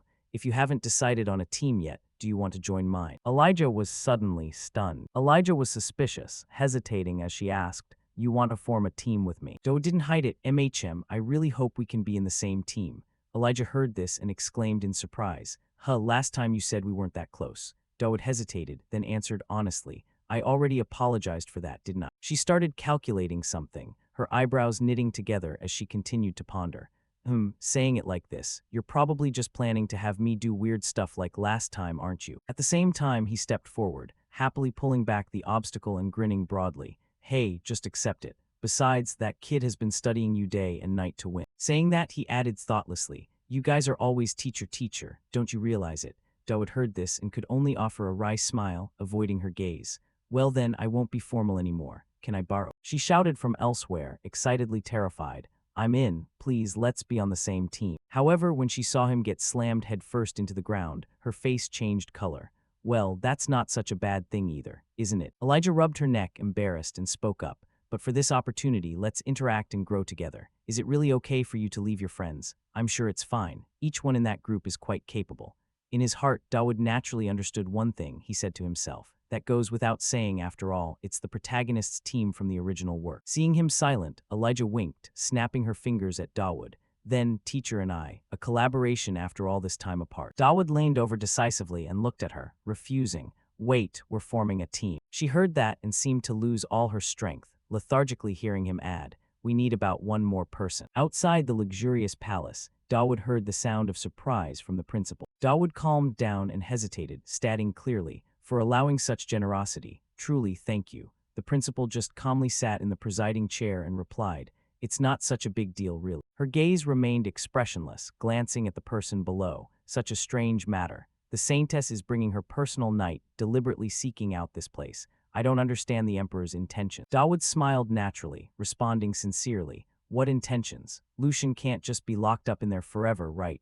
Taking advantage of this regular diplomatic mission. The child stepping out step by step. Remembering the innocent image of Lucian, the principal was still deep in thought. The saintess also needs to learn about the world, right? Hearing what Dawood said, the principal couldn't help but ponder. Even though she's called a saintess, based on my investigation, the more she thought, the more the principal saw many inexplicable mysteries. She's also one of the potential devil vessels. Therefore, I have secretly prepared for her to come to Afante one day. Sending her twin sister Yuria out was just the first step, and yet they are actively sending the saintess here. Then she looked at Dawood. He still kept the smile on his lips as she questioned, why, Pope Credo? Opposite, noticing the skepticism in her expression, he explained, Lewin is a symbolic existence for both the Empire and the Holy Kingdom. I must say first that this was a bold and not easy decision on our part. Hearing this, the principal suddenly realized the hidden motive. Is the reason for such a disruptive action because of the monster event that happened not long ago. Dawood saw she had understood part of it and replied happily, that event as well, and also the fact that a priest of Afante was discovered to be a spy. This side is quite concerned about that. Finally, it wasn't clear how the principal was feeling, only hearing her ask, then, wouldn't this chaotic situation be bad for the saintess? Inside her heart, she had some calculations. Fish bite the bait. But Dawood answered the opposite of what the principal expected. No, on the contrary, it's good. In Dawood's cold gaze flashed indifference. He gritted out his words. If she is to be a true saintess of the Empire, she needs the courage to face justice without flinching where evil runs rampant.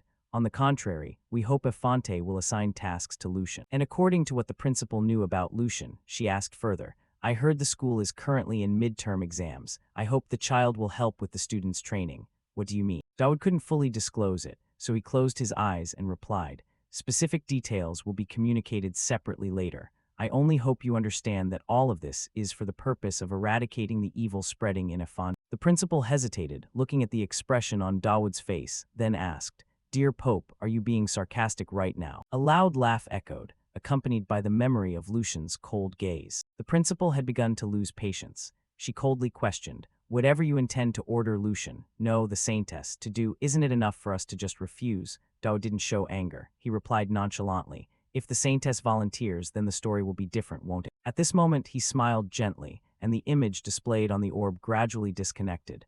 Before disappearing, he said, That kid will definitely be useful. When he disappeared, the principal rubbed her forehead, sighing in frustration.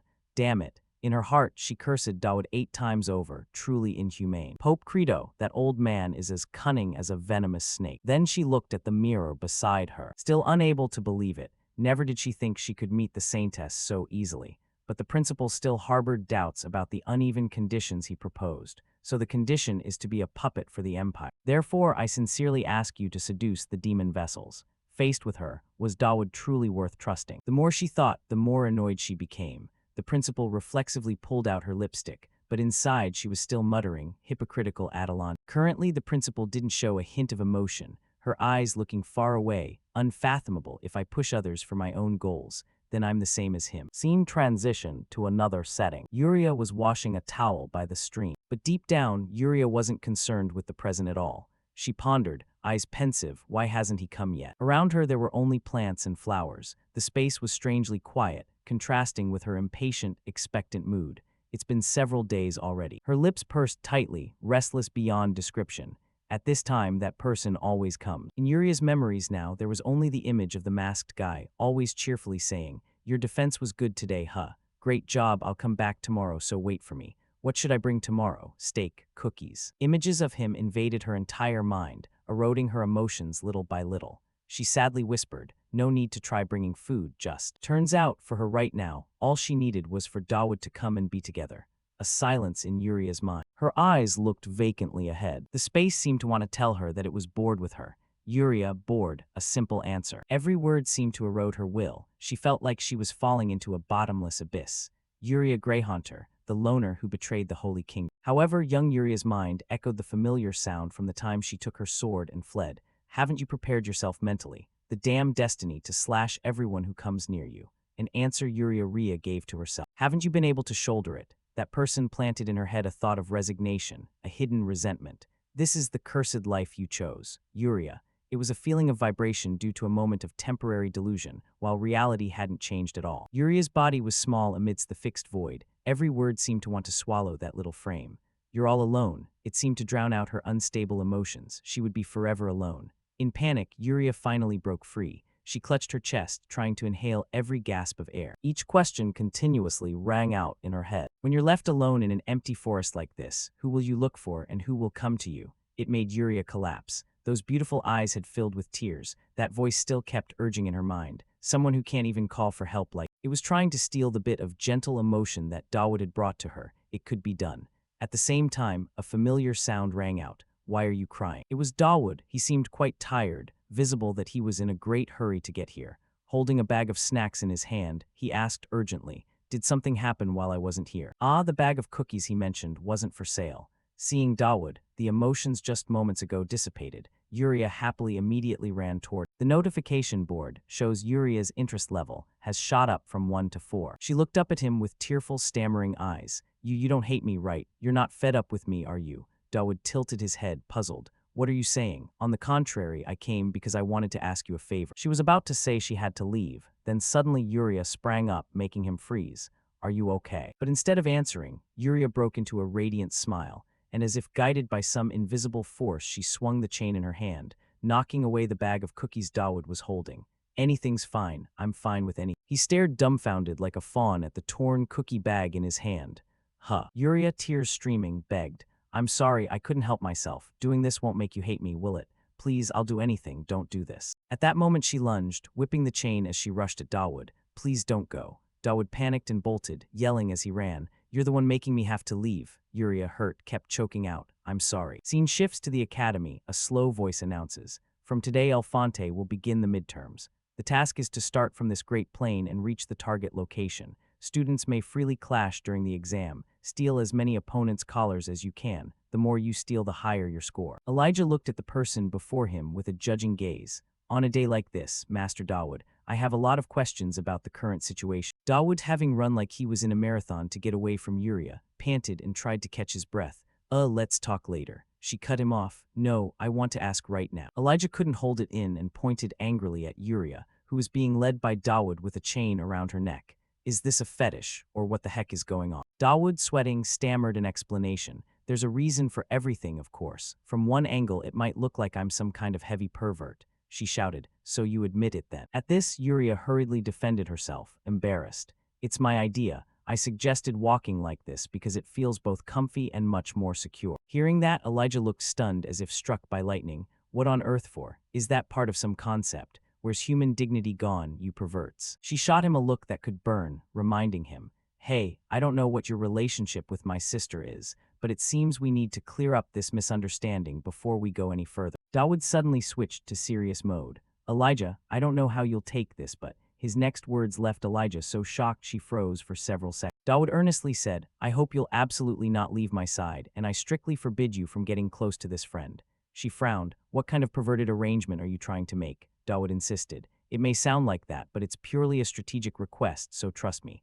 Really, this friend, for personal reasons, must keep their distance. 1,000 awkward images flashed through Elijah's mind, but she calmly replied, I get it, but don't even think about putting a collar or anything like that on me. If no one else is coming, then let's depart. After that, Elijah urged in a cold tone through the air, let's go, Yuria. While walking, she grew curious again. By the way, what's your specialty? Dawood cried out in despair. I told you not to get close, Elijah. She wasn't backing down and retorted, no way, I'm not going, you pervy teacher. Elsewhere, a limping figure shuffled up, whispering in a voice that made a nearby grazing rabbit startle and bolt.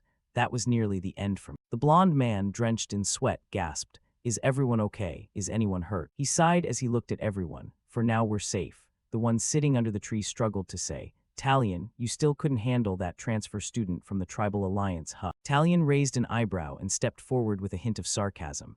If it weren't for me, your protective magic would have shattered and you'd all be disqualified by now. The other stammered. That's true, but that girl really did try to kill someone. The black-haired guy beside him suggested, how about we play it safe and target the weaklings like Dawood first? The fellow next to him, half asleep, agreed. Yeah, that trickster, let's crush him while we can. Makes my skin crawl that a country bumpkin got into Alphonte. Why don't we just ambush? But unexpectedly, Talion flat out refused. I'll pass. This left the guy stunned. Why, go on, you hate him too. Talion shook his head. Used to, but not anymore. The black-haired man, suspicious. What, you've been won over by Dawood too? Talion's pendant swung lightly in the wind as he replied with a touch of worldly philosophy. It's just that my perspective has broadened. There are a lot of strong people in this world. Elsewhere, after knocking someone down, Ruru stared up with empty eyes and mocked. There are just too many weaklings in this world. She frowned, showing clear irritation. Why isn't there even one halfway decent person? Rising to her feet, Ruru lifted her leg high. Battlefield, fight, life or death duel. Her face seemed to sink into shadow, her voice cold as a blade. Can't find it at all. How is it even being maintained? Ruru spat a curse, imperial scum, then brought her foot down to stomp the unconscious person. Just as she was about to, a flash of light appeared. Elnor arrived just in time, her sword stopping Ruru's boot inches from impact. The moment she saw Elnor, Ruru's lips curled into an amused smile. Well, well. Elnor responded with a cold glance, her eyes probing. Suddenly a slash rang out, sweeping the opponent's leg aside. White light and streaks of black lightning intertwined, erupting into a seismic blast. The ground now pitted with cracks, Elnor warned in a chilly voice. A transfer student seeking refuge and already standing out too much, Ruru Garuda. Ruru's eyes were bloodshot and feral, like a predator spotting prey. Found one. She assessed her rival inwardly. She's actually a proper kid. Elnor, still icy, pointed her sword at Ruru and cautioned. Excessive violence is something I can't overlook as a supervisor. Control yourself next time. Ruru sneered contemptuously, her voice full of provocation. Don't like it, so what? Elnor held the sword steady and said, If this were a battlefield, your head would already be pierced, but since it's not, consider this a warning. Ruru, defiant, stepped right up to the blade, nearly pressing her forehead to the steel. Fine by me. This is the battlefield for me. Stab away, go on, try it. The sword barely touched Ruru, but she kept taunting in a sultry, poisonous tone. You draw a sword, you're supposed to draw blood, right? Can't even get it to the mouth when it's offered. Elnor's hand tightened on the hilt. Ruru, like a madwoman, spat one insult after another. Imperial women are all the same. Types like you show up sometimes in my tribe too. You're the kind with strength but no guts, fools who just cry when their lovers are taken and do nothing. Elnor's eyes narrowed, her gaze cold and dagger-like. Ruru strode forward with arrogance. Just seeing them makes me sick. Her smirk widened, a challenging grin spreading across her face. On the surface, Elnor remained calm, but inwardly, a fierce demon was quietly awakened. Black streaks of lightning suddenly appeared in the sky, making Ruru stare up in astonishment. She went blank and her father's words echoed in her mind. Ruru, the tribe isn't the whole world. The stronger you become, the wider and more powerful the world will be. Ruru admitted inwardly. Yeah, you're right, father. Seeing the black lightning converging toward her, she narrowed her eyes with delight. This world really is massive. Ruru Garuda leapt up and launched an attack, her face fierce and murderous, aimed at the opponent before her. On the other side, Elnor kept her cold expression as she watched Ruru move. By now Ruru's eyes had turned fully black with frightening blue irises, a triumphant smile still on her face. As Ruru closed in, Elnor commanded sternly, forced teleportation. As Elnor expected, just as Ruru's kick came near her face there was a flicker, and she began to vanish. Ruru blinked in confusion, eyes wide at what was happening. A moment later Ruru disappeared, as if painted out. All that remained was a gust of wind and Elnor watching with her sword. Ruru was teleported to the hall, falling from the air onto the hard floor. Ouch. She half closed her eyes and gave a soft groan. Amid the ragged lot sitting in the corner, she muttered to herself. What, I'm out, just for arguing. She sighed, so that's how it's played, student council president, then suddenly stopped. Wait a sec. Elnor's image flashed in her mind. You can't chalk this up to just a skill gap. It feels like she was born different. Ruru bit her nails, thinking, but why did she suddenly break her calm and show such killing intent? Did I hit a nerve by calling the Imperial lot indecisive? The two who'd just been beaten were sweating as they watched and said to each other, Hey, looks like we're not getting jumped anymore, huh? Ignoring the chaos, Ruru sat with her legs spread, sneering to herself. Or maybe, who was I saying couldn't do anything even if their lover was taken? Who was that? Elsewhere, Yuria flipped into killer mode, her eyes blackening. A notification popped up. Ruru Garuda has begun to take an interest in you. Another alert appeared. Elnor, affected by you, has unlocked skill, Divine Wrath. Chaos erupted. An explosion sent people flying in all directions and they could only panic. What is this? Why, all of a sudden, Dawood, having escaped the blast, called out. I haven't seen her like that since that day. Elijah, gritting her teeth as she ran, glanced back and scolded. What is this now, Master Dawood? What are you muttering to yourself? Over there you could see Yuria rampaging and killing frantically, curses echoing. That fraud Dawood, Elijah, will save you, hang on. Elijah ignored it and turned to Dawood. Master Dawood, maybe we should stop for a moment and clear up the misunderstanding. Dawood gave a disapproving glance. No, absolutely not. He gripped the chain at her neck and pulled Yuria away from the explosion. I'm busy controlling Yuria right now. He pulled and shouted, Hey, we're trying to save her from that pervert. Yuria tucked her legs in and blinked in surprised daze, looking adorably clueless, honest. Dawood drowned in thought. I really need to fix this fraud label. Elijah's fangirls all swarm me. When suddenly Yuria flew out from behind, smiling vacant in his astonishment. Seeing Yuria, Elijah rushed over. No, Yuria, this exam. Can we please finish this decently? Before she could reach them, Elijah was blocked by a pale-haired fanboy and his stone monster. He gleefully called out, Miss Elijah Chrysanax. He stuck out his tongue like a pervert, declaring his feelings. From the first day of enrollment, I've always admired your shining strength and looks. Seeing Elijah's tense face, Dawood asked, Elijah, do you have this many fans? Over here, the pale-haired guy with the puckered face cooed. For some reason you were grabbed by that pervert fraud, but I 10th place on the enrollment rankings, will rescue you and buy you a sunset dinner. Hearing that, Elijah said to Dawood, that place was wrecked by the council president already. Dawood corrected, no, it was actually Count Riverback. Elijah looked annoyed at the simpering guy. Hey you, first of all I was absolutely not kidnapped, and secondly, this person is not a fraud. The other guy wouldn't let it drop and shot back, so he's just a pervert then, right? Elijah hesitated, raising her sword. That, Dawood cut in. Hey, why not just say no then? Seeing Elijah take a fighting stance, the pale-haired guy panicked. I don't mean to fight you people. Dawood and Yuria, hearing this, gaped and thought, Knighthood department, dark arts department, theology department, all charging in together like this. What perfect conditions to develop a trait, huh? Having thought that, he activated the ring on his hand, and it lit up. He sent a message to Caliban Chrysanax, who was drooling asleep. Hey handsome, wake up. Caliban answered, huh, what's up? Dawood spoke into the ring. I need a favor, please come out here once. Caliban lazily snored back. Why's it sounding so urgent? Meanwhile, under Uria's gaze a group of people were approaching, shouting, Mistress Hero, please wait a moment, we'll rescue everyone right away. A notification popped up. Dangerous situation detected. Applying hang by a thread, rank A. Dawood, not seeing a signal from Caliban, angrily asked, why did you just reply and not come out? But was met with disappointment. It's just kids fighting. Who do you think I am, a guardian deity? Seeing that, Dawood dropped his final card. Honestly, my sister's fighting a stalker right now. Hearing sister, Caliban suddenly jolted awake. He boiled with anger and demanded, Elijah has a stalker. Who is it? Then a blinding light appeared in the sky. It was Caliban. His anger radiated power. Skill, world imprinting domain, activated. Buff will be shared with party members in the nearby space. Share skill, hang by a thread. Rank A, grant power. Elijah took the opportunity to charge at the pale-haired guy. She shouted angrily, I don't need fans like you. The pale-haired guy, about to be attacked, warned her, wait, that's a stone golem. Your sword will break and you'll get hurt. What he didn't expect happened next. She sliced the stone golem clean in two. The pale-haired guy's eyes widened in shock. Yuria and everyone nearby were likewise speechlessly stunned. Dawood, witnessing it, felt his heart skip. Wow, that's dangerous. After that slash, Elijah couldn't believe she did it either. She wondered, how did I do that? The onlookers were utterly astonished, and the system sequentially announced that the world imprinting domain had been activated. Also, Skillshare, hang by a thread, activated for Elijah and Yuria.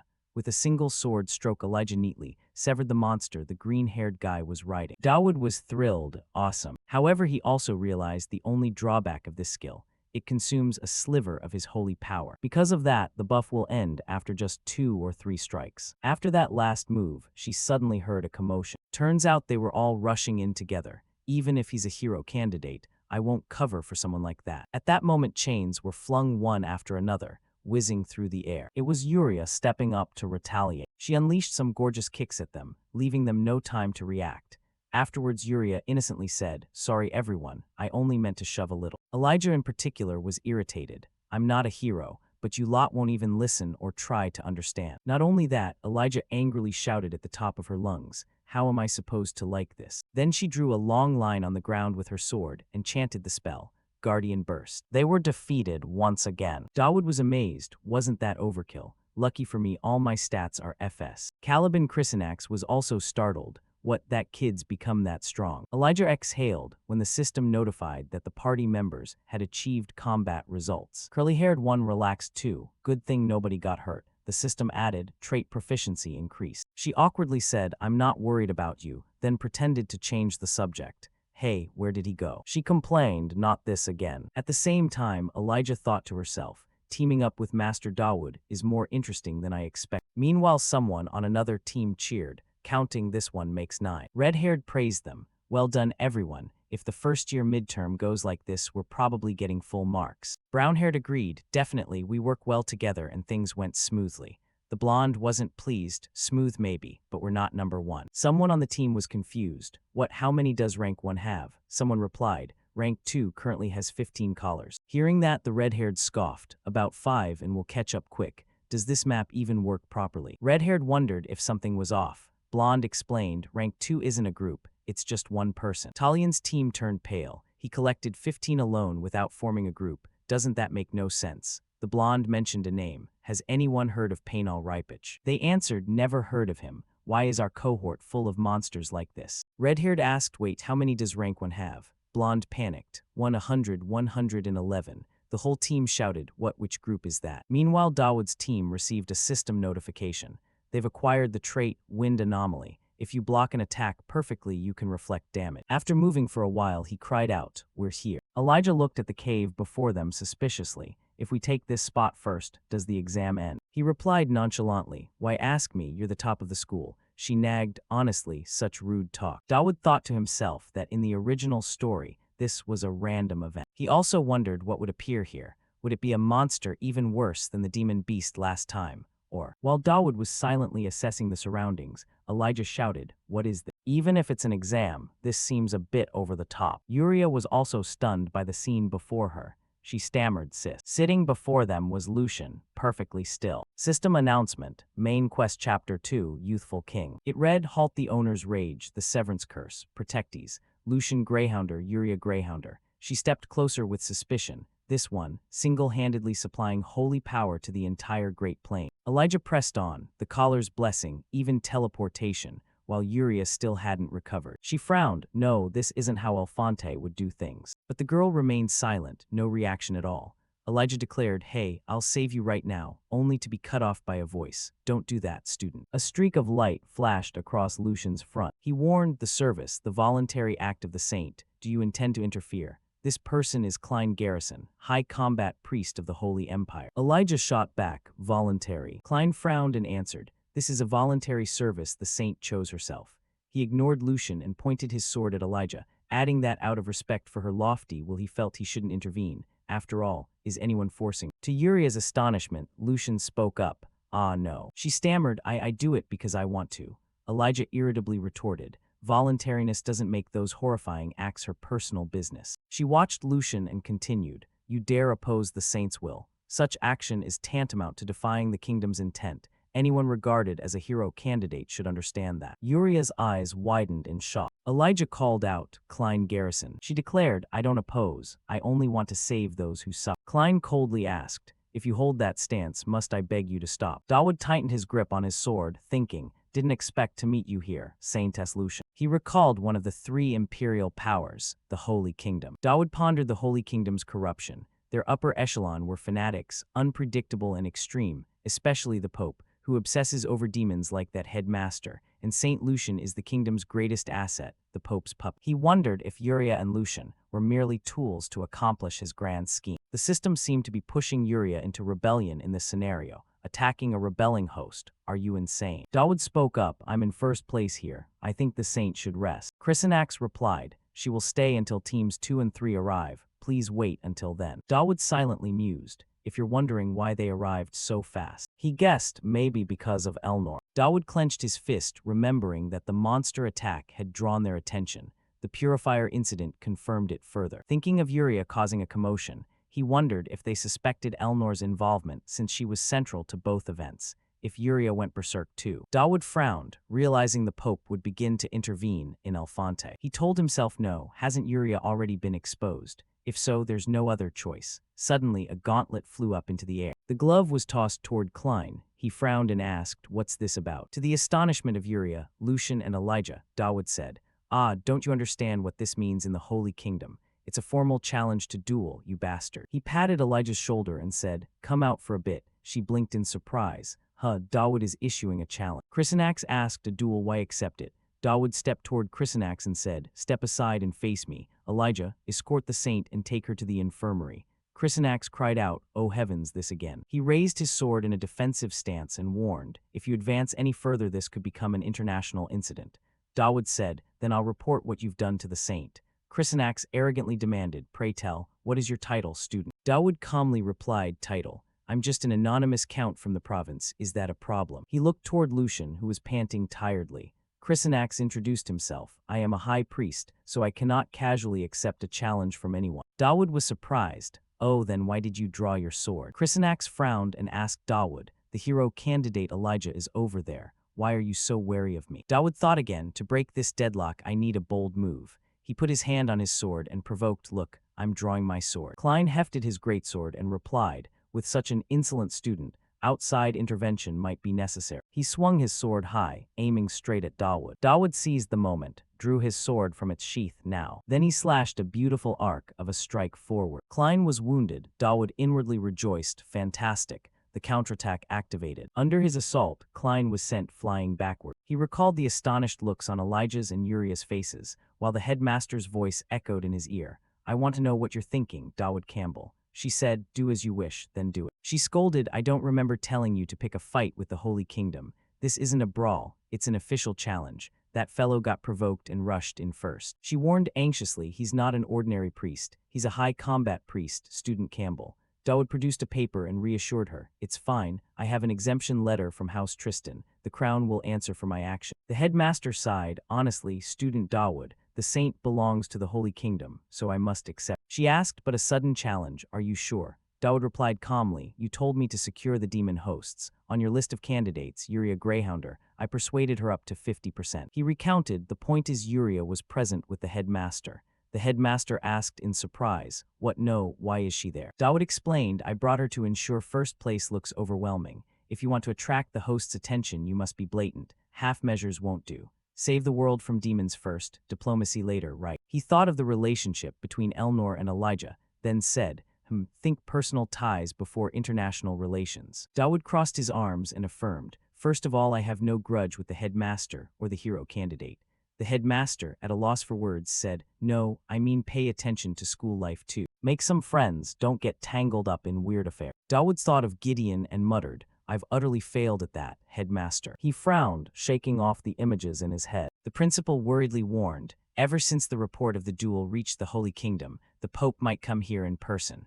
I don't know what you're planning, but Dawood thought of Yuria and Lucian as two test subjects. While the principal's voice continued to ring in his ears, the Pope is very dangerous. You should reconsider. In the dark room, the harsh sunlight streaming through the window lit up a small table, which held only a vase with a single yellow rose. Lucian Greyhounder sat on the floor with a cigarette in one hand, smoke curling up, and one hand on the floor, looking out toward the window. She exhaled a cloud of smoke with an indifferent expression. Suddenly, she heard a knock at the door. Lucian put out the cigarette in the ashtray and said, come in. Yuria stepped in, looking quite surprised, and pointed toward Lucian. Lucian also leaned up, frowning in surprise. Yuria. Yuria was stunned internally. Sister. She called out softly, Sister Lucian. Lucian looked down, saddened. Her feet slowly stepped forward. Yuria's face was filled with terror, her mouth hanging open without a sound. She trembled and stammered, don't come any closer. Watching Lucian approaching, her hand instinctively went up as if to stop her, thinking internally, don't come closer, sister. Lucian's expression was completely cold at this moment.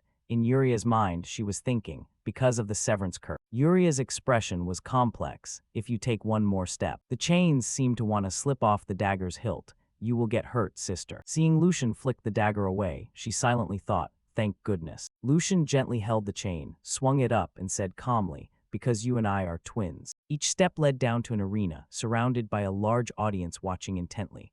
The master of ceremonies' voice rang out slowly. The rules are as follows. This is a simple match to determine a winner. Fighting to the death is prohibited. If there is a serious injury, stop immediately and determine the winner. If not, the match continues until one side surrenders. Do both sides understand? Dawood's face at this moment looked quite tense. To delay Yuria's awakening, Lucian is absolutely essential. If not, the obsession and the curse will gnaw at her mind like it is now. The two were staring intensely at each other. Meanwhile, Klein Garrison looked at him with an indifferent expression, looking unconcerned. Yuria's mind will collapse. The principal's eyes were focused intently on the arena. For that reason, this match was very important. The image of the guards standing outside tense. The Holy Kingdom's constant interference regarding Lucian, I must strip that away. The image of Pope Credo, calmly closing his eyes, just in one match. You look quite calm sitting on the throne, with the image of a majestic eagle on your chest. We have to create a massive impact. The principal crossed her arms and thought, even though Pope Credo cannot come here in person, he will never miss a match like this. Klein's hand tightened around the hilt of his sword. It's too late to beg for mercy now. Klein looked arrogant but added, but there is still a chance. Surrender now. The sooner you surrender, the fewer bones you'll have broken. His voice was filled with challenge. Are you listening to me, young Master Campbell? Heckman was watching from outside, his hands instinctively going up, his mouth twitching. Fine, surrender as soon as you start. You must not strike him head on. Dawood's face was perfectly calm as he replied, how curious. I was just about to say the exact same thing. Klein frowned. A voice from his memory rang out. Do not use killing intent. The scene shifted back to a room. Klein didn't turn back. What do you mean? The person behind him immediately replied, the stronger the killing intent to kill, the stiffer the opponent's reaction will be. That is the kind of ability it is. Klein was surprised. Is such an absurd ability really possible? Credo smiled, explaining, I have seen that happen before. I didn't expect to see it again. Klein glanced back, his voice heavy. I was defeated by my own attack. He tightened his grip on the sword hilt, his voice filled with determination. It is not just killing intent. I must completely erase the enemy's will. Returning to the real battle, Klein lowered his head slightly and exclaimed, and immediately flashes of light appeared around him, heading toward him, blessing. Klein swung his sword forcefully, crouching slightly, spinning with the sword as his cloak fluttered, the energy radiating from him becoming increasingly brilliant. Klein narrowed his eyes, his gaze fully focused. His voice rang out, filled with threats, while Dawood stood there calmly watching, to teach an arrogant noble. Afterward, Dawood narrowed his eyes and smiled. Klein began to gather his strength and charged to attack. The movements of his blade made Dawood's hair flutter in the wind. As Klein lunged forward, Dawood closed his eyes and whispered, "We will use guidance, skill, and power, divine anger." Klein's gaze was full of tension. Both stared, fully focused, not missing a single move from the other. A sphere of light flashed. The space in the arena at this moment was like a hurricane. Dawood thought to himself, "The seal of the fallen heaven has responded." Klein lowered himself and lunged forward rapidly. Dawood stood straight and swung his sword. The two swords collided, sparking fire. The space at that moment seemed to stop. The entire audience felt as if they were burning. The principal stared in amazement, her eyes wide. Outside, the guards also felt the tense atmosphere inside, their expressions becoming panic. Everything happening here seemed to be calculated in advance by the Pope, while Credo's expression was extremely calm. Skill available, divine wrath. A flow of energy enveloped him. The seal of the fallen heaven reacted. After Dawood's powerful strike, Klein used the hilt of his sword to parry the blow. The energy released caused the arena floor to crack. Demonic energy gathered around the seal of the fallen heaven, causing a hurricane to rise all around. Everyone was wide-eyed in shock at the energy storm just now. A crack appeared in the sky, as if a stream of dark energy was pouring out. Elnor appeared in her demon form. Dawood was startled. Where did this thing come from? As sweat began to trickle down. The demonic power as it manifested through Elnor made everything around her seem to freeze. He was deep in thought. What the hell is this? Just holding it with my own strength is hard enough to breathe, such evil pressure. Regardless, just fight. Dawood looked up while dodging Elijah Chrisanax's attack.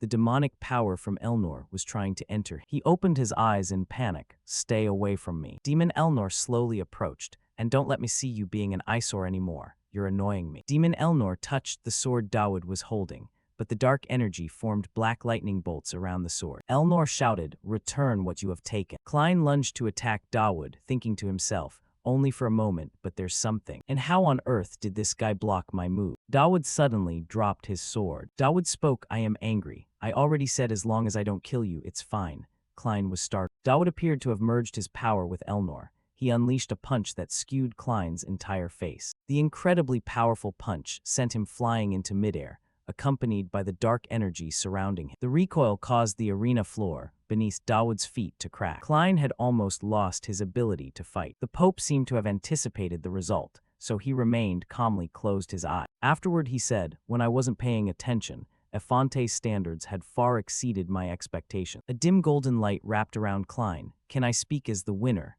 Dawood spoke up. "Sure, go ahead. People like him are harassing the holy saintess. You stop them." Everyone was bewildered. "What did you say, student Dawood? What are you looking for? Don't waste your breath. That thing belongs to me. This is the first and final warning." "Principal Adelante, what is going on here? You dare to commit such behavior before the Pope. How are you teaching your students that they cause such incidents?" someone questioned. "Not only dispatching a knight trained to deal with snot-nosed brats, but also harassing the holy saint." Dawood was still looking straight at the source of the argument. "If even those brats are publicly criticizing you, shouldn't you be stripped of your Holy Kingdom title?" Dawood spoke. "Hada, watch your mouth. This relates to the Holy Pope's safety. What are you planning to do? If you're annoyed, come down here and fight me. What can you do?" The Holy Pope mused, then spoke. "I understand. This isn't a duel, but I will do that for you." The principal was startled. "Sir, you're not only skilled, you're also an extremely perverted student. I have to admit that." Afterward, everyone at that position was disappearing. Suddenly, a sound shouted from somewhere, "Hey, are you trying to escape, Holy Kingdom?" A person in royal attire appeared. He ordered his followers, Siras, deploy spies around Alphonse Dawood Campbell. Siras, holding a half-drunk cup of coffee, replied,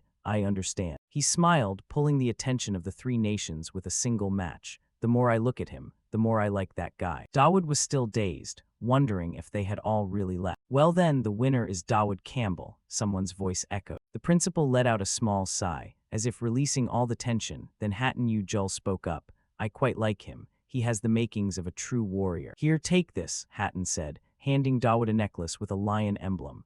It was a rare lion's necklace that boosted vitality and physical strength. Dawood snatched it, asking cautiously, "What is this?" Hatton smiled and said, "Come visit the forge when you get the chance. I'll treat you well." And that strange power from earlier, I still want to see it again. That's everything from the tribal alliance. I'm off now. Dawood held the necklace, lost in deep thought. Watching Hatton's back, Dawood thought, in the original story, this item was supposed to be for Chapter 3. I've just been acknowledged by the strongest madman of the tribal alliance. Campbell, I have a question. The principal suddenly spoke up. Did you use the power of the jar to win? Dawood bowed slightly and replied, no, it was just luck.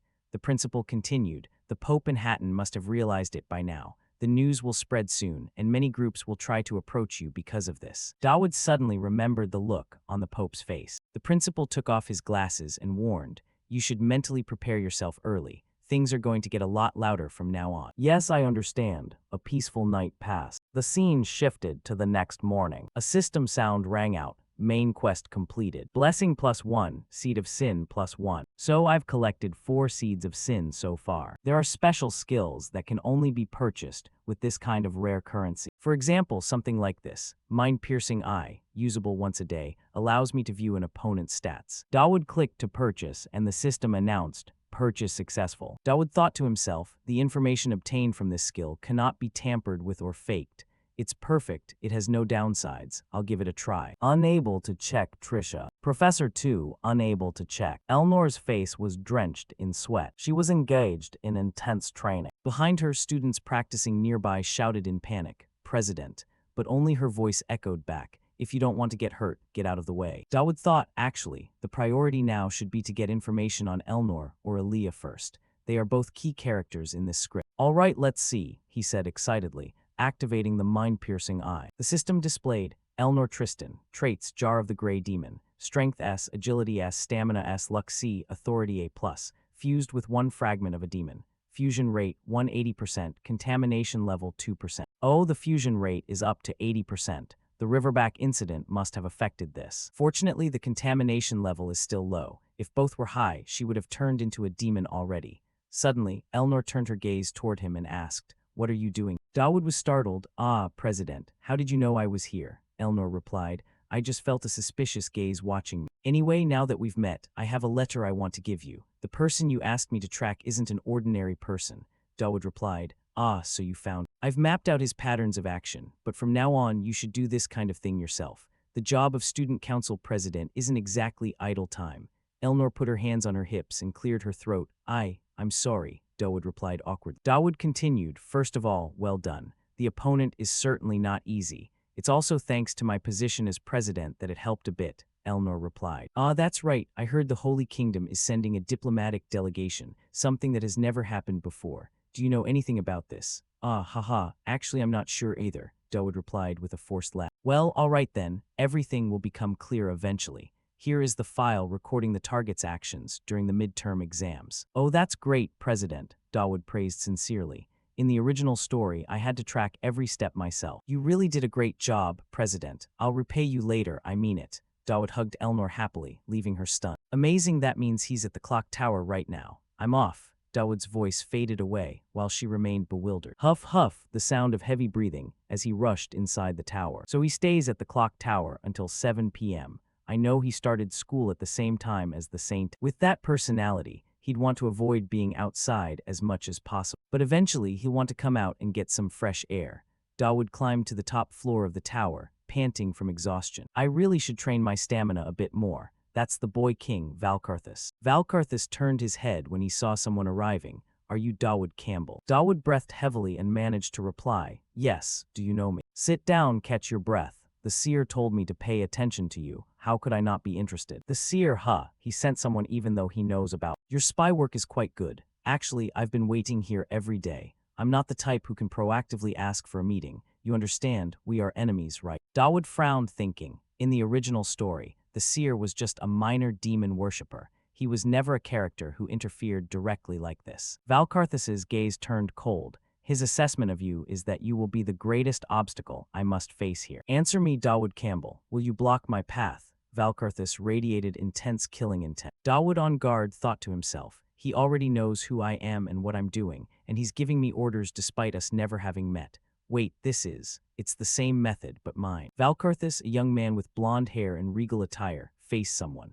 Behind him, a terrifying shadow monster with glowing red eyes manifested, hinting at the sinister power he possessed through forbidden arts. Dawood, a young man with black hair, listened intently as Valkarthus challenged him, asking if he intended to stand in his way. Dawood's expression was serious and thoughtful. The massive clock tower stood tall against a warm sunset, casting long shadows over the magnificent architecture, creating a dramatic stage for the confrontation.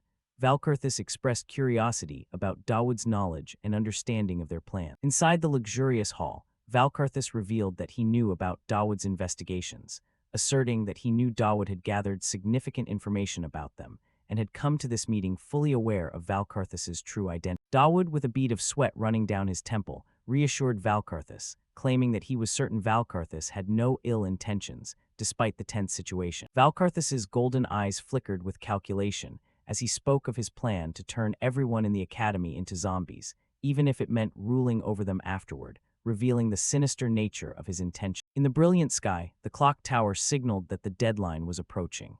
Valkarthus confirmed that his plan would take place in 3 days and revealed that the seer had taken a great interest in Dawood. A mysterious figure appeared, cloaked and masked, with fiery orange hair and piercing red eyes, embodying the hidden forces interested in Dawood's true nature. Valkarthus elaborated on the threat Dawood faced, revealing that the seer was still investigating Dawood's true nature and warning him that he might eventually have to face all the chosen. Dawood, with a look of surprise and confusion, questioned Valkarthus's motives, asking why he would reveal such crucial information to an obvious rival. With glowing eyes, Valkarthus introduced himself as the final king of the Kingdom of Armada, a tragic figure who had merged his entire populace into his own body through forbidden magic, revealing the immense and dark power he now possessed. However, Dawood quickly interrupted, sharply reminding Valkarthus that they were currently enemies, and he shouldn't reveal unnecessary information to his opponent. An aerial shot of the academy at dusk, with ornate buildings and reflective lakes, appeared as Valkarthus's voice echoed throughout the landscape,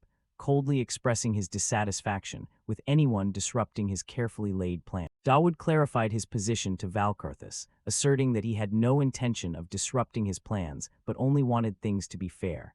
Valkarthus, intrigued, questioned Dawood's definition of fairness. With a subtle smirk, Valkarthus agreed that a game should be fair, but quickly reminded Dawood that regardless of any knowledge he might possess, he was at a complete disadvantage. Against the dark, oppressive architecture, Dawood shrewdly deduced Valkarthus's true motive for this meeting, to confirm that Dawood was not a coward. Dawood, with a calm and composed expression, confirmed Valkarthus's assessment, admitting that his inference about Dawood not being a coward was entirely correct. Dawood activated his insight vision. Protective goggles appeared over his eyes along with a blue flow of light, showing he was about to reveal something deeper, hinting that his assessment went far beyond simple courage. Valkarthus, eyes closed and a light smile on his lips, confidently challenged Dawood to look at him closely, suggesting he had nothing to hide from Dawood's special eyes. The surrounding background flickered, suggesting the nature of his power was being analyzed. Through insight vision, Dawood felt the horrific truth within Valkarthus, a monstrous dark entity composed of countless glowing red eyes and menacing mouths, a chilling embodiment of the millions of lives absorbed by his forbidden magic. Dawood's insight vision revealed staggering data. 2,134,423 forbidden arts were currently active on Valkarthus's body, each one a different ancient magic with distinct powers, and chillingly, each one had cost a human life. The hideous, monstrous faces of the forbidden arts were laid bare, with one brilliant red eye and a creepy sewn-shut mouth, showcasing the massive human cost for Valkarthus's power. Valkarthus, now with his eyes open, commented that such a technique, referring to his forbidden arts, would not be easy to use in battle, perhaps trying to downplay the practicality or weaknesses of his ability. As night fell over the academy, casting shadows on the majestic clock tower, Dawood acknowledged Valkarthus's words, knowing that such forbidden magic was usually used in secret due to its nature. Dawood, standing firm, asserted that he was also ensuring fairness in this exchange. From off-screen, Valkarthus's voice replied with a skeptical sneer, remarking on Dawood's noble attitude. A large black shadow of the mysterious masked figure loomed over the small Dawood, symbolizing Valkarthus's deeper motives.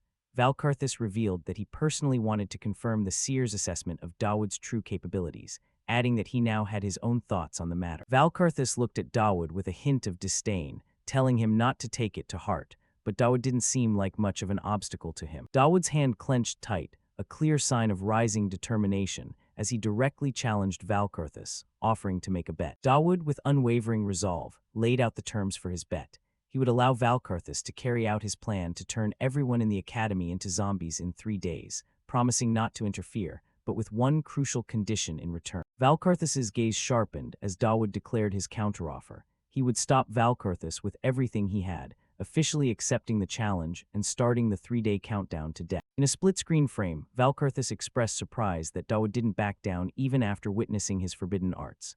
Dawood, with intense eyes, boldly declared his intention to stop Valkarthus in 3 days, not just to save the academy, but to save Valkarthus himself and his kingdom. Valkarthus reacted with a gasp of shock. Valkarthus, turning his back and walking toward a large window, said, "In that case," accepting Dawood's bold challenge. Dawood, facing the viewer, reaffirmed his determination with, "If I win," a silent promise hanging in the air. A cold smirk appeared on Valkarthus's lips as he issued a devastating warning. If Dawood lost, he would become the 2,134,424th life absorbed by the forbidden arts. Valkarthus left through the large window with a confident "see you," leaving Dawood desperately calling out, "W8, Valkarthus," as he seemed to vanish into the night. Dawood watched as the dark silhouette of Valkarthus, with menacing red eyes, flew into the night sky, leaving a haunting impression of his departure and the immense power he held. Left alone on the ledge, Dawood's initial shock turned into deep concern as Valkarthus's chilling warning about becoming the 2,134,424th life absorbed by the forbidden arts began to sink in. Dawood slumped down, overcome by a sudden wave of panic as he thought about the terrifying possibility of losing to Valkarthus, fearfully asking himself, "What if I lose?" Under the full moon shining over the academy, Dawood scolded himself, shaking off the fear. He firmly reminded himself of the most important rule to win: never allow yourself to imagine failure. The large clock tower stood silently under the moonlight, the only lit window acting as a beacon in the quiet night, marking the passage of time as a new scene unfolded. Yuria, a striking blonde woman with a cigarette on her lips and a sword at her hip, looked up at her younger sister, Yuria, who was sitting above. Yuria asked if she had gotten dressed yet, and Yuria simply replied, "Yes." Yuria took a puff of her cigarette, a light smile flickering on her lips. She apologized for teasing, admitting that Yuria always answered through speech bubbles, then changed the subject to ask her sister about the outfit. Yuria looked away shyly, her cheeks flushed, as she hesitated to begin voicing her feelings about the outfit to her sister. Sitting on the floor in a white pleated nightgown, Yuria expressed her embarrassment, revealing that she had never worn anything like that before. With a generous gesture, Yuria offered her sister anything she wanted, simply saying, "Take whatever you want." Yuria responded with a surprised "ah," perhaps very moved by the offer. In a touching moment, Yuria, cigarette still between her fingers, expressed regret for the pain Yuria had suffered as her guardian, believing that giving her anything was the least she could do. Yuria gratefully accepted. A hand lit a cigarette with a classic flip-top lighter as the speaker offered a moment of comfort, assuring the other that they could relax, if only for a short time, while by their side. Yuria smoked thoughtfully, revealing her past fear that Yuria's heart might have been damaged by the curse of separation. Relieved to see her sister was still pure, she admitted a darker truth, that she was the one rotting from the inside. A creepy close-up revealed a black necklace with a chain around Yuria's neck, as she let out a haunting kikek, hinting at a darker, more unsettling reality beneath her innocent appearance. Yuria's eyes widened with surprise and concern as she asked her sister, "Yuria, what are you doing?" Yuria hesitated, trying to explain her action. Kneeling down, Yuria innocently explained that the black necklace and the chain around her neck were a gift from Sir Dawood, something she had to wear at all times to maintain a smooth relationship with. Yuria further explained that Dawood wouldn't see her without the necklace, so she tried wearing it, asking her sister if it looked good. Yuria remained silent, stunned by the revelation, as Yuria quickly added that she didn't value Dawood's gift more than her sister. With a happy, almost innocent smile, Yuria reiterated that she had to wear the necklace if she wanted to see Sir Dawood, seemingly unaware of the disturbing nature of the situation. Yuria's jaw tightened around her cigarette, her anger rising as Yuria desperately pleaded, "Please don't misunderstand." A powerful wave of rage engulfed Yuria. The cigarette burned intensely in her mouth, surrounded by an aura of angry red and black as she called out her sister's name, Yuri. Enveloped in an intense purple aura, Yuria smoked intensely, her face twisted into a mask of pure fury as she demanded to know the whereabouts of that bastard Satan, clearly referring to Dawood. Faced with the tense atmosphere, Dawood Campbell hurriedly waved his hands to explain. He admitted that the situation looked strange, but it was truly just a misunderstanding. Saint Lucian closed her eyes, explaining that the reason Dawood had to do that was to maintain a distance from Yuria, in order to avoid the influence of her curse of separation. Dawood continued, saying that the reason he used a chain for Yuria was simply because it was the only thing he could find in the emergency, with absolutely no time to choose. Lucian took a puff of her cigarette, her gaze distant. She revealed a shocking truth. Yuria was her sister, the only relative she had just reunited with after many years of separation. Dawood gave a thumbs up, appearing to understand. Of course, Saint Lucian, I know that very well. But Lucian immediately cut him off. That is precisely the problem. Lucian looked straight at Dawood, her gaze sharp, filled with suspicion. She demanded to know how someone like him could know about these things. Dawood's smile became awkward. He realized he had let something slip. Initially, Lucian was only angry about the chain, but after hearing his story, her suspicion grew even greater. Lucian continued her questioning, asking how someone from a remote barony could know about her relationship with Yuria, and even managed to defeat a holy knight in single combat. She was curious about the source of Dawood's knowledge and skill. In Dawood's mind, the real answer flashed by. It was all thanks to memories from playing the original game, but he quickly covered it up by saying, "Well, Saintess." Yuria looked up, surprised. Dawood hurriedly corrected himself, saying that it was a matter he had discussed with Principal Adelante, so he couldn't disclose it arbitrarily. Dawood tried to reassure Lucian. "What's certain is that I'm on your side, and on Yuria's side too." He affirmed his support for both sisters. Lucian put out her cigarette, looking thoughtful. She called him by his full name, Dawood Campbell. After a moment of thought, Lucian decided to let it slide for the time being. She acknowledged that Dawood had fought for her, helping her escape the Pope's clutches, and the fact that he had taken good care of Yuria. Dawood looked toward Yuria, who was still bowing her head. He knew he couldn't tell her everything. But Lucian didn't give up easily. "Even if that's not your true identity, I need to know what you're planning and how much you know. I need to know everything." Faced with Lucian's request, Dawood began to reveal a earth-shattering secret. He explained that for the Pope's plan, Yuria and Lucian were essential pawns. The scene shifted to a mysterious laboratory. It was called Project Homunculus.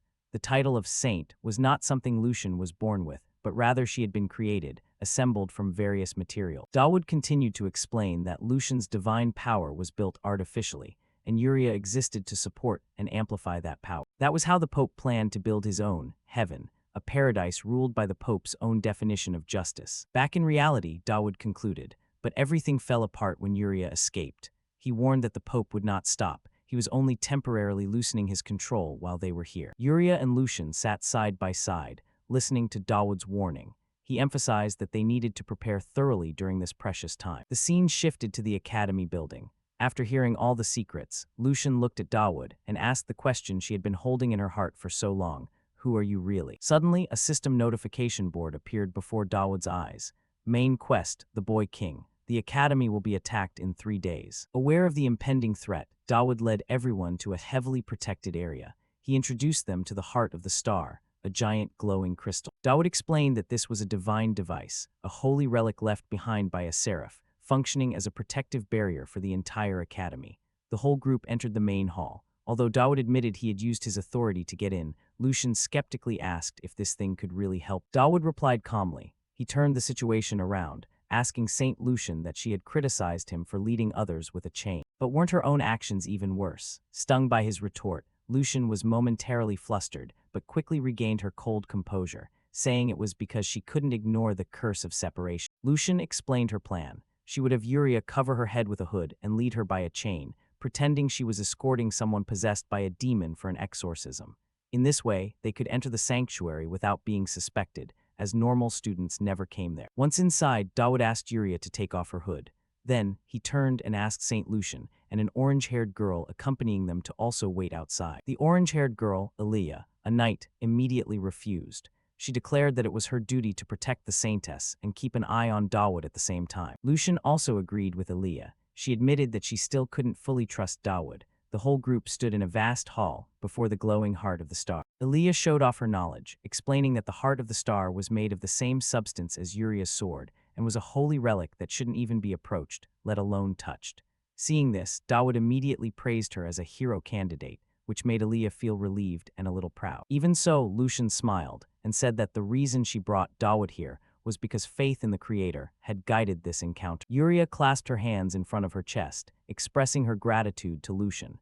She understood the position of a saint and was grateful for being brought this far. Lucian gently handed the chain to Aaliyah, asking her to take good care of her younger sister, a gesture symbolizing the entrustment of responsibility. Aaliyah took the chain, seriously promising to protect Yuria well and thanking Lucian for trusting her. At this moment, Yuria began to explain the laws of the world, stating that demons could interfere in the human world without any restrictions, but angels were different. Dawood continued, saying that angels had to follow the rules that maintain the world, so they could not interfere as freely as the low-level angels he had encountered before. Lucian decided to wait outside. Now, Yuria was connected to Aaliyah by the chain, while Lucian stood at a distance. Yuria smiled confidently, asserting that if anything happened, she could protect herself because heroes possess the purest and strongest hearts among humans, and angels would intervene in the world through them. Lucian looked at Aaliyah with understanding, as that was the natural reason why a saint like her would trust Aaliyah. Aaliyah blushed slightly, feeling incredibly proud,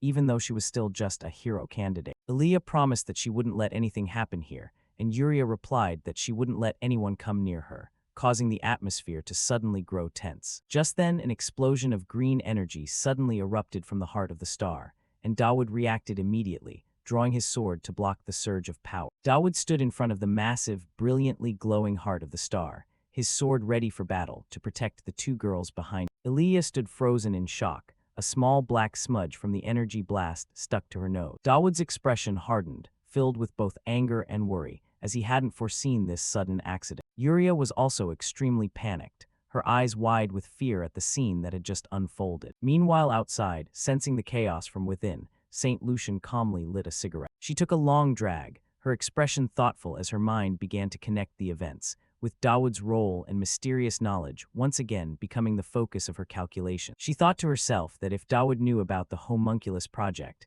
his intelligence network must be truly formidable. Although she still couldn't completely trust Dawood, Lucian realized there must be a reason why both Yuria and the hero candidate Aaliyah trusted and followed him like that. Lucian concluded that Dawood didn't seem like the type to act recklessly or cause trouble for no reason, when suddenly, an angel figure with massive snow-white wings appeared above Dawood, radiating brilliant light and signaling that a major event was about to occur. Aaliyah screamed in terror as a blinding light appeared, unable to believe her eyes that an angel had descended. Yuria was just as stunned, her eyes wide as she saw the massive snow-white wings right beside her. From above, an angel with pink hair and magnificent wings radiated a majestic aura, and Dawood realized this was a grade inverted angel, a rank much higher than he had anticipated. Dawood briefly remembered the angel he had met before, but this presence was completely different. Aaliyah couldn't help but be surprised, as she had expected only a low-level angel to appear, not such a powerful existence. Dawood had to admit that this situation was completely beyond his expectation. The angel looked down at Dawood and the others, speaking in an authoritative voice.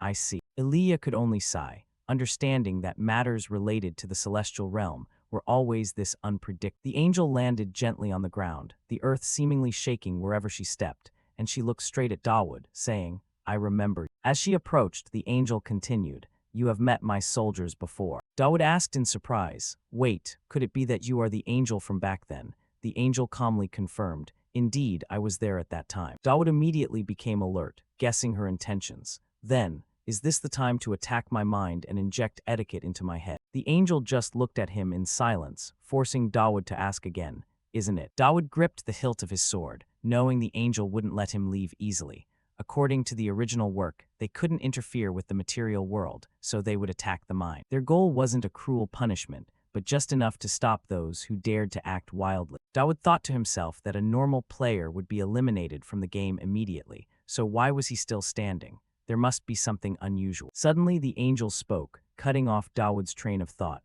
"I listened because your thoughts are quite interesting." Dawood froze, backing away in shock, his sword slipping from his hand, not expecting that the angel could read his mind. Dawood gritted his teeth, feeling extremely angry at being seen through. The angel seemed to sense it, thinking to herself, "Initially, I only intended to give a simple warning." The angel looked at Dawood with cold eyes and said, "But the blasphemous behavior you committed seems very deliberate." Dawood spoke through gritted teeth, no longer wanting to hide his defiance. Whatever it is, hurry up and do it." The angel smirked, "Very well, I believe you are prepared." Instantly, an invisible force crashed down, making Dawood scream in pain. A strange feeling washed over Dawood as his mind was pulled into another dimension. The scenery shifted dizzyingly, and Dawood found himself thrown into an abstract space, standing on a floating stone, surrounded by countless giant cubes shaped like electronic circuits. Contrary to the initial pain, Dawood was now completely calm. He looked around, his sharp eyes analyzing this strange world, and realized, this is my mental space. Inside the mental space, the angel was completely confused, asking herself, what is this? Why? Why is there nothing here? She looked around, seeing only an empty space. The mental space was supposed to manifest a scene depending on a person's moral inclination. The angel looked at Dawood, who was standing with his arms crossed, unable to understand. Then why is it in this state of emptiness? She began to doubt her assessment. So he is neither good nor evil. Regret crept into the angel's mind. Was I wrong to handle this myself? The more she thought, the more frustrated she became. I should have just let the soldiers handle it. The angel bit her fingernails, completely stuck. What should I do now? How do I punish a human like this? I can't believe such a person exists. Meanwhile, Dawood was extremely calm, thinking to himself, the fact that a mental space has formed means my soul has a gap. This is exactly what I was aiming for. Back in reality, Dawood's body was unconscious on the floor, and his plan was unfolding in his mind. Once the space connected to my soul is formed, someone will rush in like a madman. Yuria could only kneel and watch in silence, not understanding what was happening. Suddenly, the mental space began to transform. The angel asked in surprise, "What, did you close the mental space yourself?" Dawood replied, "No way, I can't even create it myself." The cubes began to turn deep purple, and strange veins of energy spread everywhere, signaling a terrifying change. The angel sensed another source of energy intruding, looking into the darkness with tension. Dawood looked into the void, his eyes filled with anticipation. It's coming. The angel turned to look, confused. Coming? What is coming? She stared into the pitch-black darkness ahead but couldn't feel anything.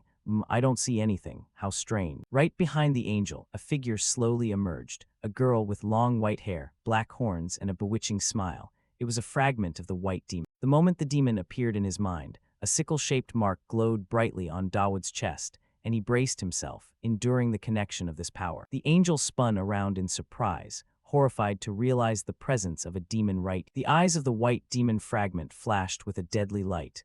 Instantly, ribbons of purple energy bound the angel, blindfolding her. A system window appeared, announcing, "Deadly charm activated." The demon's eyes flashed with satisfaction. "Ah, found you." Another notification appeared. "A white demon fragment has set its sights on you." Dawood smirked, the mark on his chest becoming clearer. "Very well, keep following the plan." The demon laughed bewitchingly, baring her fangs, and whispered to the tightly bound angel, "My partner." The sickle mark on Dawood's chest glowed brightly, symbolizing the dangerous link between him and the newly summoned white demon fragment. The demon's voice continued to echo in the mental space, full of obsession and longing. "I have waited endlessly, just to see you." The demonic ribbons also wrapped around Dawood, and he gritted his teeth, enduring as the demon's voice echoed. "Wanted to see you," Dawood told himself. "As long as I follow the plan, KH." The angel was almost completely bound, with only one eye showing, filled with surprise and panic.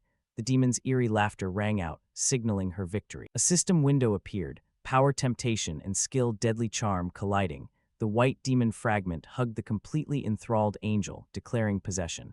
"I want to have you." Inside Dawood's mental space, the divine power charm and the skill deadly charm were clashing violently, with a demonic entity with white hair, black horns, and a long tongue lusting for them. The white demon floated, looking down at the bound Dawood and saying she wanted him, while Dawood could only confusedly ask her back. The white demon leaned in close, using her long tongue to lick Dawood's cheek. He gritted his teeth, telling himself that if he gave in here, he would immediately become a slave to his own soul. Just then a voice cut in, and a girl with short blonde hair and snow-white angel wings appeared, ordering the demon to stop. The angel pulled hard on an energy string, causing the white demon to lose her balance and let out a sharp cry. The angel turned and ordered Dawood to stop struggling and stay still. Dawood was anxious, wondering if a normal angel could handle a demon like this. Interrupted, the white demon growled, gritting her teeth in anger, warning the newcomer not to interfere. She charged madly at the angel, screaming in fury. A thunderous punch was thrown, aimed straight at the angel's face. The punch landed, creating a powerful impact. The white demon roared in anger, her hair fluttering after the attack, while a few feathers from the angel's wings fell. An energy explosion occurred from the collision of the two powerful entities. Contrary to her opponent's madness, the angel just clicked her tongue, her face clearly showing annoyance. The white demon somersaulted in the air, a mask having appeared on her face. A blinding light attack, collided with the wall of the mental space. While the two of them fought, Dawood had escaped the restraints and flashed a calculated smile. He spoke up, calling to the white demon and warning her that if she dared to touch the angel, he wouldn't let it slide. The white demon, who was pinning the angel down, immediately turned to Dawood, asking if he was the one she actually wanted. Dawood shouted, demanding the white demon release the angel immediately, and saying he would deal with her later. He emphasized that they would meet again anyway, so she had better listen. The white demon looked intrigued, her eyes glowing red in the darkness, and asked if that was a promise. Dawood confirmed it was a promise, but didn't forget to threaten her, saying that the promise would sooner or later become reality if she didn't listen. Dawood played his trump card, asking where a soul would go if someone died in the mental space, and saying he would jump out of here. Dawood's threat seemed to work. The white demon glanced at him, calling out to him with hidden meaning. Instead of getting angry, the white demon laughed gleefully at Dawood's audacity. She asked if he was threatening her, and Dawood calmly admitted. The white demon giggled, agreeing to Dawood's promise. Seeing this, he ordered her to leave immediately. Before leaving, the white demon didn't forget to remind Dawood to keep his word, and he coldly replied with a simple, yeah. The white demon slowly dissolved into the space, leaving a message that she would definitely return later to take his soul. Back in reality, Dawood thought to himself that everything had gone according to the original work. With this, that angel owed him a favor. He flashed a triumphant smile, confirming his own thoughts. The angel, with a clearly annoyed expression, asked what Dawood wanted as a reward. What Dawood requested was a star iron ingot, an extremely rare item. Later, Dawood met Yuria, the older sister, on a bench. She was extremely surprised to learn that he had received the star iron ingot directly from an angel, and Dawood explained that he would use it to create an item to weaken the curse of separation. Another girl, Yuria, stepped up and asked Dawood if one ingot was enough. Dawood reassured her that he had prepared another one, further explaining the properties of star iron. It amplified holy power, was nearly indestructible, and could only be damaged by itself or hell metal. Yuria understood the issue, that to break the strange curse on the saint's younger sister, they had even had to meet an angel. Dawood confirmed that the real battle hadn't even begun, making Yuria ask in surprise about what battle he meant. Yuria looked at Dawood with a probing gaze, feeling that he was hiding something, and asked him directly. Dawood sank into thought as a system window appeared, informing him of an upcoming event, King's Boy Academy D1 attack incident. All three girls, including Yuria, the younger sister, with black hair, demanded that Dawood tell them the truth so they could prepare as well. Dawood's gaze became resolute, and he decided to tell them everything,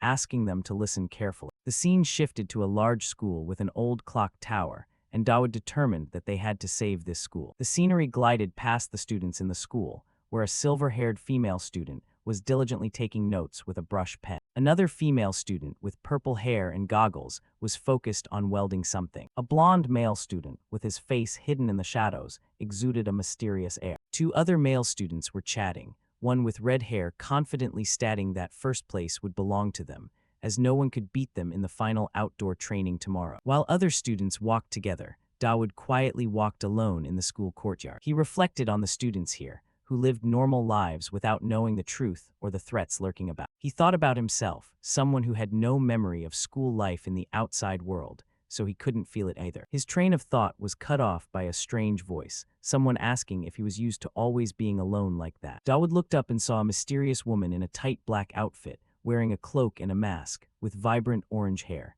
He asked in surprise who she was. The masked woman looked straight at Dawood with sharp eyes. She replied mysteriously that she was a butterfly effect. In a large hall, Dawood, a young man in a neat suit, stood on the stairs looking down. Meeting his gaze was a mysterious girl in a black outfit, completely covered. She spoke, saying that all the dedication and hard work Dawood had put in was exactly what had led her. The mysterious girl looked straight at Dawood, her eyes sparkling with sharpness. She reiterated that it was his efforts that brought her here, and then she called his name, Dawood. Dawood showed surprise at the girl's words. He muttered about that little student, and then asked bluntly, "Who are you?" Surprisingly, the mysterious girl appeared right behind Dawood in the blink of an eye, making him startle.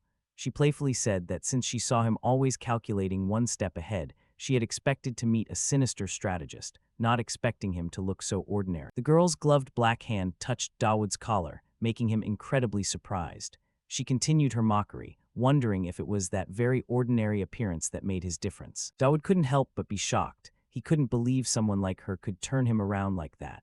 He wondered if there was any character like this in the original plot, and why she could understand his situation so well. Amidst the scenery of an ancient castle, Dawood loudly demanded the girl identify herself.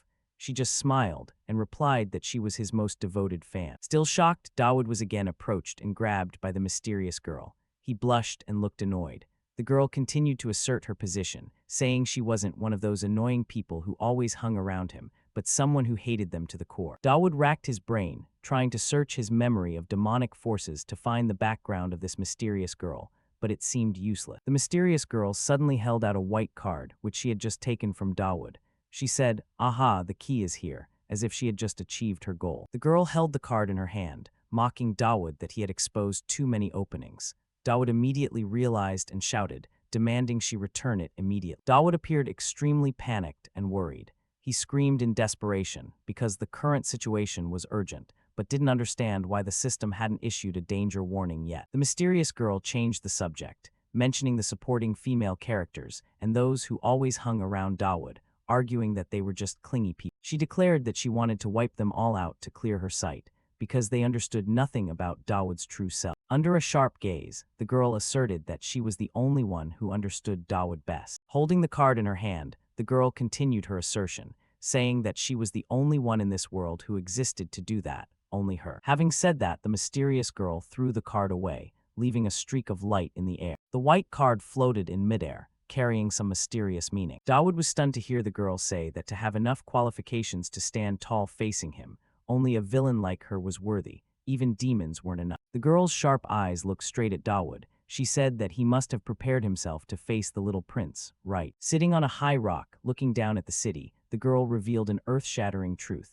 Valkis's invasion tomorrow was supposed to fail completely. But if it happened today, would Dawood be strong enough to cope? Dawood was completely stunned by this information. His plan was completely disrupted, and now he had to face an unforeseen danger. The mysterious girl looked at Dawood provocatively, saying that she really wanted to put more expectations on him and firmly believed that he wouldn't let her down. Across the city sky, terrifying cracks suddenly appeared, signaling the impending collapse. Smiling delightedly at the chaos she had created herself, the mysterious girl whispered, "Make me more obsessed with you, won't you?" In complete contrast to the omen in the sky, in a corner of the academy yard, Trisha with orange hair was still leisurely enjoying her meal, murmuring praise for the sauce's mild sweet taste and enjoying another peaceful day passing by. A girl wearing a habit with blonde hair started a conversation with Trisha, asking if her work was too much, and heard that she was also participating in a private training course. The two girls sat at an outdoor table. Trisha admitted that even in the Divine Academy,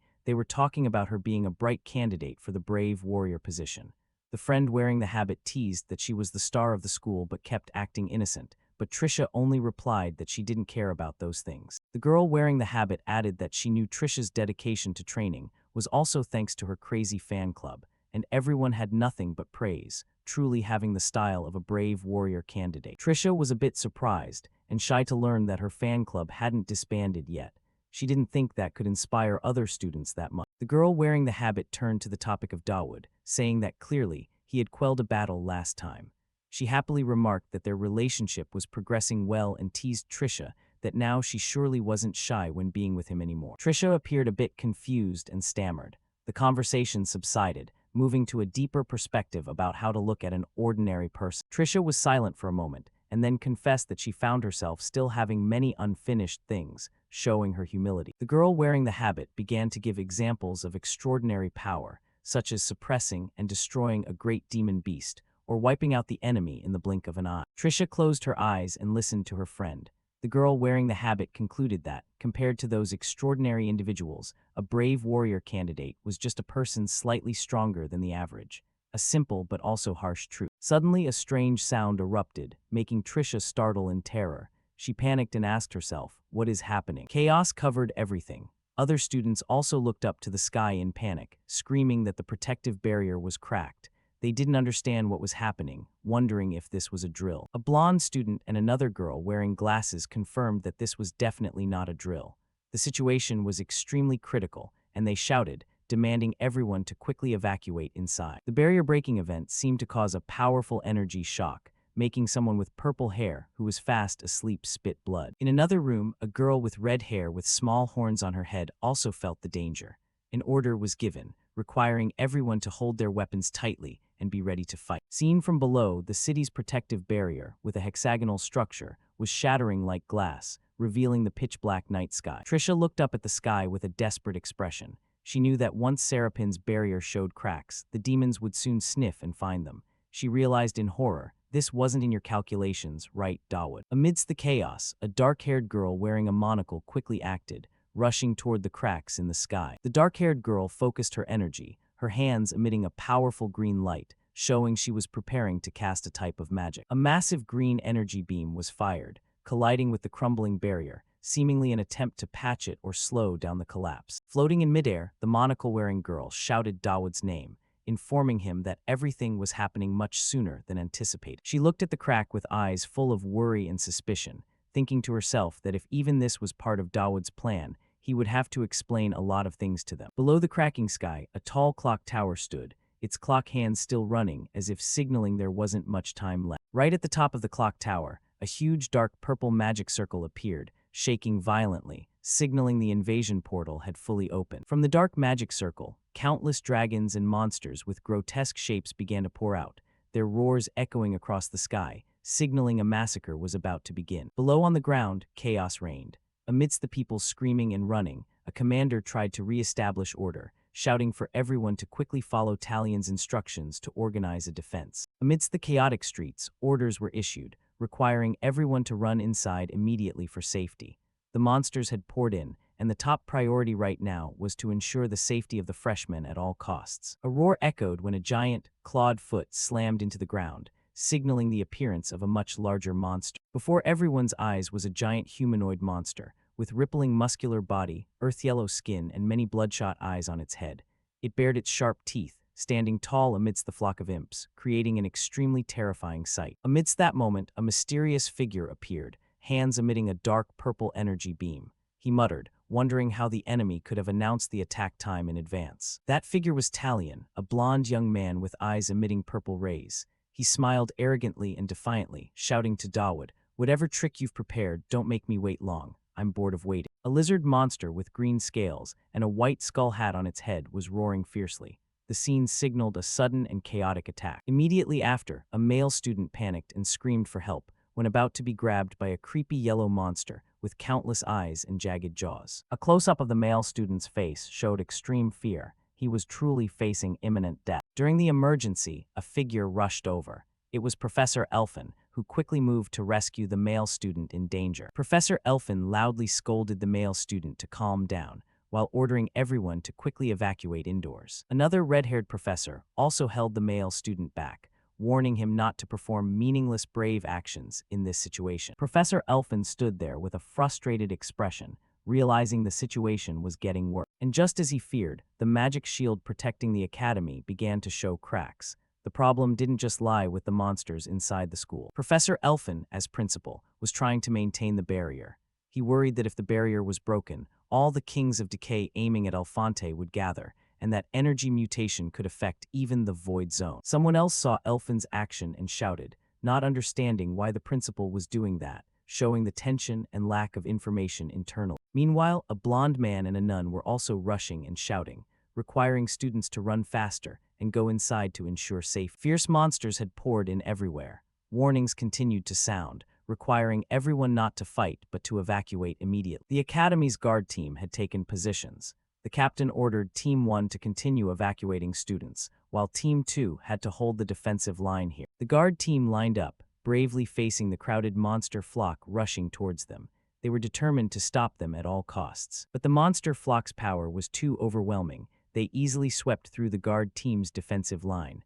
A soldier was bitten by a monster, sacrificing himself on the spot. From afar, the main character, Dawood Campbell, witnessed it all. He was shocked to realize this wasn't what he had anticipated. His plan. All his plans had completely collapsed. Dawood stood motionless amidst the chaotic scene, unable to believe what was happening. Monsters ran amok, barriers shattered. This situation was never supposed to exist in the script that Dawood had known beforehand. Dawood sank into despair. If everything had gone according to his plan, this tragedy wouldn't have happened.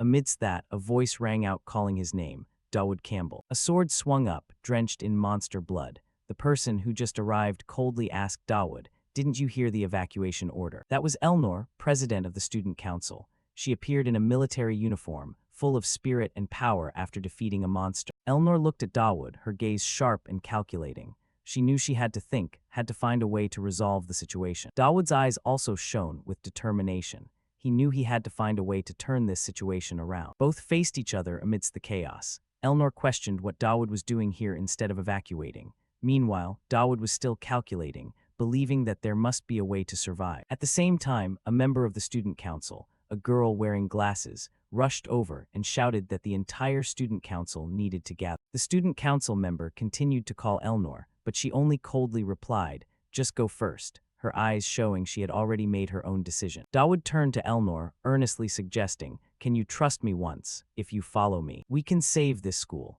In the back, the girl in the student council shouted, requiring Elnor to return immediately. To convince Elnor, Dawood began to list the events he had resolved in the past. "Please think about what I have done so far. The Count's case, the monster case, the assassination case, and the terrorist attack on the train too." Dawood admitted he was a strange person, but he affirmed Elnor knew well he wasn't a reckless person. The girl wearing glasses in the student council still didn't give up, continuing to shout, "Elnor, take that guy and come here immediately." The girl continued to question, "What are you doing, student council president?" Elnor only silently bowed her head, immersed in thought and torment. After a moment of hesitation, Elnor finally made her decision. She apologized, then turned to Dawood and said, "This is my last trust for you." "Thank you, this way," Dawood rejoiced and led the way. Both ran off, leaving behind the student council girl who was bewilderedly calling out in vain, "Hey, Elnor, Elnor." Looking after the two figures, the student council girl could only mutter helplessly, "Idiot." On the way, Dawood explained to Elnor that the origin of the monsters was from the clock tower, and there would be stronger monsters around there. Dawood added that just with the two of them, they couldn't handle all the monsters, so they needed help. Unexpectedly, a group of people in black cloaks appeared to block their way. Dawood requested their help, but a person in the group coldly replied that they were merely envoys of the holy nation. Dawood immediately realized their identity. He snapped that there was no time to argue about status and pointed straight at them. "You are exorcists directly under the Pope, sent here to supervise me, right?" Facing the cloaked group, Dawood demanded they stop pretending. He knew their true purpose well. Dawood said bluntly, "I know I have provoked the Pope recently, and that's why you were sent. The real delegation must be with the professors right now." Dawood turned to Elnor and clarified that the only purpose of this group was to supervise him.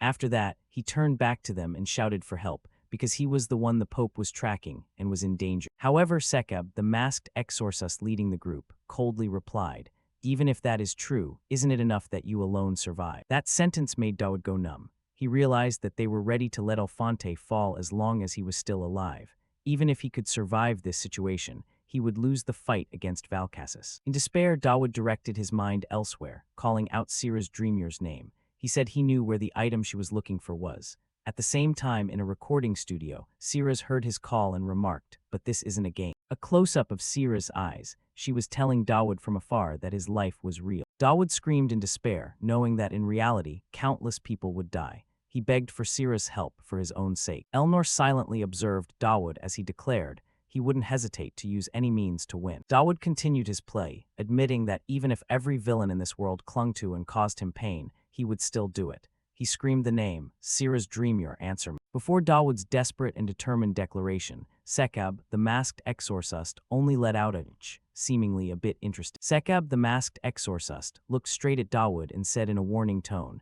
"You'd better be telling the truth, Dawood Campbell." Immediately after Sekab's words, a system board appeared before Dawood's eyes. "Deadly enchantment activated, and Master Assassin Siraz has shown interest in you." His plea for help had been answered. After confirming Dawood's determination, Sekab ordered her subordinates.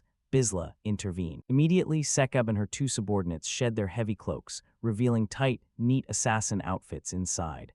They were ready to act, ending Chapter 50 with a full of surprises developed. The scene opens with Big Ben looming large against a ghostly, cracked purple sky, signaling an impending catastrophe. A giant jaw with sharp, slimy fangs snarls, ready to swallow everything in its path. Countless grotesque monsters begin to appear, from deformed golems to ferocious orcs. High above, three mysterious hooded figures face a giant wolf-like monster, bracing for a completely lopsided battle. Meanwhile, Dawood Campbell looks confused and worried, saying, "I don't know what you know about me or how you found out." But Elnor cuts him off firmly, "Save that for later."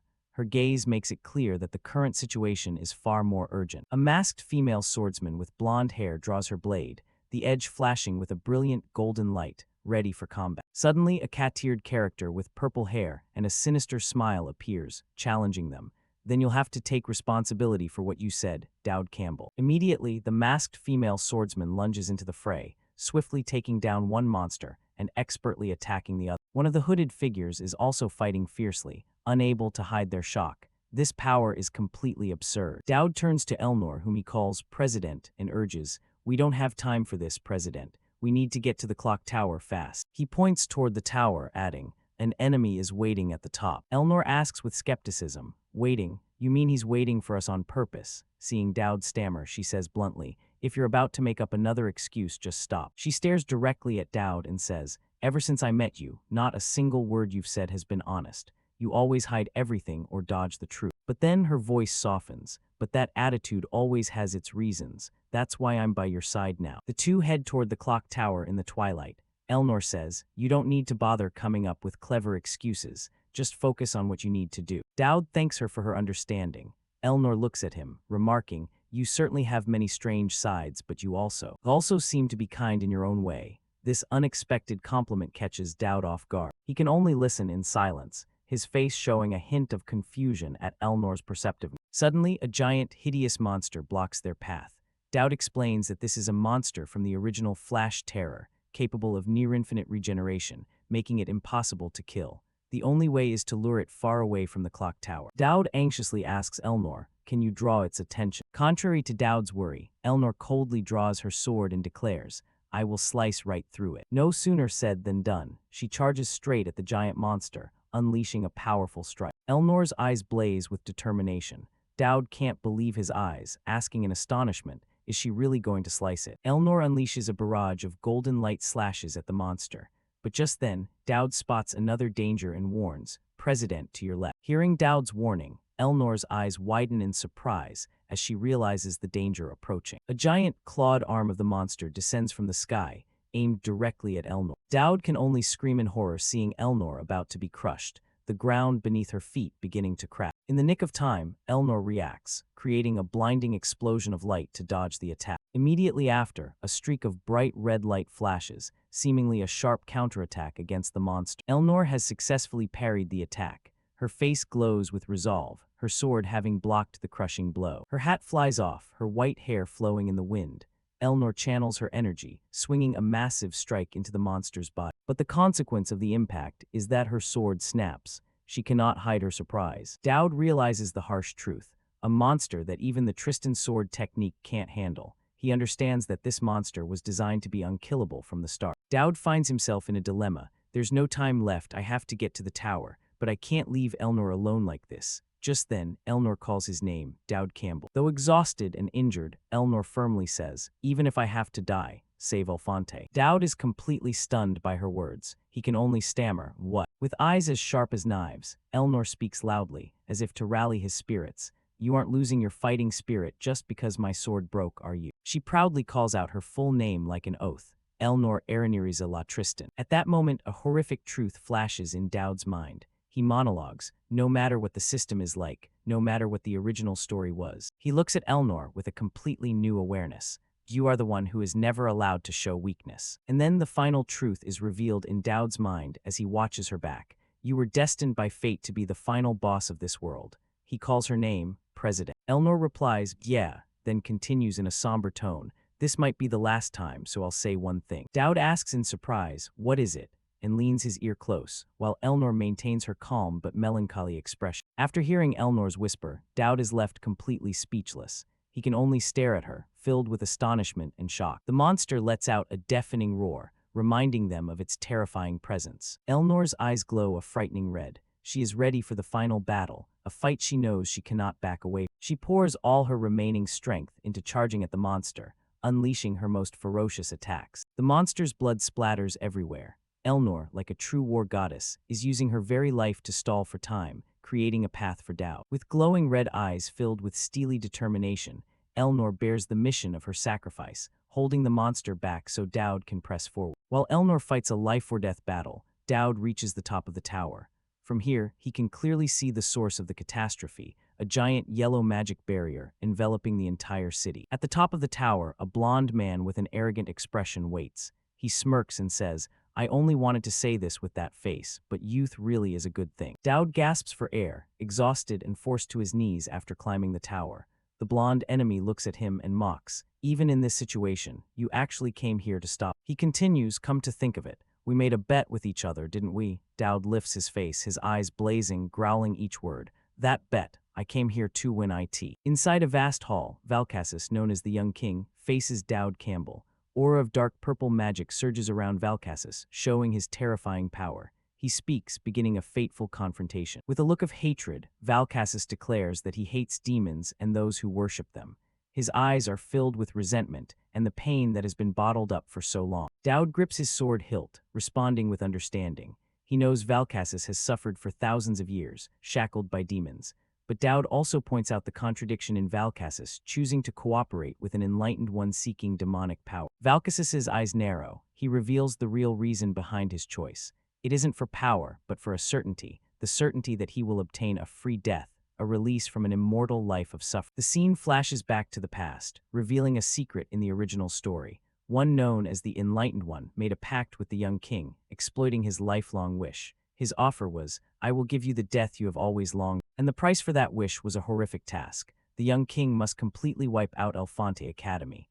The image of the Enlightened One in a hooded cloak and mysterious mask appears, symbolizing a cruel conspiracy. For the young king, it was an escape. A life where death was not permitted, whether voluntary or not, would finally have a certain end. His face, though covered in wounds, shines with a satisfied smile. That miserable life, choked by his own kingdom's people like golden chains, could finally end. The image of him standing alone in an inverted hall shows the loneliness and burden he had to endure. After much thought, the young king had no other choice. He had to make a decision, one that would change the fate of so many. He tormented himself, wondering if it was right to entrust a life bound by demons to a villain. His heart tore between the desire for release and his responsibility to the world. And finally, he made his decision. A wave of dark power exploded, showing the young king's choice was sealed. He accepted the pact, regardless of the consequences. Back to the present, Dowd questions Valkassus. He asks if Valkassus really knows the method to save his kingdom when making that promise. Dowd replies confidently, affirming that if he didn't know, he wouldn't be this confident.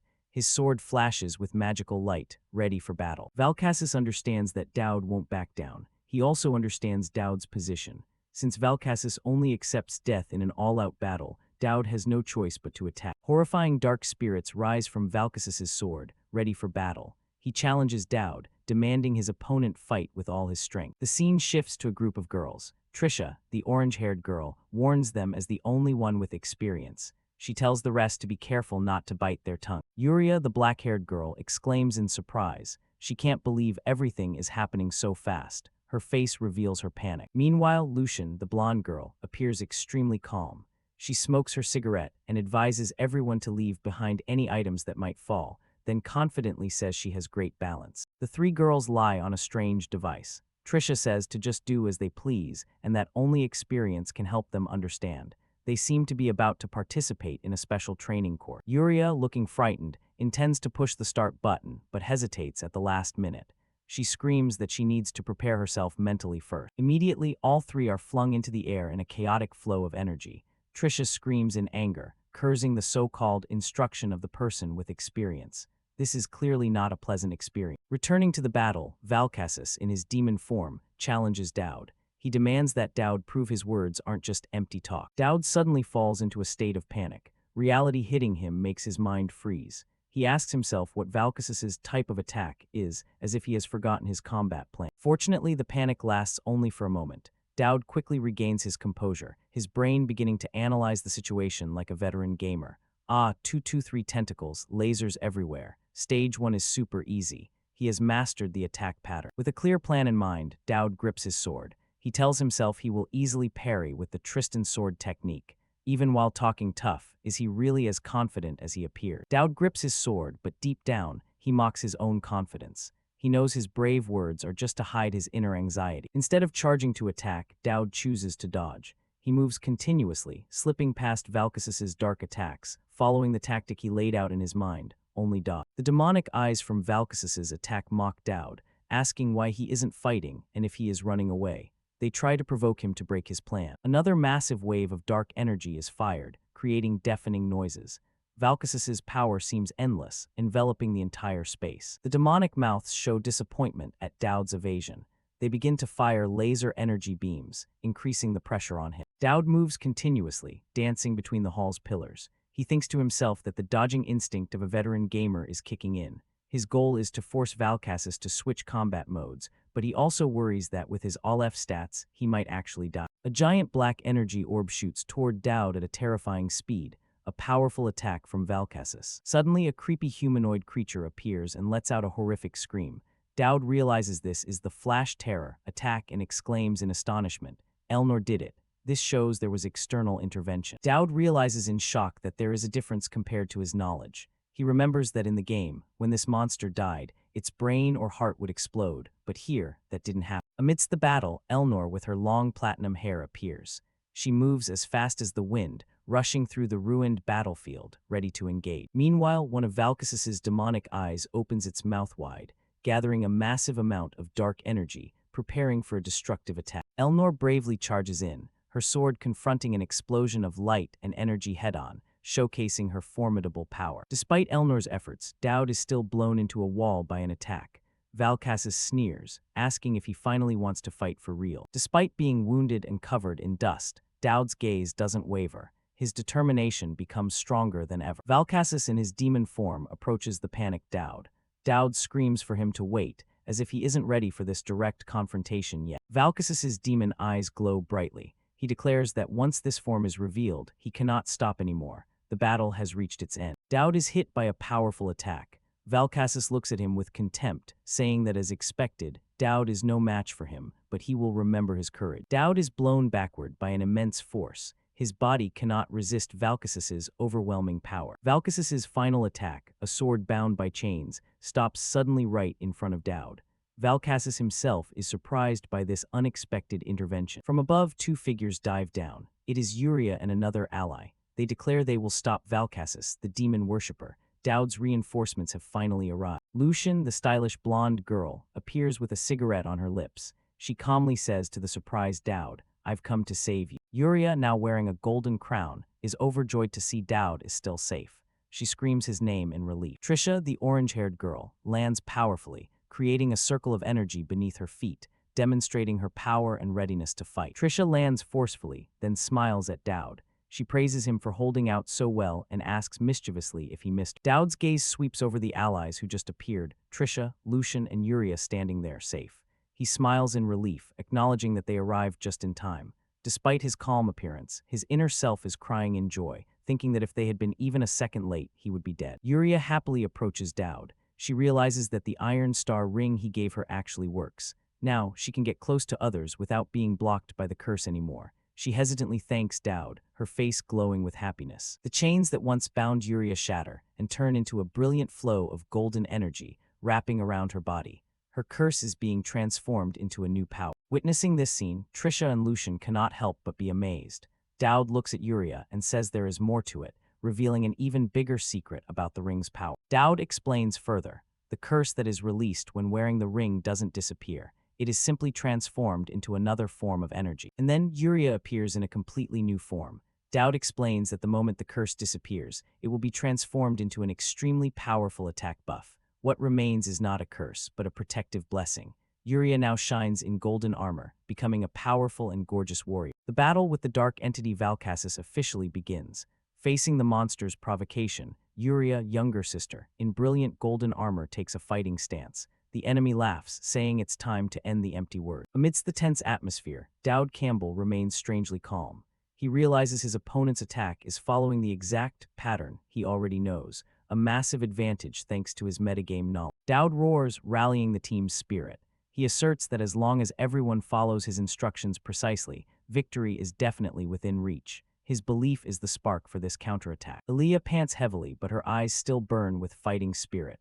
She screams loudly, reminding her teammates not to leave their positions even for a step, because in this battle, formation is the key factor to survival. Lucian looks at Yuria, younger sister, seriously. She knows that even the slightest mistake will lead to a tragic outcome for all. This is no longer a stroll, but a real life-or-death struggle. Lucian's gaze suddenly becomes sharp, she focuses entirely to prepare for her next move. She seems to have sensed the dark power accumulating from the opponent. Yuria, younger sister, smiles, a smile of freedom.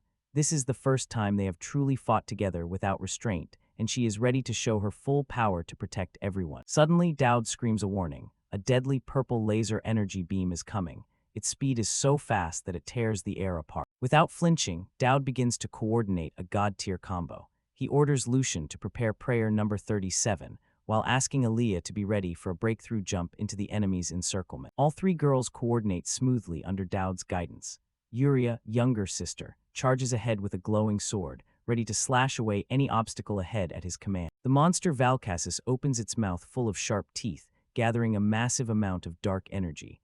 A wide area attack is about to be unleashed, threatening to swallow everyone blocking its path. Facing the incoming laser, Lucian maintains the elegant demeanor of a saintess. She mocks the enemy's skepticism and trusts Dowd Campbell's plan absolutely. Boom, the energy collides violently, creating an explosion of brilliant purple light across the sky.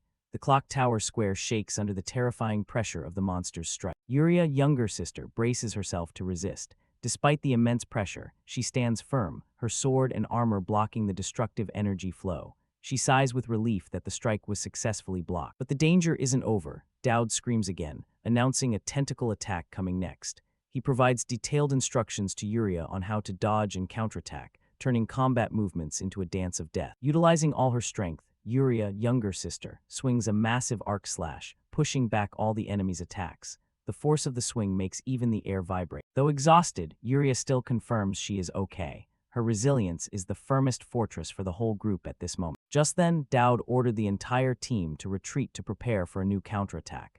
This sudden shift in pace began to confuse the monster. Aaliyah, with absolute trust in Dowd, lunged straight toward the monster, even though he had previously warned that a single scratch could be fatal. She would rather risk her life than miss the chance to attack. Lucian quickly cast a support spell. Under Dowd's direction, she poured all her magic into buffing Aaliyah's attack, creating a brilliant aura around the orange-haired girl. Enhanced by the saint's power, Aaliyah shot off like an arrow. She knew the monster was currently recharging energy for its laser, and this was the golden opportunity to finish. Crossing the shattered courtyard, Aaliyah aimed straight for the core of the shadow entity. She prepared to unleash the most powerful technique she possessed, with the support of her teammates. Rapid slashes, flaming, continuous slashes tore through Valkassis's defenses. Aaliyah executed the strikes with terrifying speed, giving the enemy no chance to counter. Valkassis began to tremble as it realized it had been completely outplayed. The monster could fathom how these tiny humans could coordinate so smoothly, stripping it of every opportunity to fight back. Doubt was evident on Yuria's, the younger sister, face. She knew Lucian was strong, but the way the whole team fought in sync, as if they had practiced together for years under Dowd's coordination, was truly astounding synchronization. The coordination among the team members was unbelievably perfect. Under Dowd's command, every move and every attack clicked into place, leaving not a single gap for the opponent to exploit. Lucian, with a cigarette cockily hanging from her lips, was also amazed by this incredible synchronization. She quickly encouraged Yuria, the younger sister, to keep up the pressure and corner the monster. Dowd observed the situation with the sharp eyes of a brilliant tactician. He silently praised the team's effort, seeing everything unfolding exactly according to his pre-planned script. Realizing the timing was ripe, Dowd decided to ramp up the pace of the battle. He told Aaliyah to prepare for a massive strike, summoning the power of a true guardian. Burst stream, a colossal blast of firepower erupted, tearing through the darkness and hurtling straight at the Valkassis entity with unstoppable destructive power. In the thick smoke and fire, the monster's crazed laughter still rang out.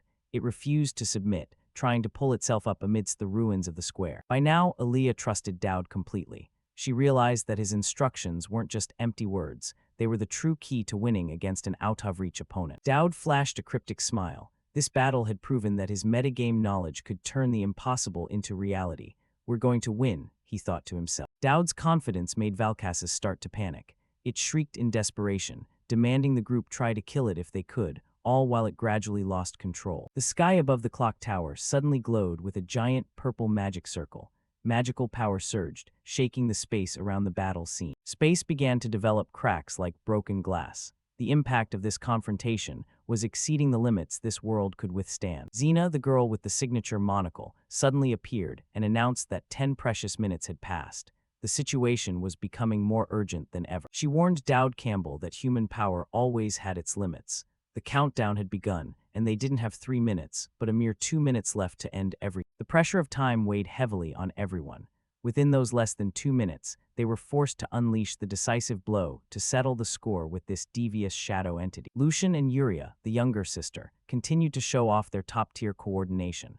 Magic rays and slashes from Yuria's sword formed a dense attack net, encircling the opponent. Dowd shouted for the team not to worry, even if the monster changed its attack method. Every variable was already within his calculations. He urged Aaliyah to keep sticking close and prepare for a final finishing blow. Aaliyah took momentum and leaped into the air, her glowing sword ready to strike down. Valkassis smugly assumed Aaliyah's attack was too predictable. It prepared to counter, but suddenly froze when it realized it had fallen into Dowd's trap. Aaliyah, roll and dodge now. Dowd's shout rang out just as a shadow tentacle lunged. Aaliyah executed an artistic somersault, narrowly escaping danger. Seizing the opportunity, Dowd asked Lucian to buff the attack power to the max for the next coordinated strike. It was time to unleash their trump card. Counter, Yuria, the younger sister, roared as she executed a lightning-fast counterattack. The magical chains wrapped around her body hissed, preparing to lock onto the target. A massive, direct collision struck Valkassis's face. The shadow entity groaned in pain as its defenses were ripped apart by holy power. Thick iron chains began to tighten around the monster's limbs, pinning it in place. There was no retreat, no escape left for Valkassis. Lucian stepped forward with the poise of a superior, her red eyes reflecting the holy fire surging around the magical chains, locking the enemy. She reiterated her vow to protect Dowd at any cost, preparing for the peak power display about to unfold. Exhaling a cloud of smoke cockily, Lucian coldly declared, "It's time for repentance, Valkassis." In the eerie silence before the storm, the saint began compressing magic for the ultimate punishment, preparing to turn the entire clock tower into a place of judgment for this devious shadow entity. A holy light exploded, engulfing the entire clock tower as Lucian unleashed her ultimate power. Proof of faith was the final punishment brought down upon the Valkassis entity. Bound by chains, Valkassis roared in pain. Golden energy and darkness erupted simultaneously from his body. A massive wave of energy radiated out, blowing both the saint and Lucian away. Valkassis's power had completely spiraled out of control. Witnessing the scene, Lucian gritted her teeth in worry. She didn't understand why Valkassis could still endure after taking a fatal blow. Inside the madness, Valkassis screamed in his mind. He told himself he couldn't die alone like this, otherwise he wouldn't be able to save the kingdom. Lucian immediately got into a fighting stance, swinging her chains, determined to find a way to control the monster before. Dark power from Valkassis poured out relentlessly, drowning everything around it in crazed screams. Meanwhile, Ilya exhaled, her eyes flashing with resolve. She took a defensive stance, realizing this was the only chance to end this battle. Ilya analyzed the situation. If a fatal wound to the heart couldn't take him down, the only remaining choice was to chop off his head. But just as Ilya prepared to lunge, a voice stopped her. Dowd suddenly appeared, asking her to hold off. He looked at her, gently saying she had done well. He ordered Ilya to take everyone away from the clock tower and leave the end of the battle to him. Ilya couldn't believe her ears. She shouted, asking if Dowd was insane. It was obvious how strong the opponent was. Why did he want to face him alone? A calm voice rang out, affirming that he wasn't crazy, and he knew exactly how strong his opponent was. But if Ilya didn't retreat, everyone would be dragged into the fight. The saint and Lucian stood watching from afar, both silent at the tense situation. Ilya froze. Dowd said she had followed the plan very well, and from here on out, everything else was his part. Suddenly, another voice rang out amidst the sea of fire, urging Ilya to trust him.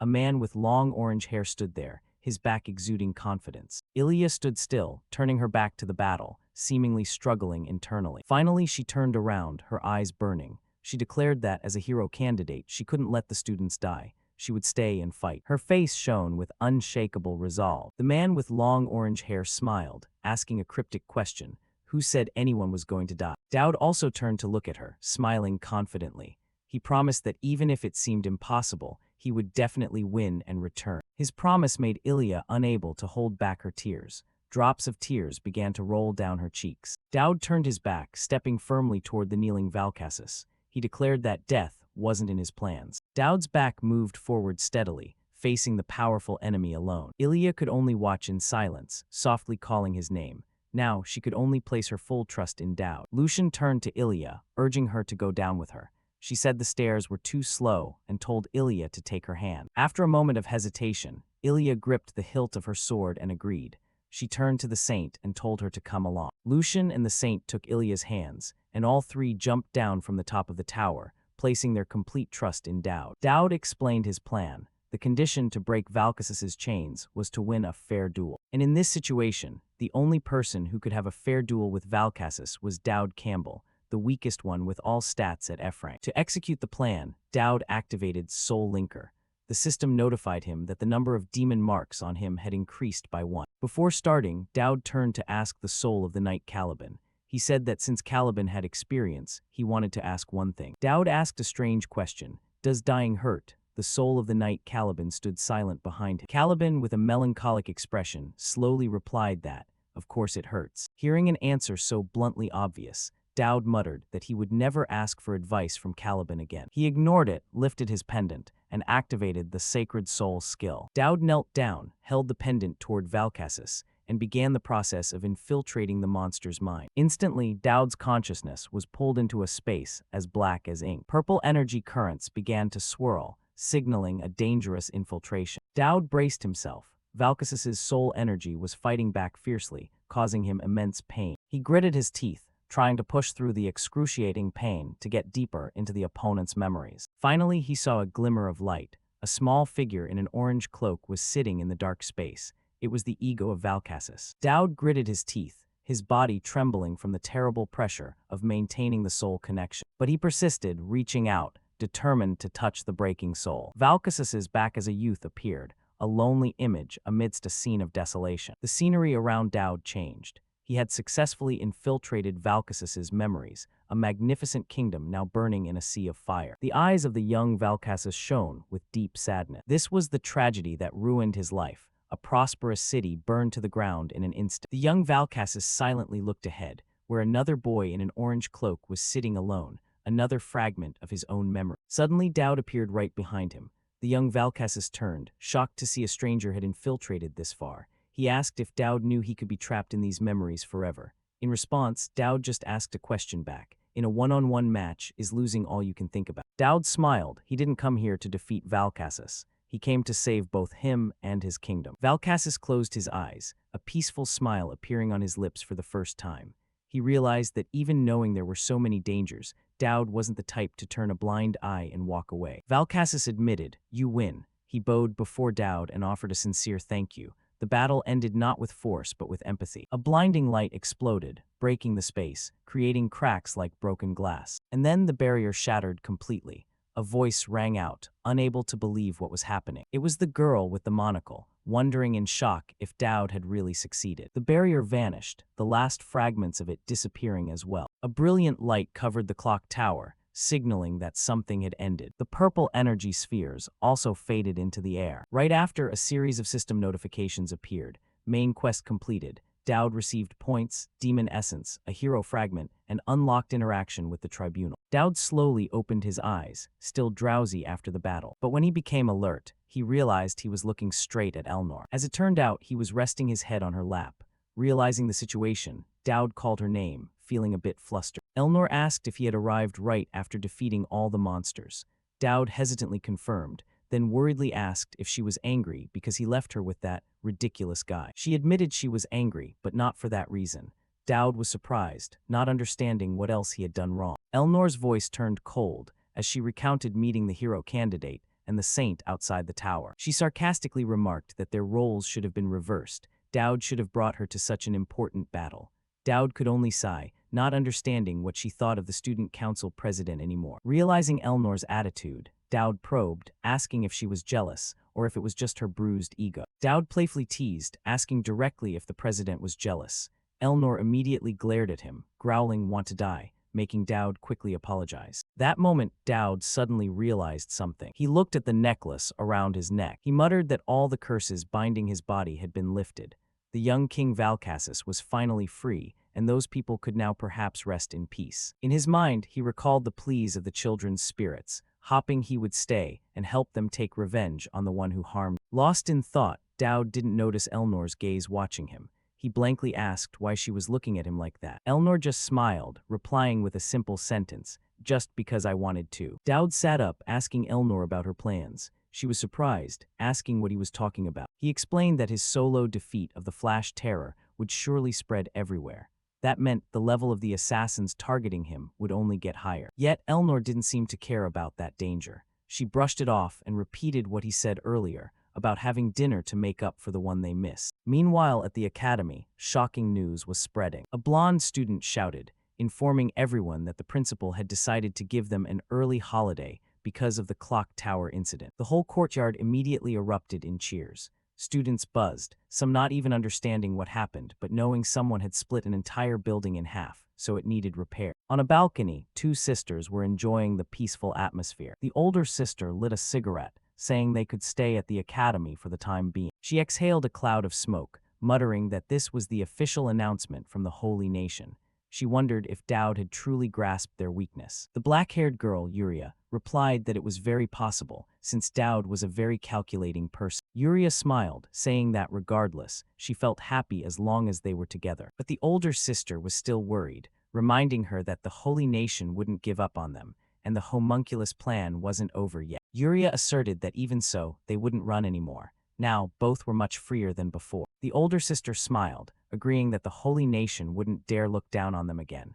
She teased that in times like these, she didn't know who the real older sister was. Yuria happily replied that they were twins anyway, even if she was born 2 minutes earlier. Suddenly, a voice cut into their conversation, asking them to keep it down. A red-haired elf student with thick glasses appeared, complaining that they were interrupting her reading and demanding the older sister put out her cigarette. The scene shifted to another room, where a family photo was placed neatly on the table. In the room, Ilya was lying on the bed, asking her friend Trisha if she was truly worthy of being a hero candidate. Trisha was surprised, affirming that it was obvious. She reminded Ilya that she had handled the clock tower incident well, and asked if she was feeling pressured by everyone's eyes. Or was it the pressure from the hero title itself? Ilya whispered, wondering to herself if she really wanted to be a hero that much. Trisha worriedly said that if she had any worries, she could share them with her, because she missed her family and didn't want to be trapped in revenge. But Ilya thought differently. She wondered if she was blindly chasing her family's footsteps until she found someone to fill the void they left behind. Trisha sensed something different about her friend, worriedly calling Ilya's name. She asked if Ilya wasn't feeling well, but Ilya quickly denied it. The scene returned to Dowd. He was talking to the principal. She warned him to be prepared, because from now on, demon worshippers would continuously target him, and he couldn't let his guard down. Dowd replied wearily that he was used to it, but he added that humans couldn't always be on edge, implying he needed some rest. The principal smiled, saying that was the reason she proposed a vacation, also to repair the buildings after the incident. She thought Dowd should rest a bit too. Dowd agreed. He admitted it was time to rest and recharge, as he had only just finished Chapter 2 of the game. He also needed time to think about the Enlightened One. A worrying thought occurred. Could the leader of the demon worshippers be a woman? He tried to brush it off, because it was completely different from what he remembered. While Dowd was busy thinking, the principal suddenly spoke, "Let's go together." Dowd was startled, completely not understanding what she was talking about. She nonchalantly repeated that they should go to his hometown together. She added that she had informed both the hero candidate, Ilya, and the student council president, Elnor. Hearing this, Dowd completely collapsed. He screamed in his head, unable to believe he had to go to his hometown with both Ilya and Elnor. The excuse that the world will be destroyed if I don't go, that he often used now seemed truly ridiculous.